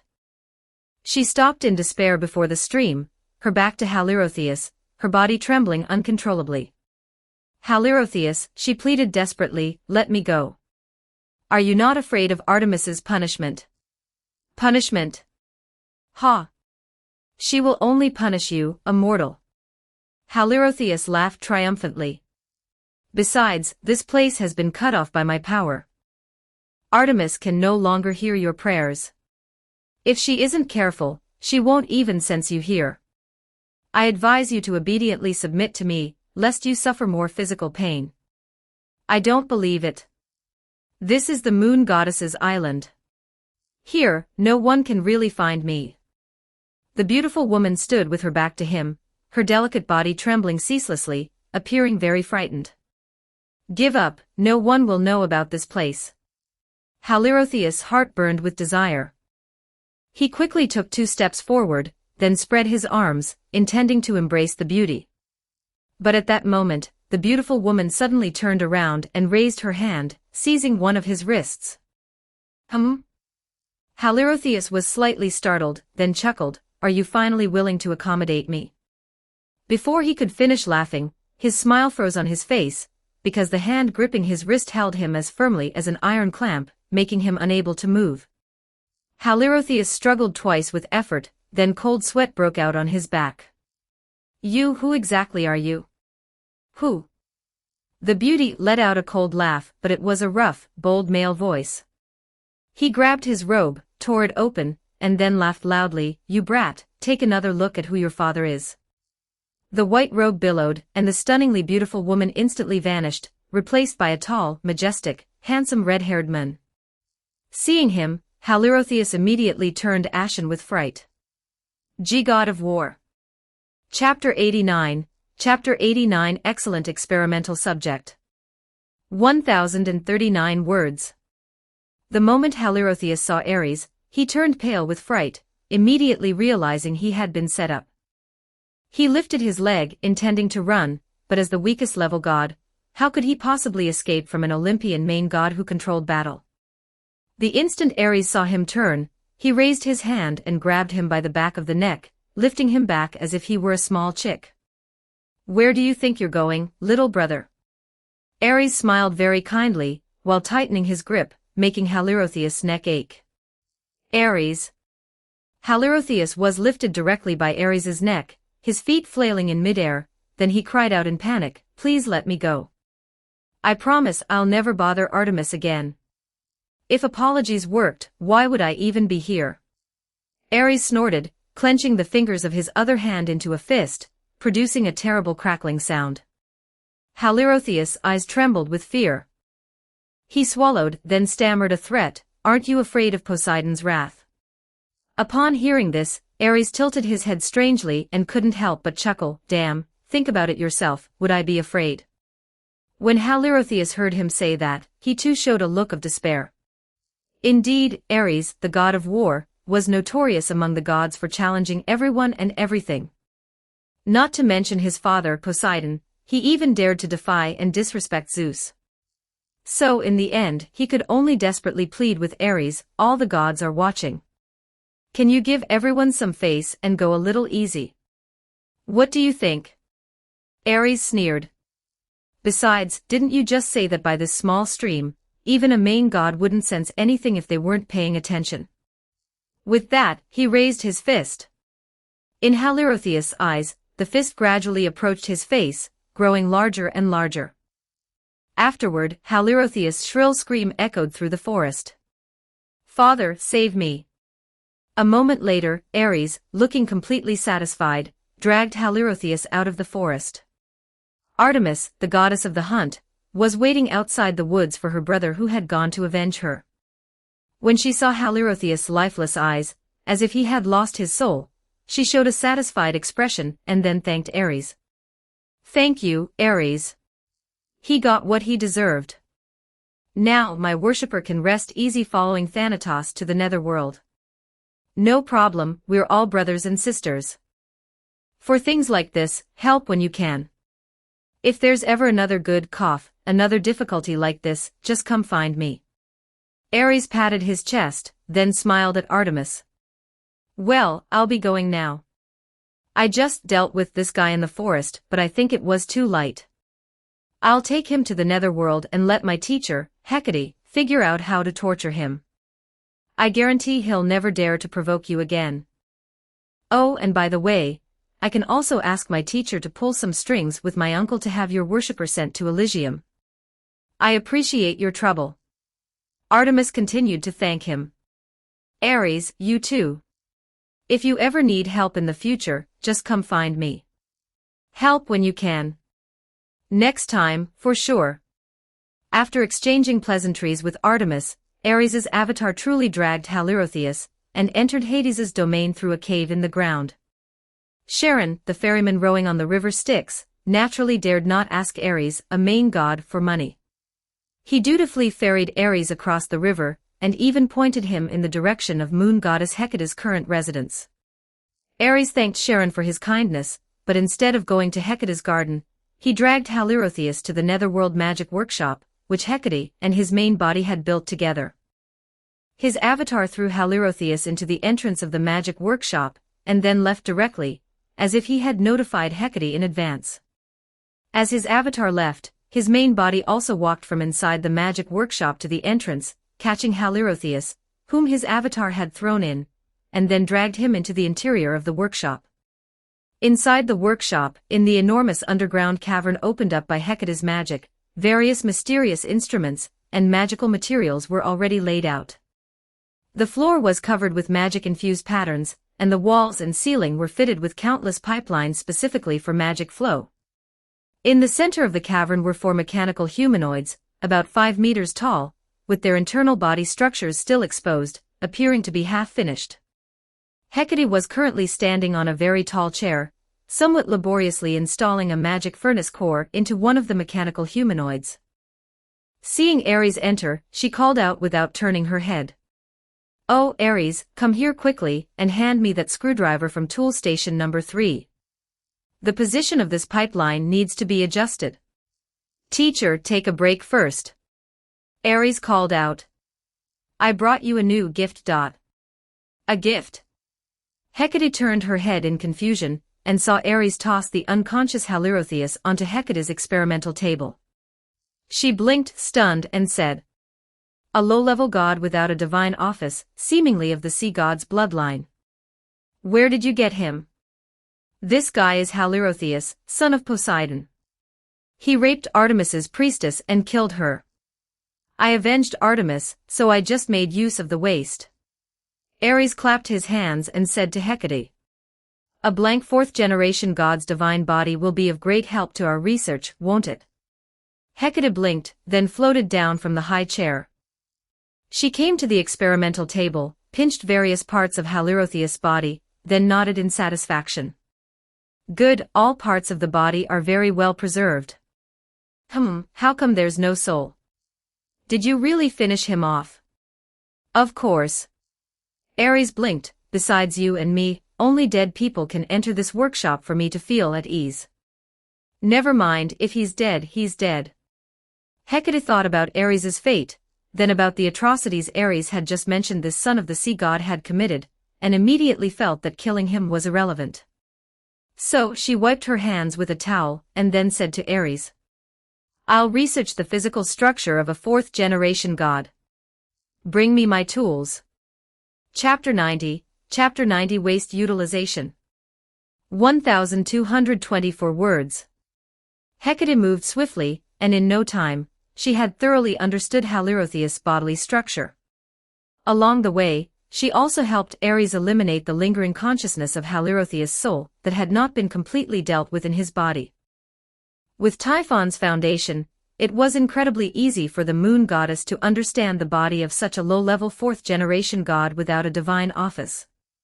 Although Halirrhothios' body structure was easy to understand, it didn't mean that he, as a material, was meaningless. At the very least, after understanding the bodily structure of a 4th-generation god, Hecate was already able to create blank divine bodies for Ares to use as backup avatars. After extracting the last bit of value from Halirrhothios' body, Hecate lost interest in it. She asked Ares, "I'm going back to play with mechanical god-making. What are you going to do with this body?" "I could just dispose of it, but I think it has greater value."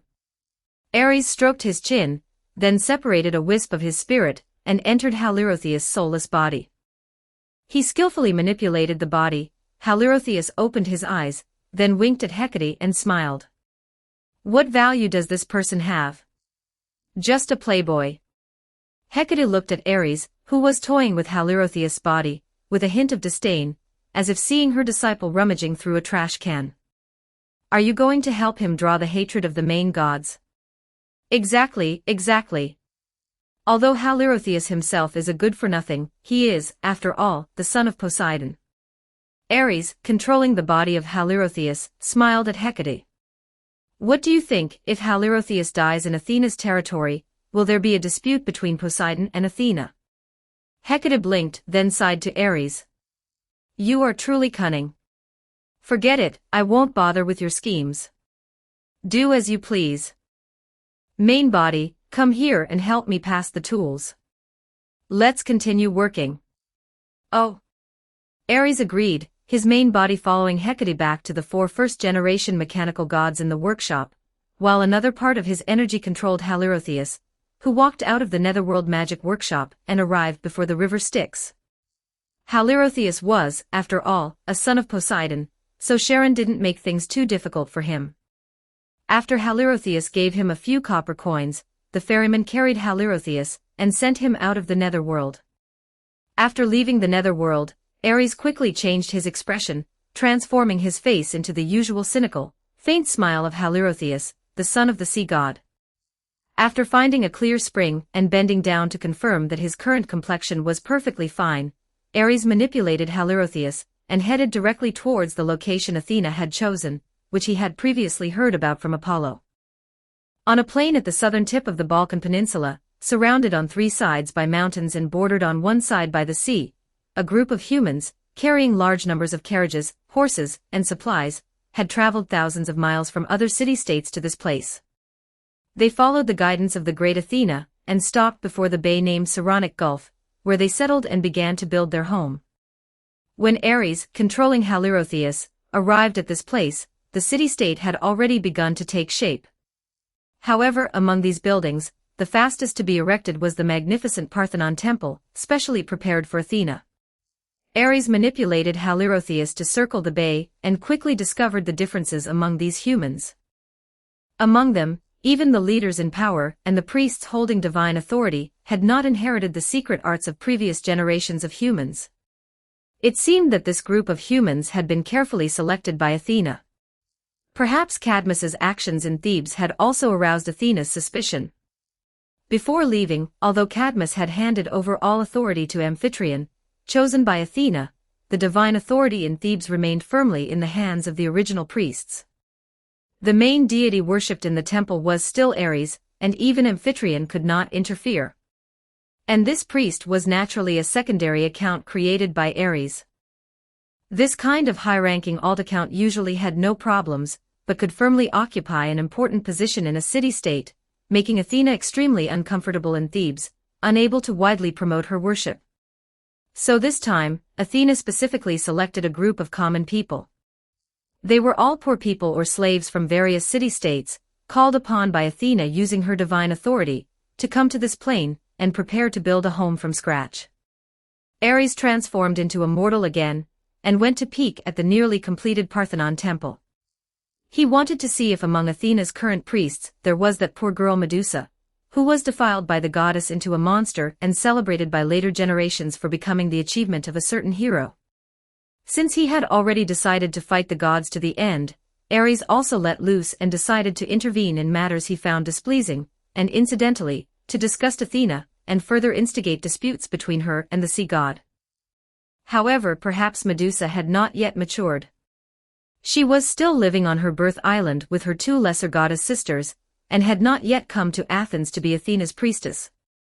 Therefore, after Ares circled around, he did not see the maiden among the divine personnel. The current Athena priests were all mortals. They had just escaped from slavery, and although their hearts were filled with gratitude for Athena, they sometimes even got the steps of the rituals wrong during sacrifices. However, Athens was in its infancy, and Athena was not the kind of fool to shoot herself in the foot, so she let these mortals be. Ares explored Athens briefly and roughly understood the city-state's background. So he went directly to the bay, and using the water affinity of this son of the sea god's body, he leaped directly into the ocean, heading to Poseidon's golden palace at the bottom of the ocean. Poseidon's golden palace was not a secret, it was, in fact, an open secret among the gods. He was not often on Olympus, he spent more time in this golden palace. This golden palace housed the treasures he had collected from all over the sea, and it was home to a large number of his children and the sea beasts and lesser nymphs who served them, and of course, his beautiful and enchanting queen, Amphitrite. As close brothers, Poseidon naturally knew how attractive his queen was to Zeus, and since he had transformed into a stallion to rape Zeus's wife Demeter first, Zeus must have been holding a grudge, and would certainly seek revenge when he had the chance. Poseidon, of course, could not let Zeus succeed, so Amphitrite had always been required to live in this palace, rarely appearing before the gods. As one of the sons of the sea god, Halirrhothios was not the most favored son, but because of his lustful nature, and having introduced several beauties from the land of Greece to his father, he was considered a minor favorite of Poseidon. His request to see his father was not difficult. Thus, after sending his request to Poseidon through the handmaidens, Ares was quickly summoned by Poseidon, and met his familiar second uncle in Poseidon's bedchamber. Chapter 91 Battle between Poseidon and Athena. 1127 words. When Ares, in the guise of Halirrhothios, met Sea King Poseidon, the god who controlled the four seas was lazily reclining in the arms of his queen, his head resting on her soft bosom. Beside him, several beautiful nymphs gently massaged his body, or fed him delicacies from the sea, bringing them to his lips. The Sea King's state at this moment seemed to be the epitome of luxurious enjoyment. Upon seeing his most playful son, Halirrhothios, enter, Poseidon couldn't help but reveal a knowing smile.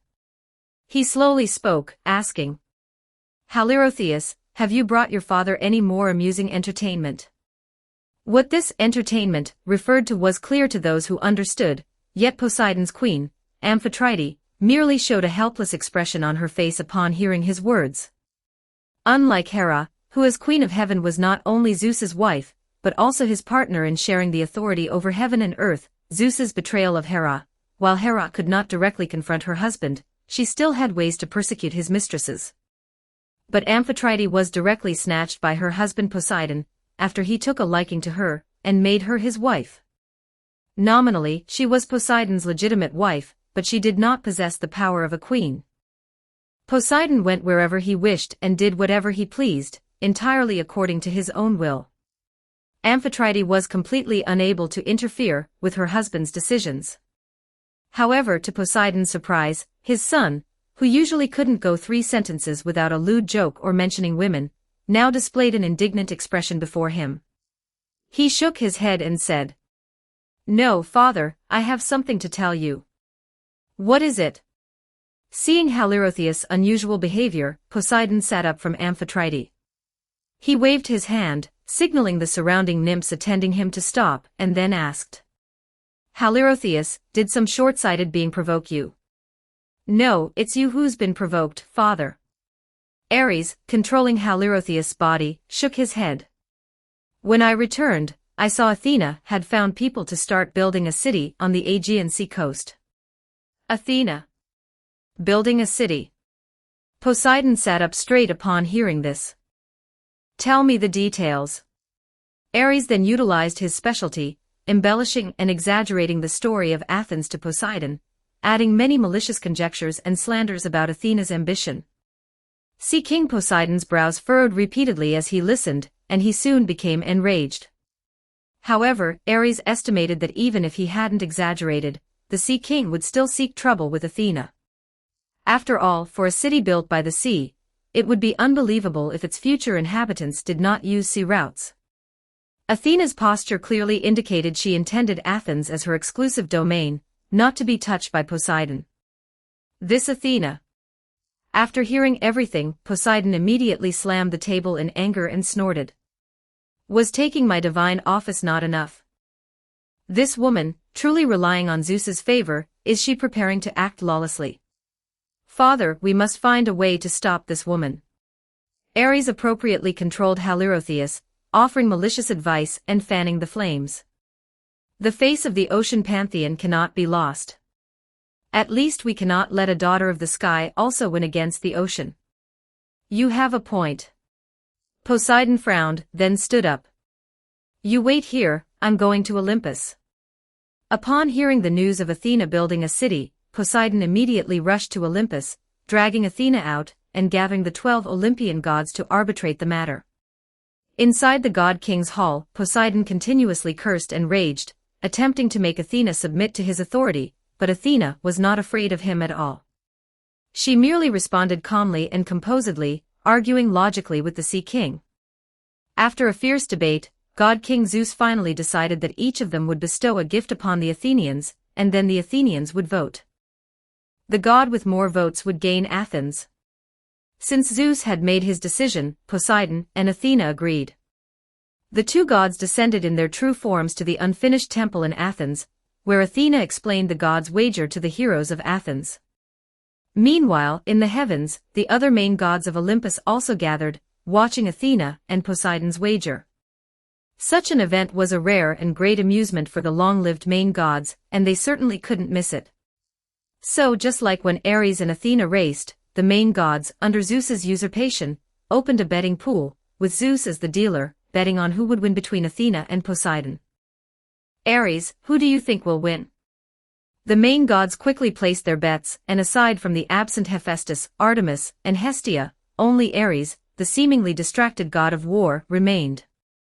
Hearing Zeus's question, Ares showed a somewhat displeased expression. He pouted and replied, "Ha! I'm not betting.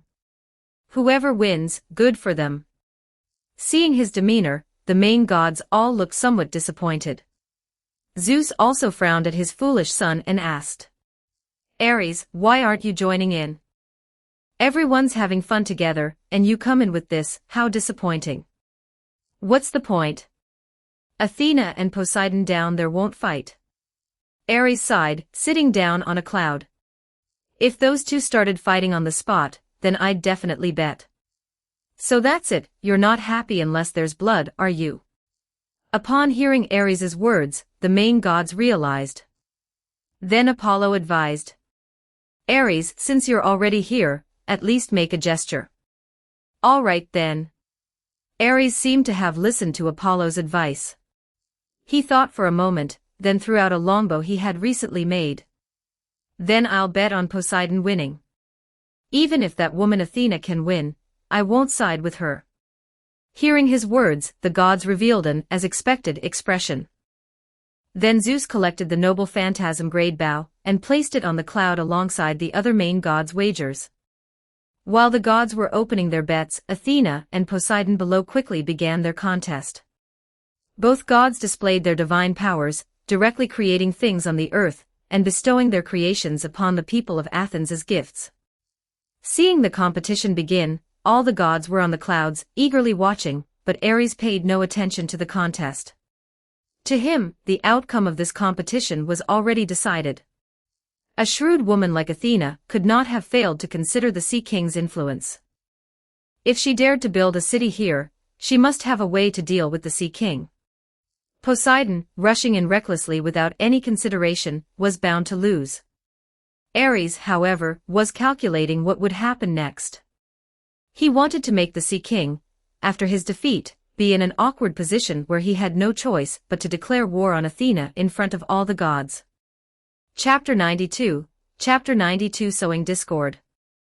1129 words. On the land, the contest between Poseidon and Athena had begun. Poseidon made the first move, throwing his divine trident towards the mountain wall behind the Athens plain. The divine weapon, imbued with the sea god's power, pierced the mountain wall, and immediately a clear spring burst forth. From these white waves, the neighing of steeds could be heard.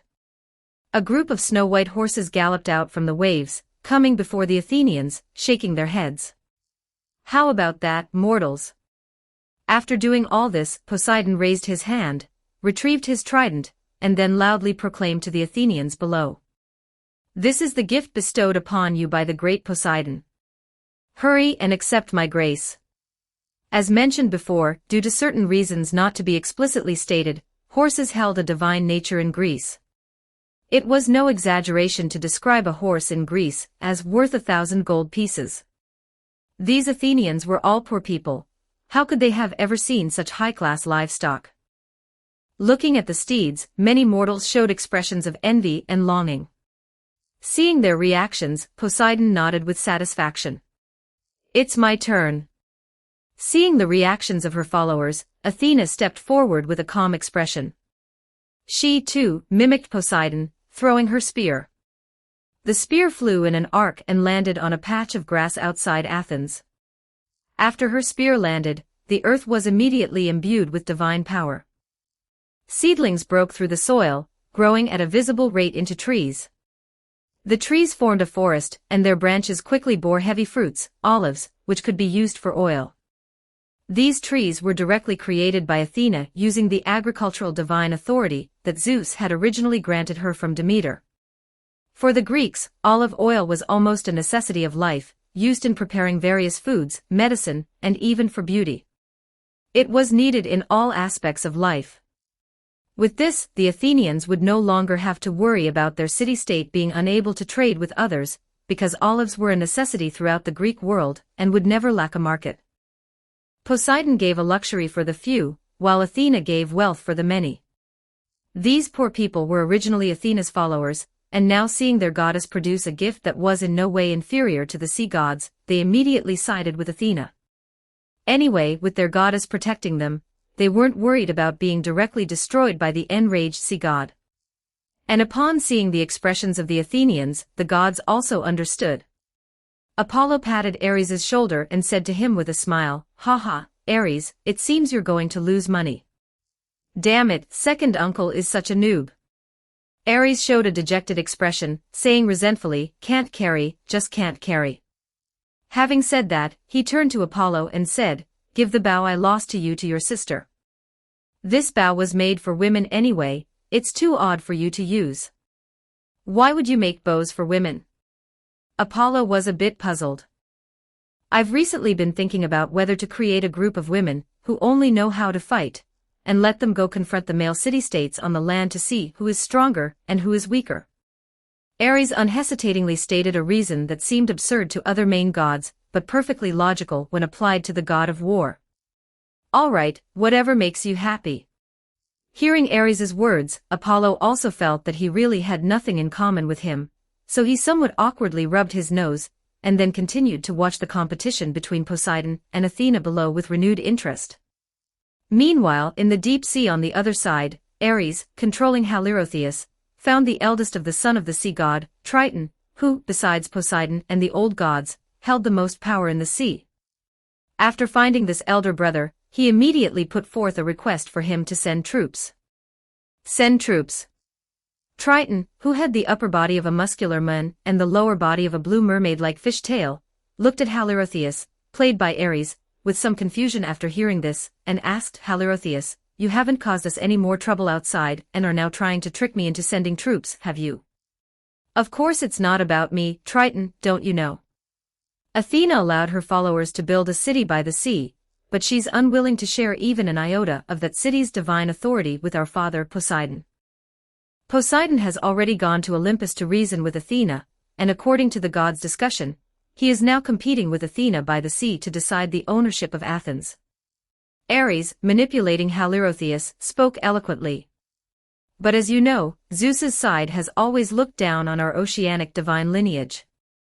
To them, we gods of the sea are outsiders. Therefore, in the competition between Father and Athena, the king of gods will definitely favor his daughter. But our oceanic divine lineage cannot repeatedly back down before the sky gods. Otherwise, they'll truly think we sea dwellers are easy to bully. I'm asking you to send troops not for war, but to have our four seas army go together to bolster Father's momentum. What do you think?" Hearing what Halirrhothios said, Triton lowered his head and thought for a moment, then called a servant and inquired about Poseidon's current whereabouts. He wasn't unwilling to help his father. After all, the son of the sea god gained prestige through their father, and they were all firm supporters of Poseidon. However, considering his brother Halirrhothios usually only led Poseidon to cause trouble and womanize, Triton couldn't simply believe his words. After a while, the servant Triton had sent to inquire returned and reported to the sea god's eldest son that everything Halirrhothios had said was true. So upon learning this, Triton immediately blew his conch, summoning all the oceanic armies that followed Poseidon, and were under his command, to get ready and depart for Athens, to boost Poseidon's morale. At the command of the sea god's eldest son, the four seas army immediately sprang into action.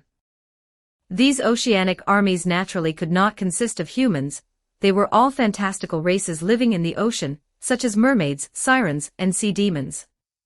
They all rode atop massive sea beasts obedient to the sea god's authority, wielding weapons like harpoons and tridents, and clad in excellent armor, possessing terrifying power capable of sweeping away almost any mortal army. After these armies had assembled under Triton's command, this sea god's eldest son personally led them, majestically heading towards the Bay of Athens, and Ares, controlling Halirrhothius, rode on a great white shark, following this grand army to Athens. Chapter 93. Chapter 93. Prince offers his head. 1205 words. After Poseidon and Athena respectively displayed their power and gifts to the mortals, the Athenians present slowly began to cast their votes with their actions. They ignored the magnificent white horses created by Poseidon, and all walked towards the olive grove created by Athena. Seeing this scene, Poseidon's face turned ashen with rage, and he gripped his trident tightly. The Sea King was such a god, he had the ambition to be a god king, but lacked the wisdom and ability. He had previously clashed with many other main gods, attempting to seize their divine authority in their respective city-states, but all ended in failure. He blindly believed that his power and might would make these mortals tremble and kneel in submission, but he forgot that these people had been guided by Athena to build their city here. They were all loyal followers of Athena. If Athena hadn't been there, it might have been different, but with Athena standing by, these mortals would surely choose their protecting goddess over the Sea King. It seems the outcome is clear. Zeus, standing on the clouds, stroked his chin, observing the reactions of the Athenians below. However, just as he was about to raise his arm to declare Athena's victory, a huge wave suddenly appeared on the distant ocean. The sky was covered by dark clouds and torrential rain, and white high walls began to appear on the sea. On these walls of waves, the Athenians saw with horror that within them were terrifying armies composed of sea creatures and sea monsters. Poseidon's army. Seeing these sea monsters and sea creatures, the gods on the clouds were surprised. Apollo chuckled, "Ah, it seems Uncle Second has finally learned his lesson. This bet is going to be interesting." Hearing his words, the other main gods nodded. They all understood that Poseidon's army was certainly not here to threaten the gods. Although the sea creature army looked terrifying now, if Zeus on the clouds were to hurl his divine lightning into the sea, these sea creatures would instantly become a pile of dead fish. They were definitely here to boost Poseidon's prestige and threaten the Athenians on the ground. But Ares jumped up when he saw these armies. His eyes widened and he looked at the armies with delight, then said, "Is there going to be war?" "How could that be?" Demeter disdainfully shook her head. "How could Poseidon dare to fight Athena in front of the gods?" "What do you know?" Ares retorted, "Sometimes, war is not something leaders can control. His Poseidon's army is already out. What if there's an accidental misfire and a couple of people die? Do you believe the Athenians would directly fight the sea creatures?" "You." Demeter widened her eyes, glaring at her nephew, but Ares showed no fear, looking at her with a sneer. Seeing the tension below the clouds and also above, Zeus scratched his head helplessly, raised his hand and stopped them. "All right, Ares, Demeter, stop arguing. Let's just open another bet. We'll bet on whether they'll fight, how about that?" Ares and Demeter turned to look at each other, then said in unison, "All right, let's bet." Ares directly threw out his divine artifact, the flame sword, slammed it onto the clouds, and roared, "I'll bet that Poseidon and Athena's people will fight today." "Place your bets, Demeter." "Betting with a divine artifact. Do you think I don't have one?" Demeter snorted, directly throwing out her staff. This was one of her important treasures, the Midas touch staff. As the name implies, anything touched by this long staff would turn into gold. "All right, everyone, be a witness." Zeus collected Ares's flame sword and Demeter's Midas touch staff, then clapped his hands and said, "Look, someone is coming out of the sea." The gods looked towards the sea upon hearing this and indeed saw a man, whose face bore an 8/10 resemblance to Poseidon, rising from the forefront of the waves. Beside him was a young man riding on a large great white shark. The gods recognized the man in front. He was Triton, Poseidon's eldest son, and the one who governed the Sea King's golden palace in his father's stead. The other young man, who seemed a bit frivolous, was also likely Poseidon's son. "Father." As soon as he appeared on the sea, Triton called out to Poseidon, "We've come to help you." Seeing this group of sea creatures, Athena frowned in displeasure. She said, Poseidon, do you intend to break the agreement? Ah, goddess Athena misunderstands. Triton leaped from the waves and landed on the ground. The moment he landed, his merman-like legs transformed into human legs. Then, the sea god's eldest son walked to his father's side and said to him, Halirrhothios and I are merely here to cheer on father. Exactly. Poseidon laughed heartily, patting his eldest son's shoulder, and then pulled Halirrhothios, who had just been manipulated ashore by Ares, closer. Then he looked at the Athenians, his gaze revealing ill intent. You must vote fairly, mind you. Think carefully, which is better, horses or olives? If you try to fool me, I might just lose my temper. Is there even a choice? Halirrhothios, controlled by Ares, walked over forcefully to the Athenians. He pushed aside these mortals and then, from who knows where, he produced an axe. Waving the axe, he approached the olive grove, then laughed at the Athenians. You people, you already have horses, why do you need olive trees? Ha! Come on, I'll help you chop them down. With that, Halirrhothios immediately rolled up his sleeves, raised his axe, and prepared to chop down the olive grove. This disrespectful act towards Athena angered the Athenians, and they all looked towards Athena, but to their surprise, the goddess of wisdom merely watched him with a calm expression, without stopping him. Others didn't understand the reason for her calmness, but Ares did. From Halirrhothios' perspective, these olive groves had long been imbued with exquisite magic by the goddess of wisdom.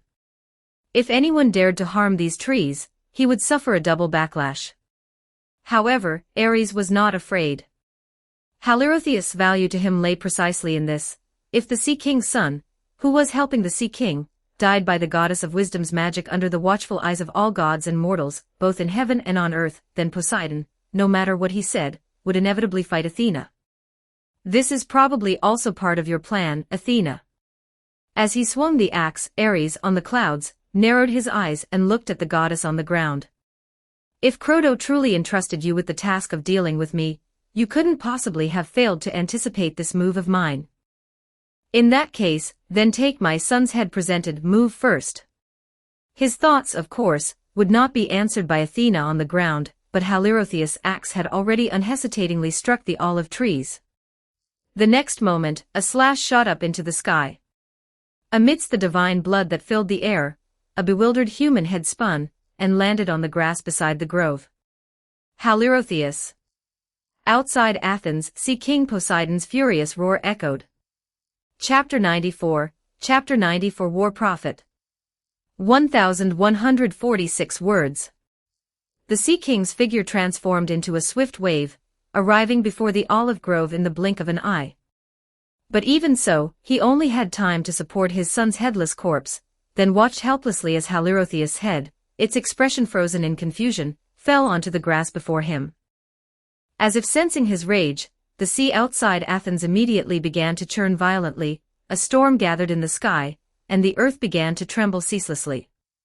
The Sea King raised his hand, gripped his trident tightly, and then spun around abruptly. Bang! The swiftly striking trident pierced the shield surface of Athena's aegis, which she had already raised to protect her chest.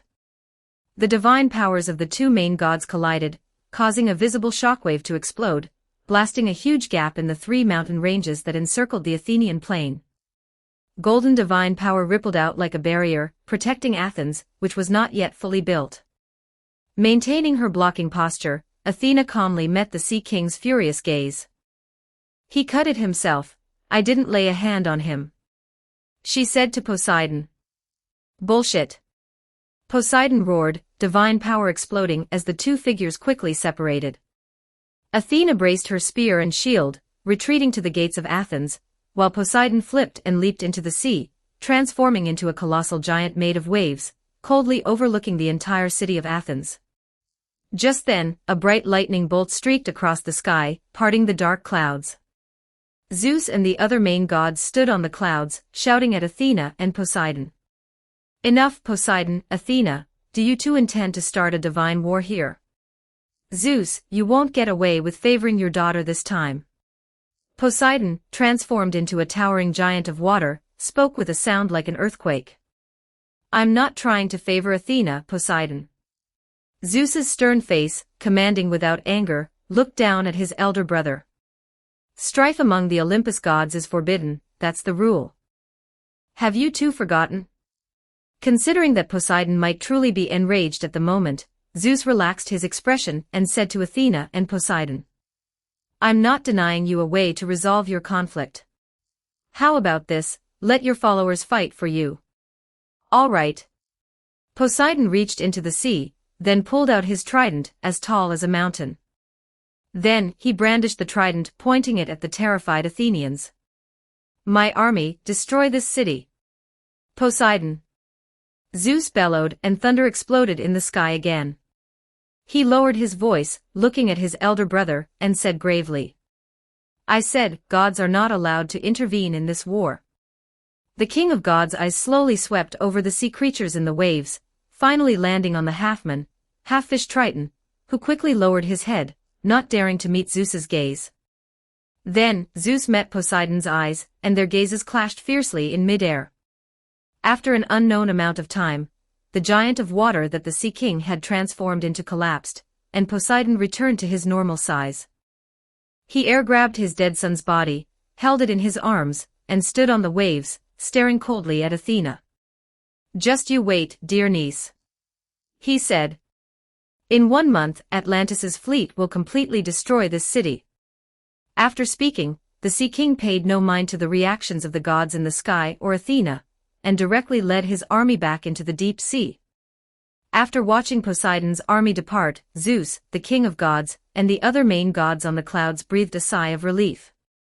Only Ares stared disinterestedly at Poseidon's receding figure, muttering coward, then he looked at Demeter and said triumphantly, Demeter, I won this round, didn't I? Indeed, Ares won this time, Demeter. Zeus looked questioningly at one of his wives. Humph, isn't it just a Midas staff? Take it. Demeter said, somewhat displeased. Don't be angry, Demeter. Zeus handed both the flame sword and the Midas staff to Ares, while comforting his sister and wife. Although Ares won this round, he lost the other one he bet on. He bet on Poseidon's victory, but now, look at these Athenians, who among them would still vote for Poseidon? True. Demeter glanced at the fearful Athens on the ground, feeling a little relieved. For the gods, the safety of the mortals in Athens was irrelevant to them. Whether Atlantis's fleet flattened Athens or if the nascent Athens made a desperate counterattack to defeat Atlantis, for the immortal gods, it was merely a good show in their long lives. Who won or lost made no difference to them. Except for Athena. To overthrow Zeus, she urgently needed to establish her image and authority among humans. The current situation was not good for Athena. If Atlantis truly broke Athens, then in the future, within the Greek world, goddess of wisdom Athena's image among humans would completely collapse. It would likely be a long time before humans like these Athenians, who would not hesitate to take up arms and defy their masters to follow the goddess, would appear again. But conversely, this situation was also an opportunity for Athena. If she could truly lead the Athenians to turn the tide in desperation, then in the future, goddess of wisdom Athena's name would resound throughout the land, and all humans would likely sincerely respect this wise goddess who brought victory. The gods in the sky gradually departed, but Athena did not return to Olympus. She came to the cliff by the sea in Athens, quietly gazing into the distance, seemingly not planning to return to the heavens for the time being.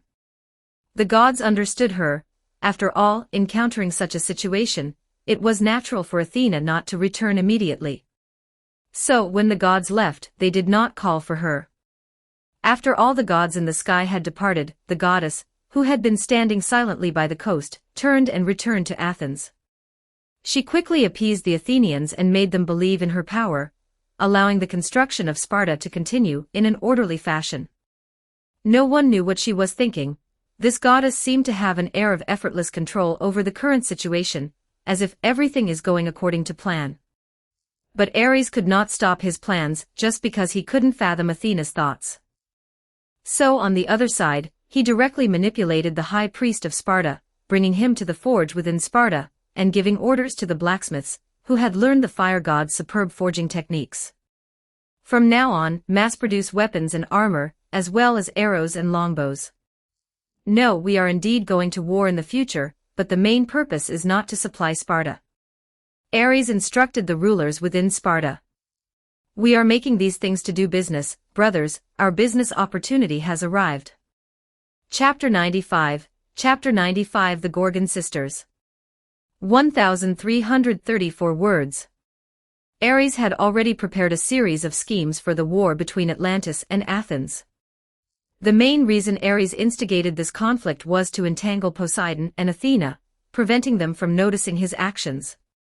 Secondly, he also wanted to use this to weaken the power of both nations, so that his Sparta would have the opportunity to annex their forces in the future. However, his reasons for instigating the war were not limited to these. Whether it was the god-making plan he and Hecate will use to fight against the Olympus gods, or the Spartan warrior legions, or the fighters directly under him as the god of war, their equipment all required substantial material and financial support. Atlantis had no shortage of silver and gold, and Athens also had olive oil bestowed by Athena, which was also a strategic material in Greece. Ares wanted to rely on a major war between these two city-states to allow Sparta to profit from the war. With the help of the god of fire, Sparta currently did not lack good blacksmiths, and its weapon and equipment production was unique in the Greek world. Furthermore, Sparta could dispatch Spartans as mercenaries to this battlefield, where they could also hone their combat skills. Most importantly, Hecate had already manufactured the prototypes of four mechanical gods. Ares named these four machine gods Terror, Tremor, Panic, and Fear respectively, intending to first test them by disguising them as his own subordinate gods. However, whether these four machine gods could exert the same functions as the current gods, and whether they could maintain the age of gods for a period after the gods' demise, still required an experiment. Athens was Athena's exclusive domain, and the city-states on the land were also within the spheres of influence of the various main gods. These places could not be used to test the efficacy of the machine gods. But Atlantis was isolated overseas. Poseidon considered it his private reserve and usually neglected its management, and indeed, it was difficult for people from other countries to reach it. Therefore, the Olympus god's surveillance of Atlantis was the weakest among all city-states, making it an excellent testing ground for Ares. However, things had to be done step by step. First, Ares had the Spartan Council of Elders send envoys to both Athens and Atlantis, offering Sparta's assistance in providing weapons, equipment, mercenary troops, and other scarce materials for the war. Then, he manipulated his divine power avatar and directly found Hermes, the messenger god who currently managed commerce on Olympus. What? Sparta wants to do business. Hermes' eyes widened in surprise after hearing Ares' intentions. My dear brother, I don't think this is your idea, is it? That's right. If you're willing to protect their commercial activities this time, they'll offer 2/10 of the profits to you, Ares said gruffly. I have a priest who is currently managing Sparta. He proposed this, and there's no reason for me to refuse if it means getting Spartans onto the battlefield to fight. Interesting. I really want to meet this priest of yours. After listening, Hermes lowered his head and thought for a moment, then readily agreed to Ares' request. All right, there's no reason for me to refuse this kind of business either. Out of respect for Ares, Hermes even immediately bestowed his blessing upon the Spartan merchant fleet. Thus, after confirming Hermes' blessing was in place, Ares had the Spartan merchant fleet set off grandly from the port by sea. They split into two groups. One went to Athens, transporting a large number of well-equipped Spartans as mercenaries to prepare for Atlantis' fleet, while the other, laden with large quantities of food, weapons and equipment, sailed towards Atlantis' port. Ares also planned to accompany the fleet this time. On one hand, the testing site for the god-making plan required his personal reconnaissance. On the other hand, he was also very curious about this nation that only existed in later legends. So he transformed his divine power avatar into a Spartan and blended into the fleet. The seas of this era were fraught with danger. Not only were there huge sea monsters driven by Poseidon, but the islands in the ocean were also mostly inhabited by terrifying monsters that preyed on people. Even if some had divine blood, they mostly held no goodwill towards humans. Therefore, Ares being on the ship himself was an extra layer of insurance. If Hermes's blessing didn't work, he could step forward to support his fleet and deter any short-sighted ruffians. While Sparta's fleet was sailing towards Atlantis, in a certain area near Athens, a group of tribes called the Pelasgians lived. This tribe did not worship the Olympus gods, but rather three goddesses not affiliated with Olympus. Currently, all members of their tribe and the three goddesses lived peacefully in this secluded area, leading a life free from worldly strife. My skirt seems to have gotten shorter again. The tallest of the three goddesses was sitting in the temple in the center of the island, looking troubled, frowning at the black and white lace dress placed before her. My sister's appearances have never changed, but I keep growing taller. Although she had known from birth that she was different from her two sisters who were born as goddesses, the girl still prayed that the three of them would always remain identical in appearance. That way, her two unscrupulous sisters wouldn't always bully her, dump all the housework on her, and even suck her blood. Maybe tomorrow I'll have the believers secretly help me lengthen the skirt. Medusa. Just as the girl was thinking about how to get away with it, outside the temple, two other soft, yet teasing female voices suddenly rang out. They called out, "Medusa, your underwear was stolen by a bird. To actually wear this style of underwear, what a shameless sister. It seems even the birds in the sky want to know what color Medusa's underwear is. What color is it? My other self. It seems to be purple, right, my other self." Upon hearing the voices of the two girls, Medusa first glanced down in a panic, then responded somewhat angrily. "My underwear has always been properly worn, and it's not some shameless style. Sisters, you're trying to trick me again. Oh my, you're getting bold, daring to talk to your sisters like that. Exactly, have you finished washing today's clothes? You're just lying in bed in the temple." Hearing Medusa's voice, the two girls outside the door asked with a giggle. "Already washed?" Medusa shouted loudly. "I'm not going out today, Sister Stheno, Sister Euryale, you two go play by yourselves." "Tisk, why aren't you coming out? Are you sick?" "I don't know, my other self, is she going through a growth spurt? After all, Medusa is different from us." The voices outside began to whisper things that made Medusa embarrassed, but she had made up her mind not to go out today. She would wait until her two sisters were asleep at night, then take the skirt to the tribe, and have their believers help her alter it. After Medusa decided to bury her head in the sand, her two sisters, Stheno and Euryale, indeed found it boring. They talked for a while, then left. According to their usual routine, Medusa guessed they had probably gone to the Pelasgian tribe to tease their believers. Feeling her two sisters' presence leave, Medusa finally relaxed. She lay on her bed, slowly pondering the skirt alteration, and soon fell into a deep sleep. "Medusa! Wake up!" After an unknown amount of time, Medusa was suddenly woken by a loud shout. Hearing her sister's voice, Medusa resolutely played the ostrich. She responded, "Sister, I don't feel well today." But before she could finish, she heard her sister shout in a somewhat panicked voice. "I'm not joking with you, Medusa, come out quickly, other humans are attacking our believers." Chapter 96, Chapter 96 Priest of Goddess of Wisdom. 1120 words. Houses were burning, and the screams of her people echoed in her ears. But the goddess was powerless to respond to the prayers of her followers. She knelt on the ground, looked up, and saw the person standing before her.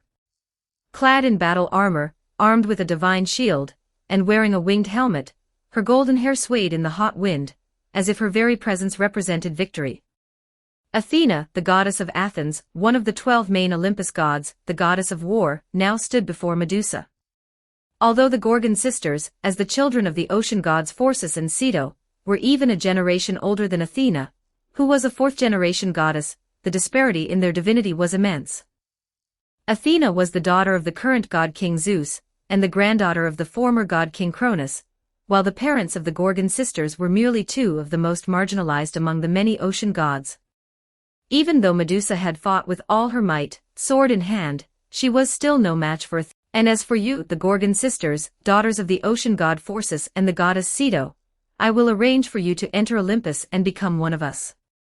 Upon hearing this, a look of despair appeared on Medusa's face. She lowered her head and choked out a plea to Athena, "Please, I am willing to be your subordinate god. No, I am willing to be your follower. At least, please do not harm my sisters." Hearing her plea, Athena slowly removed her helmet, revealing her beautiful face that had been concealed. Her bright eyes stared at Medusa for a long time before she finally smiled. "All right, it's a deal." Meanwhile, after a series of tribulations at sea, the Spartan fleet successfully arrived at Atlantis, the divine realm created by Poseidon in the ocean. Ares, who had arrived with the fleet, naturally disembarked onto this isolated continent. After a period of various disguises, stealth, and investigation, Ares had a general understanding of the basic situation of Atlantis. Like Athens, this nation also lacked the inheritance of the first humans.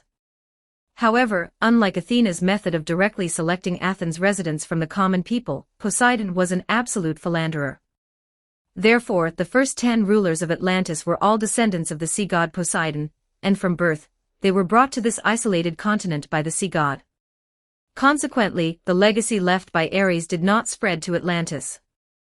Due to its unique environment and political ecosystem, Atlantis became one of the most remarkable nations in the world, possessing 10 kings within its borders. These 10 kings, all of the sea god Poseidon's bloodline, held equal status and took turns serving as the high priest in Poseidon's temple at the center of Atlantis. Every 4 years, they would gather in the sea god's temple at the very heart of Atlantis to collectively discuss major affairs of Atlantis. If a resolution was reached, the kings would sacrifice a cow raised in the temple to Poseidon, then use its blood to record their agreed-upon covenant on the pillars within the sea god's temple. Within this nation, classes were rigidly divided into royalty, nobility, and commoners based on the concentration of the sea king's bloodline, with virtually no possibility of upward mobility. The technology of Atlantis was highly advanced, almost a generation ahead of the outside city-states. The architecture and city defenses of Atlantis were primarily focused on aesthetics. The scope of Atlantis was extremely vast, with the city being a regular concentric circle, separated by 3 city walls. The outermost ring was the commoner district, further in was the noble district, and the innermost layer was the royal district. Those in the inner layers could go to the outer layers at any time, but those in the outer layers could not enter the inner layers. At the very center of the city was Poseidon's temple, the most sacred place within all of Atlantis. Atlantis, centered around Poseidon's temple, was equally divided into 10 regions, each ruled by one of the 10 kings. Furthermore, as subjects of the Sea King, Atlantis had highly developed ports and shipping, allowing them to reach almost every location within the current Greek world by ship. However, despite Atlantis appearing incredibly glorious at this time, Ares keenly identified some areas where he could exert influence. For example, the Atlantean army. Their ships were indeed the strongest in the world, but the combat readiness of their soldiers was many times inferior. Atlantis's geographical location was too advantageous, meaning almost no city-state could attack them. As a result, the Atlantean army had never engaged in battle with outside forces. By now, their army had become a place for nobles and royalty to keep idlers, the soldiers were pampered gentlemen, and the generals were all good-for-nothings. Ares estimated that if his Spartan army were to clash with these Atlanteans, the Atlanteans would likely be scared to call for their mothers in front of the Spartans. Ares had initially thought that Athena would have difficulty dealing with the Atlantean fleet, but after seeing the Atlantean army, he felt that Poseidon was nothing special after all. As long as Athena could find a way to destroy the Atlantean ships and force them onto land, it would be a foregone conclusion that the Athenians would defeat them. Besides the army, the contradictions between the social strata in Atlantis were also quite evident. While in outside city-states, everyone except slaves enjoyed citizenship, and even kings could not arbitrarily execute a citizen. In Atlantis, commoners were playthings for the nobles, and nobles were merely lackeys for the royalty. To the Atlantean royalty, all other inhabitants of Atlantis were merely their possessions, with nobles being only slightly more valuable. The commoners and nobles of Atlantis must have accumulated much resentment due to this situation, but they dared not resist because the great sea god Poseidon stood behind the royalty. In such a situation, if they were given a god they could rely on, a god who could grant them power equal to the royalty, then they would undoubtedly erupt in turmoil, overthrowing the Atlantean royalty from below. Chapter 97. Chapter 97. Have you ever heard of angels? 1452 words. After investigation, Ares discovered that Atlantis was indeed the best testing ground for the new generation of machine gods. Poseidon possessed the same arrogance as the Olympian gods. Besides demanding absolute respect and obedience from mortals, they basically wouldn't concern themselves with what happened at the lowest levels of a mortal country. Therefore, after Ares returned to Olympus, he immediately issued orders using the Sparta high priest's account, sending a group of bards secretly trained in Sparta on the next batch of merchant ships bound for Atlantis. With the shipping routes opened by the first batch of merchant ships, the voyage of the second batch of merchant ships was much smoother. In less than a week, the second batch of merchant ships from Sparta arrived in Atlantis. They brought many excellent weapons and equipment, as well as food and supplies, and in return, they exchanged for countless gold and silver from Atlantis, transporting these treasures back to Sparta. But at a moment no one knew about, a group of bards quietly disembarked from this fleet. They went to the taverns and ports where the common people of Atlantis gathered, dispersing into 10 areas of the city. When the two batches of Spartan merchant ships left the port, they did not leave but continued to quietly lurk within Atlantis, spreading rumors for their god.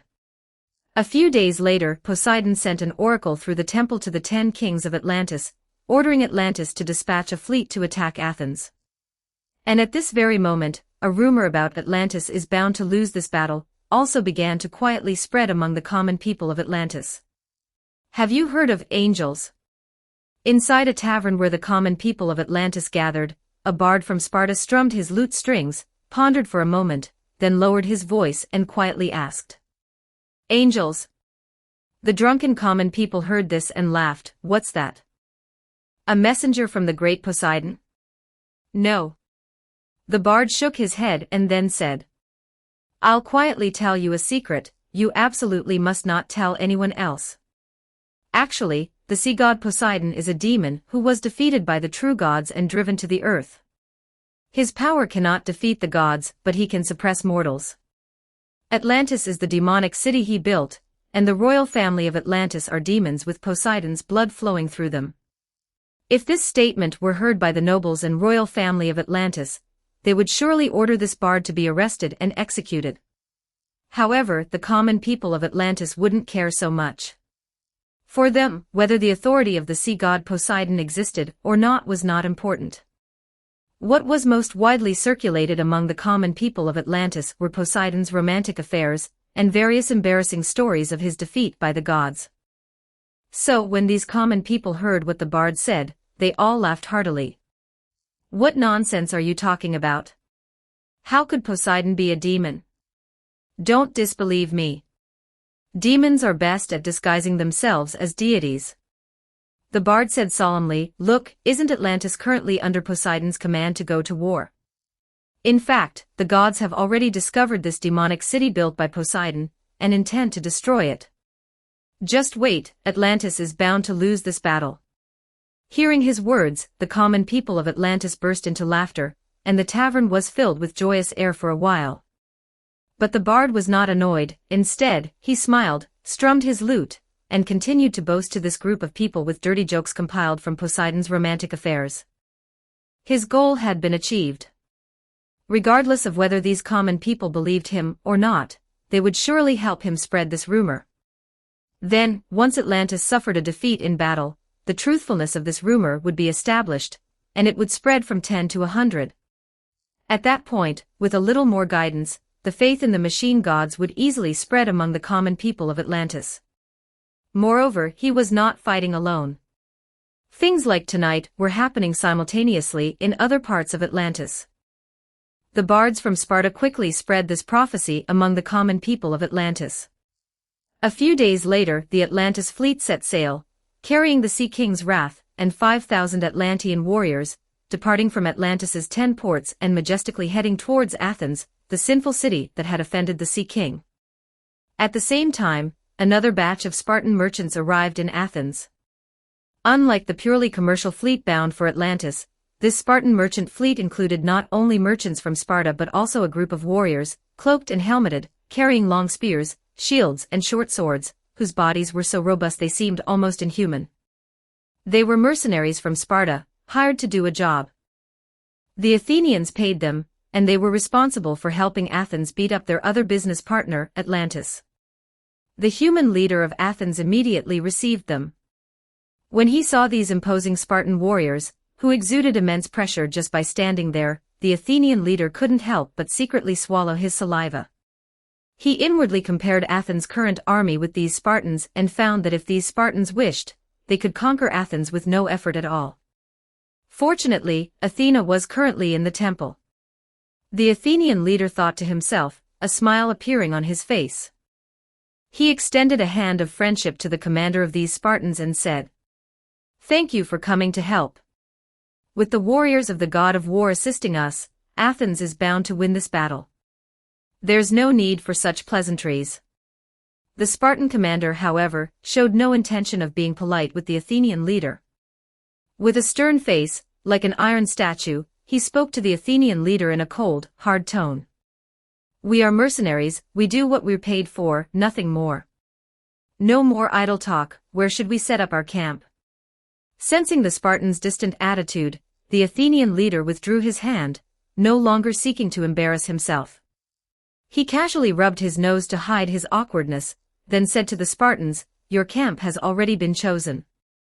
Please follow us. During the operation, please be sure to cooperate with our actions." "Of course, we know that." After a brief conversation, the Athenians led the Spartan mercenaries to a high ground by the sea. This place was indeed very suitable for setting up a military camp, with good views and terrain. So, after the Spartan commander expressed his satisfaction, he sent off the Athenians, and then ordered his warriors to start cutting down trees from the nearby forest to construct some defensive fortifications and an encampment on site. He himself went to the center of the camp, set up a small tent, and then, along with his chief of staff who arrived shortly after, entered the tent. How is the intelligence gathering on Athens? As soon as they entered the tent, the two sat opposite each other, and the Spartan commander immediately asked, "I have already drawn the map." His chief of staff handed a scroll of papyrus to the commander. "Regarding the military strategies the Athenian commander will adopt, I am also ready to start recording. There's one more thing." "What is it?" "I found that the Athenians recently captured a group of slaves from somewhere, and are urgently training them into an Athenian army," the Spartan chief of staff said. "What's so strange about that?" The Spartan commander unfolded the map, saying without lifting his head, "Athens has just been established, and all their weapons and equipment need to be bought from us. Their army has only just taken shape, otherwise, we wouldn't be here. Those slaves are probably people they captured after defeating nearby nomadic tribes, specifically to deal with the Atlanteans. That's what I find strange." The Spartan chief of staff had a somewhat peculiar expression on his face. Logically, they are merely consumables captured by the Athenians, yet there are Athena's priests treating the wounds of these slaves and delivering food and water. Is this something priests would do? Perhaps Athena wants to win over people's hearts through such means. No, do slaves need to be won over? The Spartan commander thought for a moment and could only say, "Let's wait and see. Our main purpose is still to train with the Atlanteans." The chief of staff inquired, "So, should this matter be reported to the high priest?" The Spartan commander thought for a moment, then nodded, "Since the high priest ordered us to report everything in detail, we will obey the command." Chapter 98. Chapter 98. Hello, are you there? 1694 words. Are Athena's priestesses bandaging the wounds of slaves, delivering water and food? When the high priest of Sparta, who was also Ares himself, saw the report sent back from the Athens front, a strong sense of surprise arose in his heart. Has Athena awakened? Does she know to first please the people at the bottom and gain their support? No, that shouldn't be possible. Athena's primary goal right now is to deal with Atlantis. These slaves must be cannon fodder that she's pulling out to send to their deaths. Since they're all going to die anyway, what's the point of trying to win them over? In this era, treating slaves well wouldn't be understood by the Athenians. Those Athenians are Athena's base, and she couldn't possibly do something like sacrificing her knight to save her rook. After thinking it over, Ares decided to go and see for himself. At this time, Athena was personally sitting in the temple in Athens, so Ares, to avoid alarming her, did not go using his divine power avatar. He directly created a body of an ordinary adult man, pretending to be a savage, wearing only a piece of animal skin around his waist, and ran naked outside Athens, even shamelessly stealing things from the Athenians. His behavior was quickly discovered by the Athenians. The Athenians gathered 3 or 5 men and quickly devised a plan to catch him, and they threw him into the center of the slaves who had just been captured from outside Athens, preparing to train them into soldiers to fight against the upcoming Atlanteans. Ares quietly shrank into a corner and stayed in the Athenians' slave camp for a while. At noon, the other slaves, who had been drilled by the Athenians all day, were driven back with exhaustion by the Athenians in the same way as livestock, and behind them, sure enough, there was a little girl wearing Athena's priestly robes and a hood, following along. While the other slaves, with tired or painful expressions, collapsed crookedly on the straw mats near Ares, this priestess also walked over holding a wooden box. She opened the wooden box, which contained some herbs and bandages. This young girl crushed the herbs together, mixed them on the bandages, and then began to treat the injured slaves, and incredibly, when these slaves with desperate or angry faces saw the girl walking over, they actually began to slowly relax. Because it was just training, the number of slaves injured was not too many. Soon, this priestess girl completed the bandaging. She picked up the wooden box and left.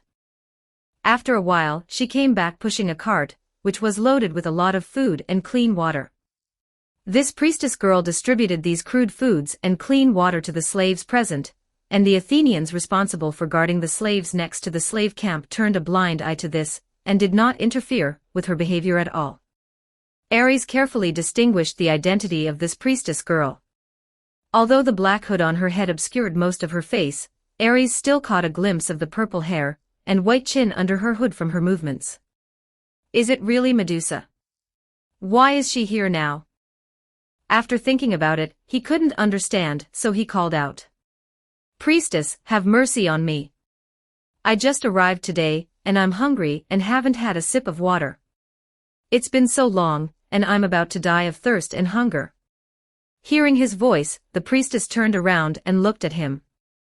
The Athenians next to her also laughed and said, Priestess, you don't need to pay attention to him. This slave isn't from your tribe. He's just a petty thief who was caught stealing things and became a slave. Ares glared at the Athenian angrily, then pretended to be very weak, lay down on the ground, and looked at the priestess with a pleading expression.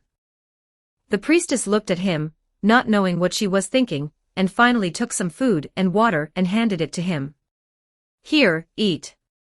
Thank you, priestess, you are such a kind person. Ares took the food and water she handed over, and also took this opportunity to finally see the face under her hood. Under the hood was a beautiful goddess's face, with a hint of coldness in her loveliness, purple hair hanging from her ears, and her eyes looked a little listless. It was indeed the pitiful anti-hero Medusa of later generations. So Ares quickly solved the coarse grains and water Medusa handed over, and without caring what the things he swallowed tasted like, he shouted to Medusa, Kind priestess, thank you for saving my life. I want to give you a gift. While speaking, he took out a beautiful hair accessory from his arms. The hair accessory had a black ribbon tied into a bow, which looked very cute. This was originally made by the fire god Hephaestus, who wanted to use it to pursue Athena and win Athena's favor. After his courtship was beaten up by Athena, the disheartened fire god was prepared to abandon all these things, but after Ares saw it, he took it from his brother.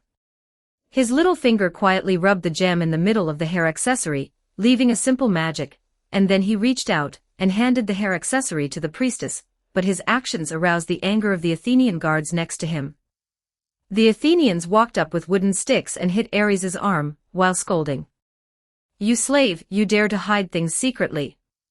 Ares's body was just a mortal body, so after being hit, he still felt pain. He couldn't help but loosen his hand, and the hair accessory also fell into the sand and dust. He retracted his hand, carefully remembered the face of the Athenian who hit him with a stick, and then retorted. "This hair accessory is something my mother left me, not your property. You dare to resist?" Two Athenians walked over with wooden sticks, preparing to beat Ares's body, but the priestess raised her hand and stopped the two Athenians. "Okay, stop." After stopping the two Athenians' violence, the young priestess slowly squatted down, picked up the hair accessory from the sand on the ground, patted off the dust, and then said to Ares, "Thank you, I will cherish it." She put the oath on her head in front of Ares and a group of slaves, and then turned and left the slave camp. The time Athena allowed her to visit her believers for a day had ended. Now, she had to return to the Parthenon to work for Athena. At night, the Athenian guards outside the slave camp suddenly saw the Spartan commander leading several Spartan strong men, following their leader, walking over together. "Our war with Atlantis is about to begin," the Athenian leader said to his guards. "At this time, the more strength we can get, the more strength we will have, so I have asked the Spartan warriors to come and do combat training with you, so that you can control the Pelasgians inside when they go to the battlefield." Then he waved his hand, and someone behind him carried over 2 boxes, which were all wooden sticks with smoothed edges, just like the wooden sticks the Athenian guards used to control the slaves. At this time, the Spartans were preparing to use them as training equipment. "Come on, let's start directly." The Spartan commander reached out and pulled out a wooden stick from the box, and the other Spartan warriors also took one each, stood in a neat row, and looked at the Athenian slave camp guards. Under the order of the Athenian leader, the Athenian guards of the entire slave camp reluctantly formed groups of 3 or 2, and each faced a Spartan. The Spartan commander looked at the 2 Athenian guards who had hit Ares's arm with wooden sticks today. He stared at the 2 guards for a while, until they felt a chill in their hearts. Then, the cold commander suddenly showed a cruel smile and waved to them. Come, you 2 come over, I will personally accompany you to exercise." At the same time, Medusa, who had finished her day as a priestess, returned to the high-end stone house next to the Parthenon that Athena had prepared for her. She washed her body, changed into another set of clothes, but had no sleepiness, but came to the window, looked up at Selene's chariot, and looked at the distant sea. At that time, Athena led the Athenians to forcibly occupy the Pelasgians' tribe, demoted all the Pelasgians to slaves, and also wanted to take all 3 of her sisters as subordinate gods and take them to Olympus. Although the Medusa sisters had never been there, they had heard that there were many terrible gods on that mountain. They possessed great power, and they liked to forcibly occupy some beautiful women and goddesses as wives. If they went there, Stheno and Euryale, the 2 goddesses who had no combat power, and even Medusa, were likely to encounter such misfortune.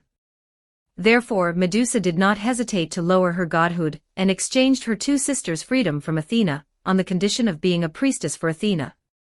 However, Euryale and Stheno were still not allowed by Athena to appear on the earth, so they were exiled by the goddess of wisdom and driven to an invisible island near the sea where the golden apple was located, as neighbors to the dragon-laden. In this way, Medusa and her 2 sisters would probably be difficult to see each other again in the future. She could only look up at the moon and miss her 2 sisters. However, just as she was missing her relatives while looking at the moon, suddenly, a stream of light flashed on the hair accessory on her head.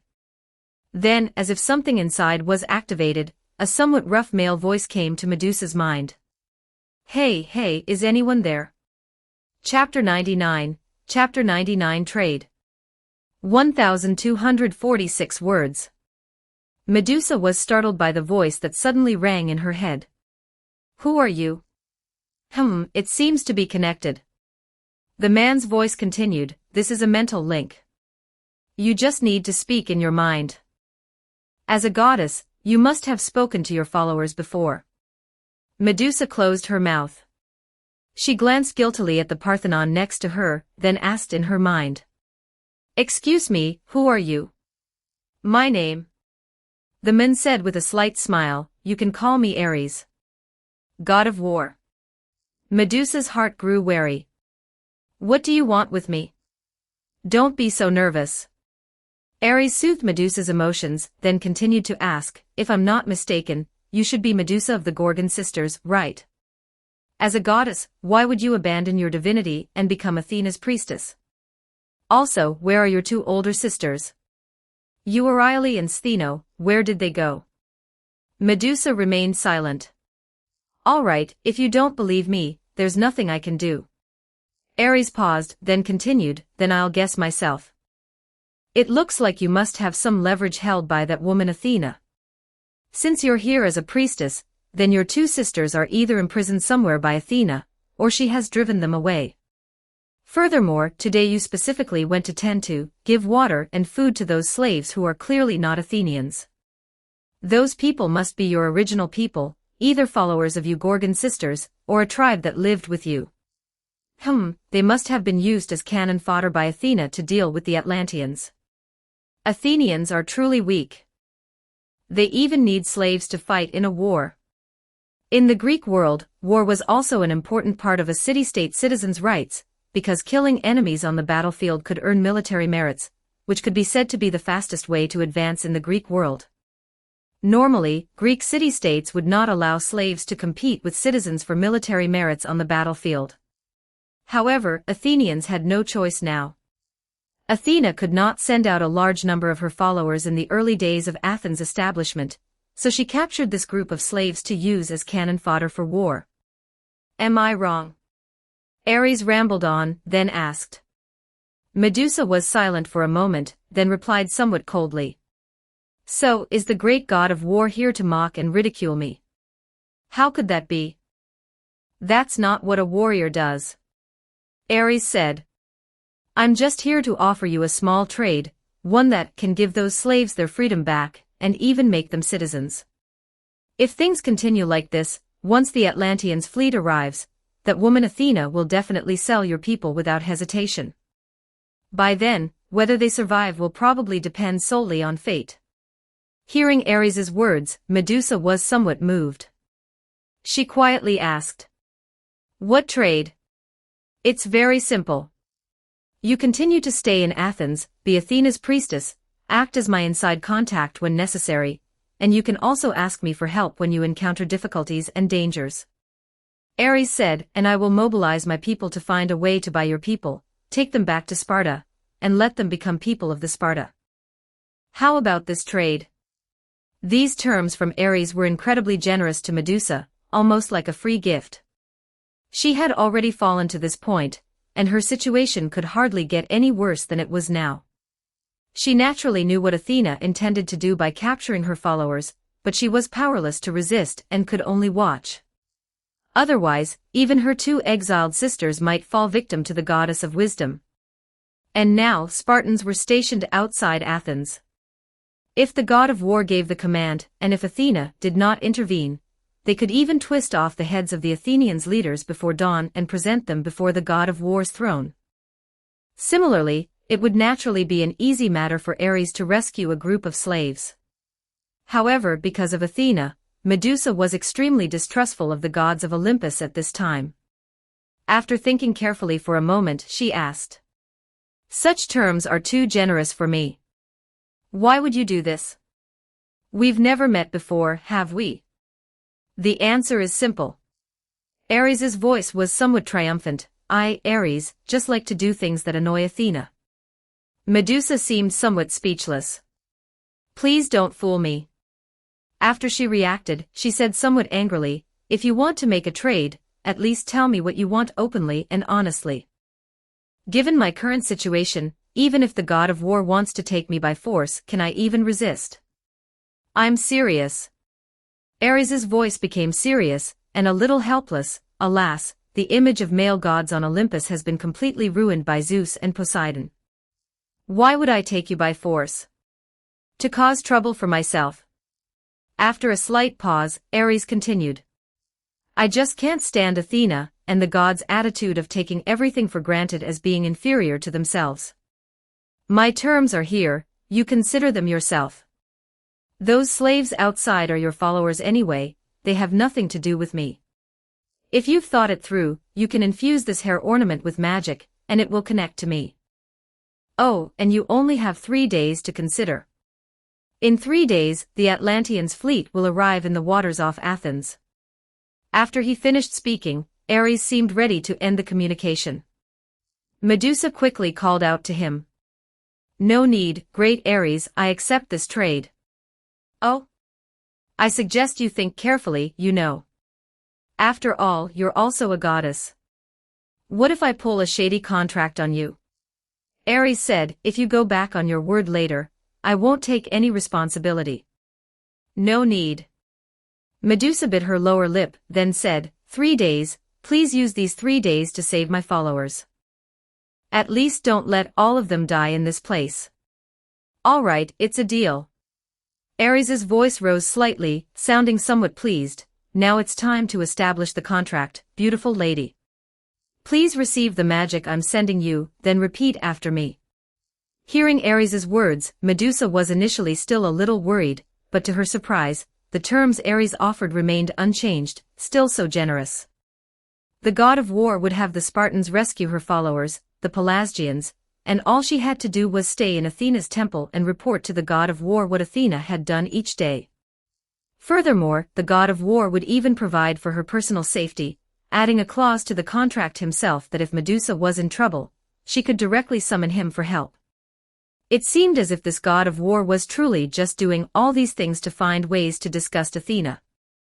On the morning of the second day after the contract was signed, Medusa put on her priestess's attire, and shortly after arriving at Athena's temple, immediately saw the Athenian leader come to seek an audience with the goddess. Respected Athena.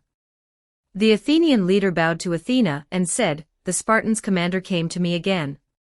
They said they wanted to discuss a business deal. Oh?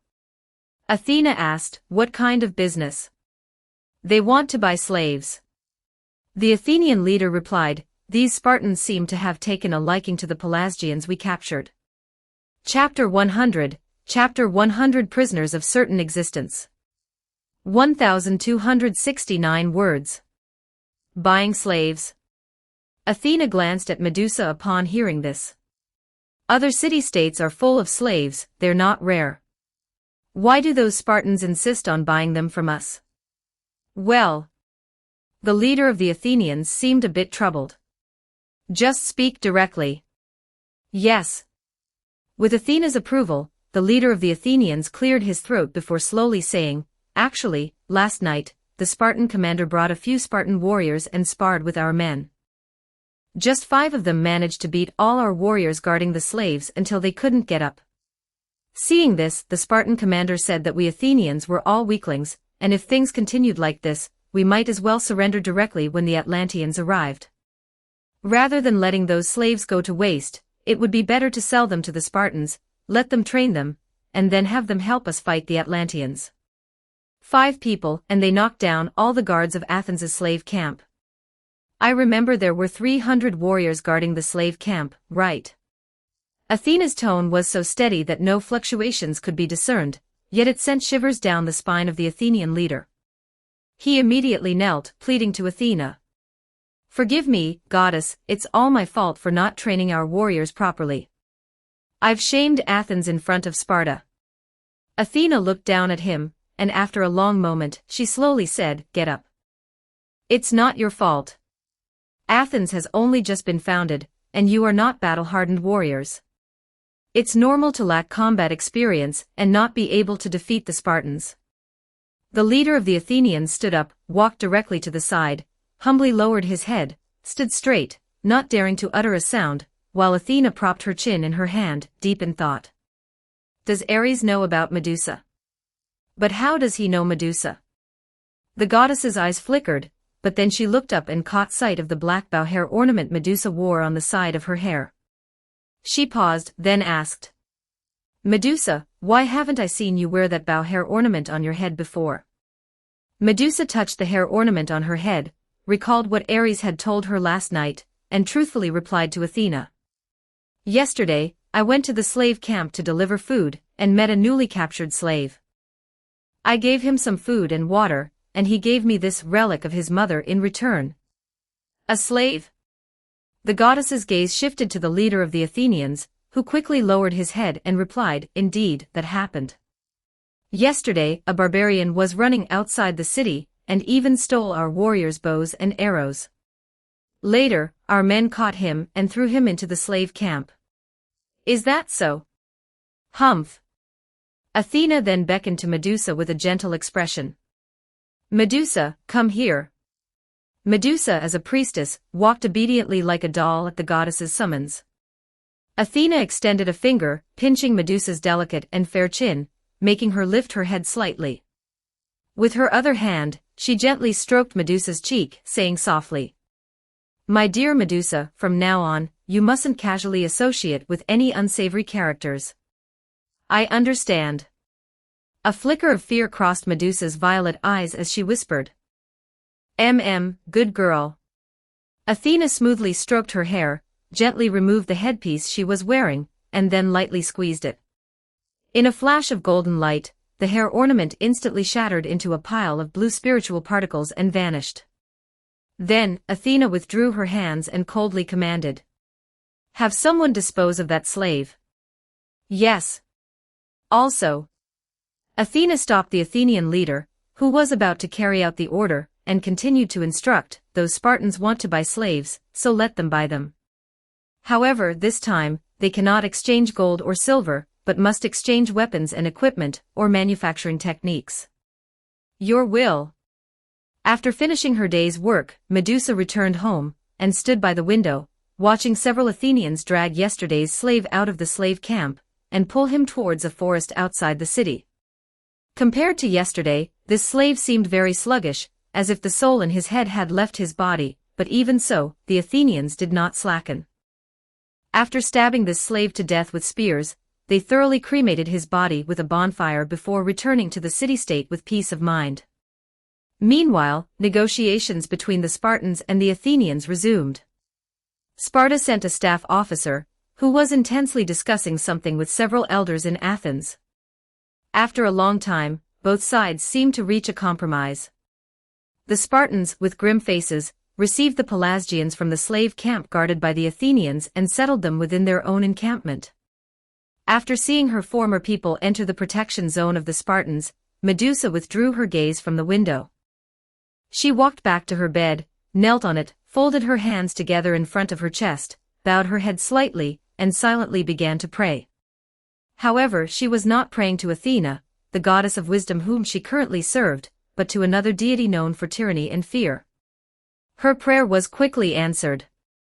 After connecting with her, Ares directly said to her, "How is it? I didn't break my word, did I?" Medusa affirmed, "You truly are a god who keeps his promises, unlike the goddess." "Humph, did Athena destroy your headpiece today, and then kill the slave who gave you the headpiece?" "Yes." Speaking of this topic, Medusa asked somewhat strangely, "I don't understand why you deliberately exposed the connection between us. If I didn't wear that hair ornament and hid it, the goddess shouldn't have discovered it." "Wouldn't discover it? That's impossible." Ares said, "Understand this, you serve Athena, the goddess of wisdom.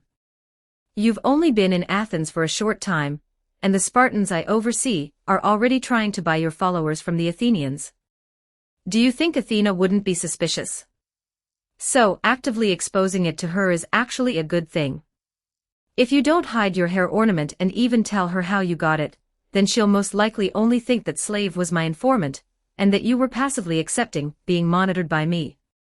But if you hid the hair ornament and she discovered it, then she would certainly realize that I had colluded with you." "Oh."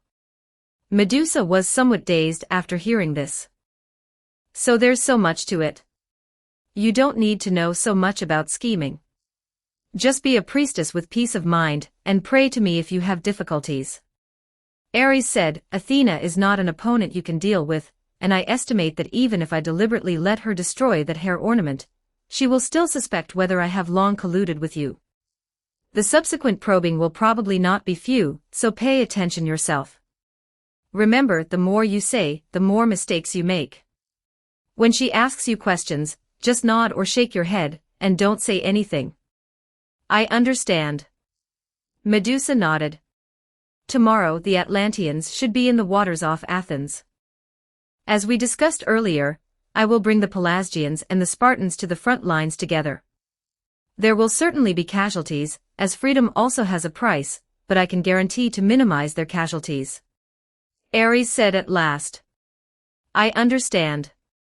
Medusa nodded. Thank you, god of war. No need to thank me. Ares said meaningfully, Medusa, after all, we are the same, we are both prisoners of certain existences. Don't forget to like and subscribe to Novels Wonderland.